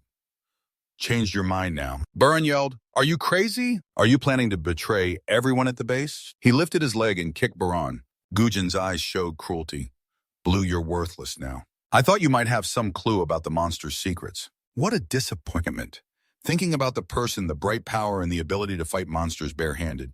Gujin lamented. Even with that power, you never used it. You're truly a pathetic loser. The words "so be it" slipped through Baran's clenched teeth. Gujin rolled up his sleeves. Admit it, yeah, I'm going to betray you. Baran angrily opened his mouth to question him, but was silenced by a hand covering it. Gujin's cold voice rang out. Quiet. I have nothing more to say to you. Outside, Adai asked what made him change his mind. Gujin replied, To cooperate with you guys. She glanced over. You've been putting up with this longer than your friend looking at the blonde. She agreed to cooperate as soon as she was caught. But she doesn't remember where the base is. I didn't think there'd be someone that dumb. Then I remembered I'm just as dumb. Adai laughed sheepishly. I never really looked at the map. I just followed them. Now Gujin looks ahead and reminds everyone to be as prepared as possible.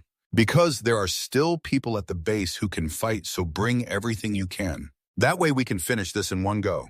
Adai's eyes lit up. Luckily, he's cold-blooded. All his men clutching sticks gathered around. His subordinate, Abong, asked, Boss, why are we bringing them along like this? It makes us easier to spot. Among the line were two prisoners, Paran and Haru. Adai looked expectantly, wanting an explanation because it was interesting. I want to see their desperate faces when the base they tried so hard to protect is leveled. Adai glanced back at Jang and Paran's thoughtful expression, but unfortunately he said nothing. It was like he had completely given up. Haru whispered, I know maybe you don't want to talk to me because of what you just went through after being captured. But A remained silent, quietly moving forward. Haru looked at him, then lowered his head to his trembling, bound hands. I'm sorry, it's all my fault. Paranesi's feet did something on the ground. You turned to Haru, your eyes suddenly fixed on him. Baran stuck out his tongue, eyes wide open, looking shocked at whatever he saw. Gujin took the lead and asked, Did you bring everything? Adai replied, Yes, everything's here, except a few who stayed back at the farm. The group of followers trailed behind like a snake, taking the chance to bully each other. Don't push me, I might. Your eyebrows are too noisy. Gujin suddenly stopped. Just as planned, Adai was confused. The followers looked annoyed. What's going on? Why stop here all of a sudden? This is a wasteland. The correct answer scared the followers. Gujin analyzed the surroundings. Not many buildings behind us, and we're surrounded by the city. There's only one way out, the bridge we just crossed. It'll be very dangerous if monsters attack us. Adai frowned, grabbed a sharp knife, and glared. What are you talking about? Gujin didn't answer, but raised his hand, showing a thumb and index finger to say it meant moving forward. If we haven't met the enemy yet, let's hide and keep moving. Then he made a thumbs-up gesture again, meaning retreat. If things get too dangerous, we should pull back. Also, when I touch my chin, it means I'm lying. When he said, I'll betray you, he also touched his chin like that. Adai was tricked and roared angrily. Gujin stood still while Paran opened his mouth. Haru saw something. It was the moment in the cell when Gujin covered his mouth, scolding, Shut up, I have nothing more to say to you. As they separated, their eyes met. Paran closed his mouth. What Haru saw in there now was actually a key. Gujin raised 2 fingers to the sky, then made an attack sign. If we can't avoid the fight, then we have to attack. Adai's face turned gray, confused. Haru took the key and quietly freed Paran's hands. He stepped forward silently. Then a subordinate shouted, Boss, the kid's breaking free. The chains on his hands snapped. His legs are free. The subordinate confirmed, that's right. Adai turned back to check something. He waved his hand confidently. It's okay, boss, I'll handle this. Adai was terrified. No, you don't know. That guy's eyes rolled back and froze. His foot hit the ground, making it sink. One of the subordinates' legs was suddenly kicked off halfway, no one knew when. Everyone was horrified. What kind of cage is that? Baran kicked again, sending dust and smoke flying, staggering another subordinate. One guy turned cold eyes watching the blood gushing from the nose, spraying like a fountain, then falling to the ground, leaving the gang silent and panicked. That was just one hit. What just happened? Adai held his head, blaming himself. Damn it, idiot! Gujin's attack gesture arm hadn't dropped yet. In the line of sight on a nearby rock sat a man holding binoculars in one hand and remotely controlling a baton in the other, murmuring, "Now's the time." The situation collapsed like a faltering step.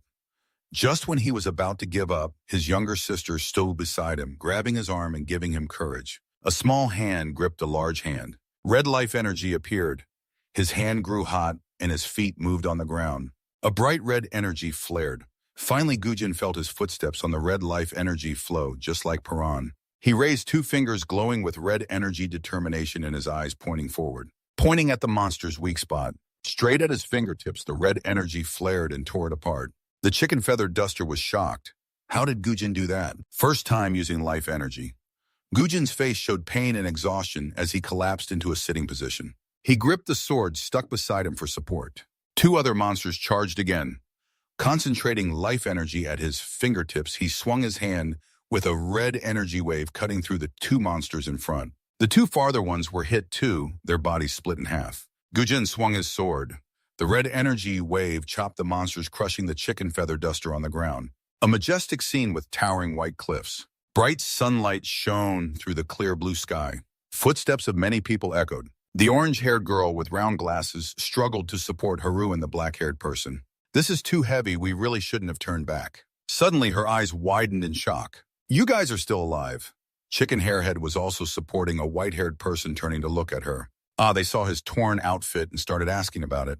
"Oh my God, you're all in tatters. What happened?" Chicken Hairhead explained, "Thanks to Gujin, we survived.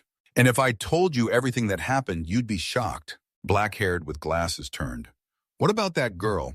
The one who was walking beside him earlier?" Chicken Hairhead lowered his head, his expression hard to read. Haru could guess somewhat what happened to that girl. She encouraged everyone, "Come on, let's just get out of here first." Chicken Hairhead pointed at Gujin. "This guy passed out. How are we supposed to find our way back now?" He said someone was waiting to help on the way back to base. Black-haired with glasses suddenly said, "I vaguely remember the direction toward the base." Haru looked at her. "So you actually knew where the base was hidden?" Suddenly, the white-haired woman appeared behind the group. Her voice startled them sharply. "Oh, really?" Chicken Hairhead looked at her fearfully. Haru was extremely confused. "Why is she here?" She took slow, deliberate steps toward them. "Looking at your dumb faces, I kind of trusted you a little." Because she kept her face down, her expression was hard to read. Hearing her cold voice, Bang exclaimed, "And yet every single one of you is a traitor." But sure enough, Haru stared fiercely as the white-haired woman got closer. She said with satisfaction, "You all know how traitors end up right." Chicken Hairhead watched her warily. Black-haired with glasses stood beside him, pointing at her. "Who's dumb now? Take another look at your ridiculous face." Though scared, she spoke up bravely. "Besides, don't you see we outnumber you? When you gang up, even 10 lives won't save you, got it?" Suddenly, a bunch of sharp knives flew toward her. Luckily, Chicken Hairhead quickly stepped in front to block. The knives all pierced his arms. The white-haired woman looked at them coldly. She still held two knives in her hands. "Don't insult him." Chicken Hairhead forcefully pulled the two knives out of his biceps. He stood facing her, protecting them. "Even if it's only for the last moment, he's still one of our teammates." She sneered at that as if hearing a joke. "Comrade's that monkey in this world." She was holding a shovel like she was ready to attack. Either the hunter or the prey, about to be eaten. There are only those two paths. Featherhead's eyes burned with rage. His face was furious. He raised both hands in front, clenched his fists tightly, and said firmly, "Don't be naive, I won't go down without a fight." He glanced down below, seeing Gujin lying unconscious on the ground. Seeing him in such bad shape, I couldn't just sit still either. Like reinforcing his determination, he shouted loudly, "All right, let's go." The white-haired one was already in position. "So grab the shovel handle tight, press it firmly with your middle two fingers." Orange energy radiated out. She looked at them and said, "Excuse me, I'm going to eat now." The chicken head's face went pale, bloodless. In an instant, the white-haired girl dashed past him, swinging the shovel very fast.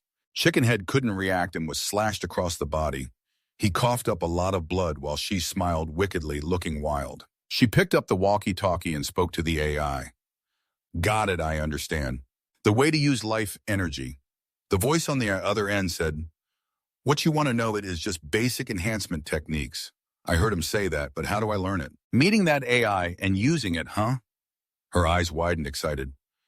It's got moves I've never seen before. Remembering when Piran pinned me to the ground. Her eyes stared at him, making him uncomfortable. Every time I see him, I get more determined to hunt stronger prey. So I have to become stronger myself. He was on the ground, the rest were just debris.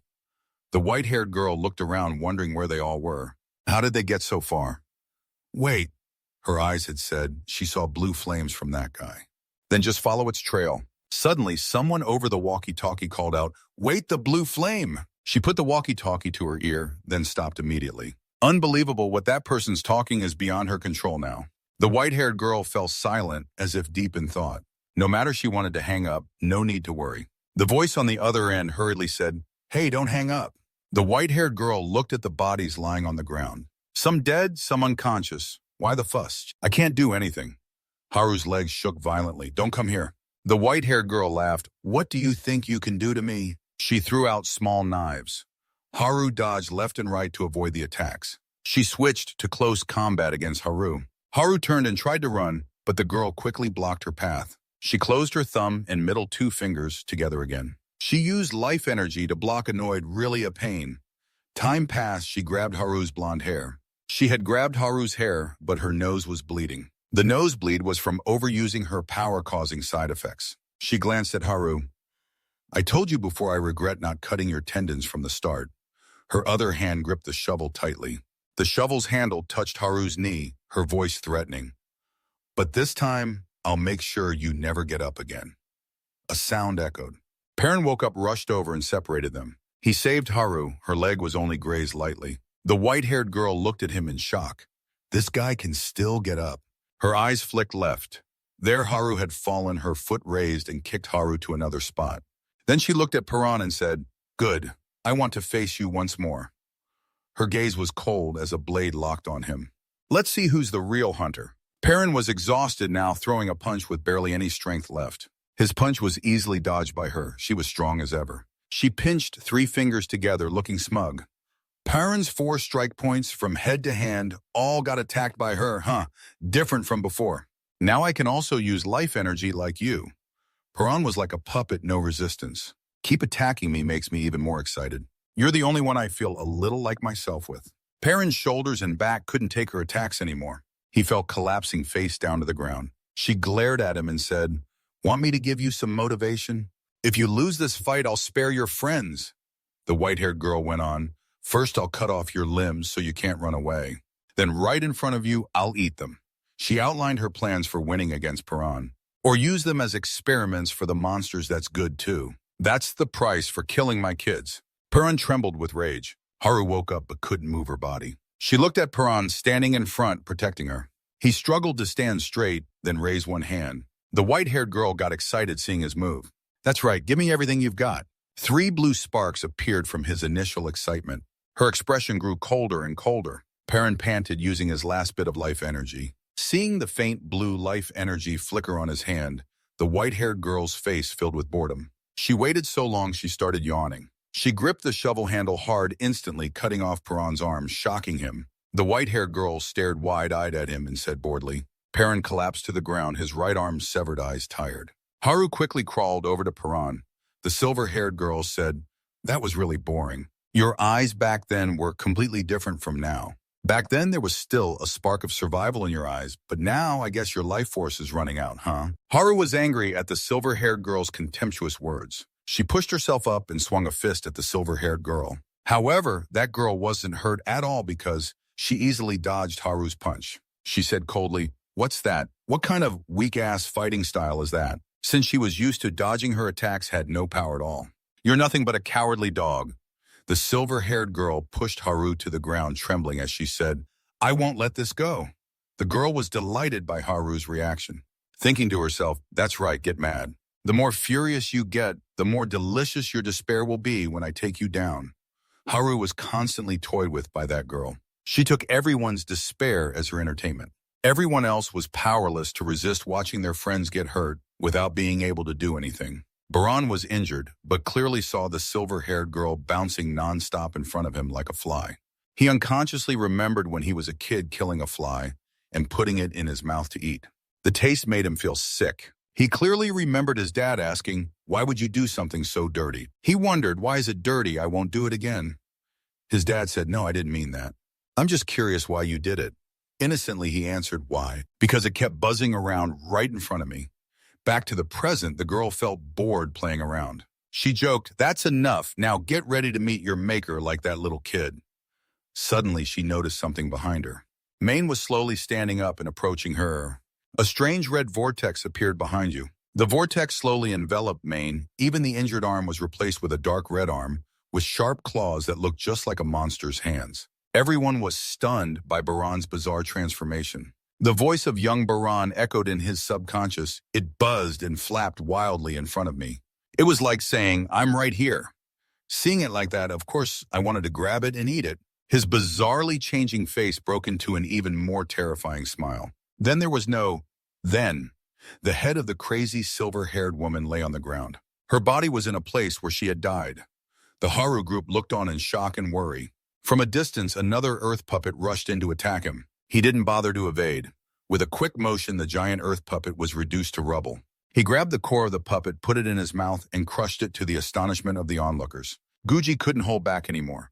At that moment, he used the remaining life force to slowly stand up and shouted, "Baran, are you a monster? Have you been deceiving me all this time?" As he spoke, Gojin shot out a wave of energy. The energy wave was easily caught and crushed by Baran's transformation. Not stopping there, he quickly closed in on Gojin. With just one finger, Gojin was knocked out. Then one by one, the others gradually fell down. Finally, Haru was gripped tightly by a red hand. She struggled to break free, but his face moved close to hers as if to swallow her whole.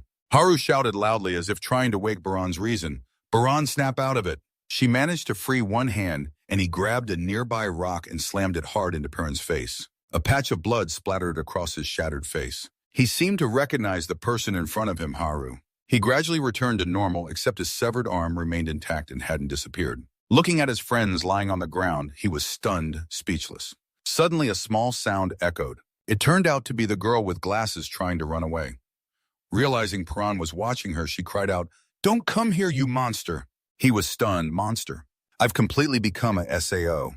His voice broke, his memories scattered, and his emotions sank. At the same time, some people had been watching Baran all along. One guy holding binoculars angrily turned to the man next to him. "What the hell is going on here?" "I said I'd help, but no one said it would get this crazy." The other guy said nothing and slowly walked toward Baran's group. He quickly called out, "Hey, wait, what are you doing now that you found this?" It turned out to be Dr. Huang Bell. The boy shouted in fear, "Don't come here, it's me, I'm the one who caused this." But the doctor brushed past him, pulled out part of his lab coat, and began treating them. Another man followed cautiously and asked, "Perrin, are you a SAO monster?" The guy with the binoculars sweat nervously as he looked at the approaching group. This was definitely not normal. After witnessing what happened earlier, they still got close to him. SAO. Then he turned to the other guy. "You're not planning to leave, right?" This guy was even more mutated than the hooded man. Only his mouth was visible, twisted into a strange smile. The other guy shivered at the sight he's smiling. Meanwhile, the kids were being helped to walk. Baran just stayed silent. Looking back, the boy's abnormal recovery really did resemble the traits of those chicken-headed monsters. Yeah, his arm was clearly cut off, but then I saw it had healed again. Him inside. But anyway, we have to thank the kid for killing that crazy girl and taking revenge for me. Guillaume didn't answer, but thought to himself that Baran probably didn't even realize he could turn into a monster. At that moment, Himon continued, "It's not just him. Guillaume, what about you? What's that blazing red power coming from you?" He asked in surprise. "That's the power of life energy." "What's life energy?" Guillaume asked again, huh? Is this the first time he's ever heard of it? If you don't know how to use life energy, how did you fight those monsters? He said scared, Hey, wait, fight what? What are you talking about? We never intended to fight. From the start, we've always had to act so the monsters wouldn't notice us." Chickenhead cut in, scared. "Oh, it's weird that you guys want to fight them. Now that you mention it, I heard Liz say these monsters also have weaknesses. But knowing that I'm not interested in fighting them at all." The long-haired girl asked, "Liz's is that person?" He answered, "Yeah, the one everyone heard on the radio." Oh, I remember once I overheard him talking about a special finishing move that could take down monsters in a blink. With what you've shown, could that really be true? Gujin was speechless. Maybe it's true, what do you mean? He continued, never mind, you'll understand when you meet him in person. Chickenhead cheerfully said, you're picking this up faster than I thought. I thought life energy was a joke when I first heard it. He awkwardly replied, yeah, well now I've given up. Now Gujin explained a huge planet suddenly appeared in the sky, and monsters poured down like rain. Since it appeared, the planet has been orbiting Earth every 6 days, constantly dropping monsters without stopping. The fat guy wondered, so now monsters must be all over the world, right? Who knows when they'll stop coming down? The girl with glasses asked, why did it have to start with us? If only we had a little warning beforehand, it would have been so much better. Hyman asked again, by the way, where's that kid now? The one who's unstable like he's about to turn into a monster. Gujin bit his lip. He's waiting somewhere close enough, but also far enough. The guy with glasses also answered, he said he won't go back to base because he's afraid he might hurt someone again. Hyman didn't notice everyone's expressions and said, well, that's good then. If he was here, we wouldn't dare come at all. Gujin, do you know anything about that kid? Gujin was silent for a moment, then lied. Actually, we only met him not long ago. Everyone froze for a moment, recalling that earlier Gujin told the girl with glasses about Paran, saying it's best to keep it a secret, right? Why Gujin replied, because we can't trust them yet. We don't know where those people came from or which organization they belong to. What if they're just acting, at least until we verify things ourselves clearly? The girl with glasses understood and quickly said, that's right, I don't know anything about that kid. The guy called Chickenhead is also acting along. Who's Baran? Who is he? This guy, judging by everyone's reaction, seems a bit lost for words, huh? Oh, right. I haven't introduced myself. I'm Hyman. Looking forward to your help. But don't we still need one more person? I mean, the person who took the injured away. At the same time, Paran was sitting with his head down somewhere else. The guy dressed head to toe in a hoodie was standing right in front of Paran. He looked confused and said, but this guy is Hyman, suspiciously. I'm talking about the one in the cloak. He's really strange not saying a word. I was really surprised when he volunteered to help. Gujin quietly thought it strange. Yeah, that's true when I look at others. I can sense the flow of life in all of them. But not in him. Baran was shocked by his presence. You okay? He laughed, pulling back the cloak. His face became clear, red hair and yellow eyes. Baran realized he didn't know him at all. You're AI. He laughed and kept talking nonstop. But what shocked everyone was that Baran couldn't understand what he was saying. Baran shouted, wait, what are you saying? I don't understand anything. Just then, as if noticing someone approaching, he pulled his hood back up, hiding his face. The guy with glasses asked, there you are. We've been looking for you. What are you two doing here? The hooded guy said nothing. Meanwhile, Paran asked Han about his friends, Chickenhead, Gujin, and Haru. The doctor replied, Chickenhead and Gujin have woken up, but they're still being treated. As for Haru, he's still unconscious, even though he didn't suffer any life-threatening injuries. Baran blamed himself. It's all my fault. At that time, I couldn't see anything. My awareness was clouded. But when I woke up, I saw with my own eyes that I was attacking Haru. Yeah, that feeling, the disgusting feeling of killing someone. Not guilt or anger, but pleasure. He grabbed his head and suddenly yelled, step back. Then a hand grabbed his, I trust what you've done for us so far. The motorcycle taxi driver also said, me too. I saw it all myself when you showed your strength, when you overcame your own rage. Kindness that doesn't hesitate to help loved ones. Even when you were injured, someone with a heart like that. I don't think you're a monster. You see that too, right? Those who look human but are actually no different from the monsters on this earth. His words moved you deeply. But at that moment, a voice broke in, no, you're a monster. You're no different from those monsters lurking on the surface. If not, then how do you explain this? You attacked and ate a human right in front of us. You're no different from that woman. No, even worse. You look like a monster, and you really are one. The old doctor was surprised. Why would you say that? Gujin was silent, then sighed, but we need you. Your strength, your knowledge, and your existence. Those things bring us closer to the truth about those monsters. I don't trust you, but I believe in the potential you hold. Chickenhead stepped forward and said, don't worry, Paran. Don't hold it all inside. Sometimes in life, men can turn into beasts, right? Jin's tense, and this guy keeps talking nonsense. Then Gujin got annoyed and said, forget it. Chickenhead asked again. So can we go there now, right? The guy with glasses asked, go there. Chickenhead excitedly said, yes, where the other person sent their last signal. We might even meet the people who said they prepared for the apocalypse. Like Pern's father, everyone suddenly remembered, right, everything's ready. The mystery of the apocalypse isn't far off anymore. Baran thought quietly, if I meet those people, maybe I can find clues about my mom's whereabouts. But before that, I heard others and can't even clearly remember what Dad said. What exactly is the monster inside me? But it's okay. I won't let that happen again. I won't allow it to happen again. At that moment, the monster's voice echoed in his head. Is that so? Then a clump of dark red flesh poured out from inside his ear. Everyone was shocked. The flesh kept growing. It covered Gujin. They were also scared, readying their life energy. Chickenhead blocked it. Not again. Perrin kept trying to pull the flesh off his body, but it just kept spreading. When it was about to cover his eyes, Chickenhead lunged forward, using his bare hands to pull the flesh away from his eyes. Snap out of it, Perrin. This time it's different, and now we can help you. The monster's voice echoed again. Kill them and devour them. He resisted firmly. No, everyone here is just trying to help me. I won't hurt the people who matter anymore. I don't know what you are, but I won't let you have your way. You think so? The monster's voice sneaked into his mind. He felt like this monster held him in the palm of its hand. His eyes gradually darkened. Everyone was worried when Haru stepped forward. She shouted, snap out of it, Baran. Then all the strange red flesh shattered. Baran broke free from control.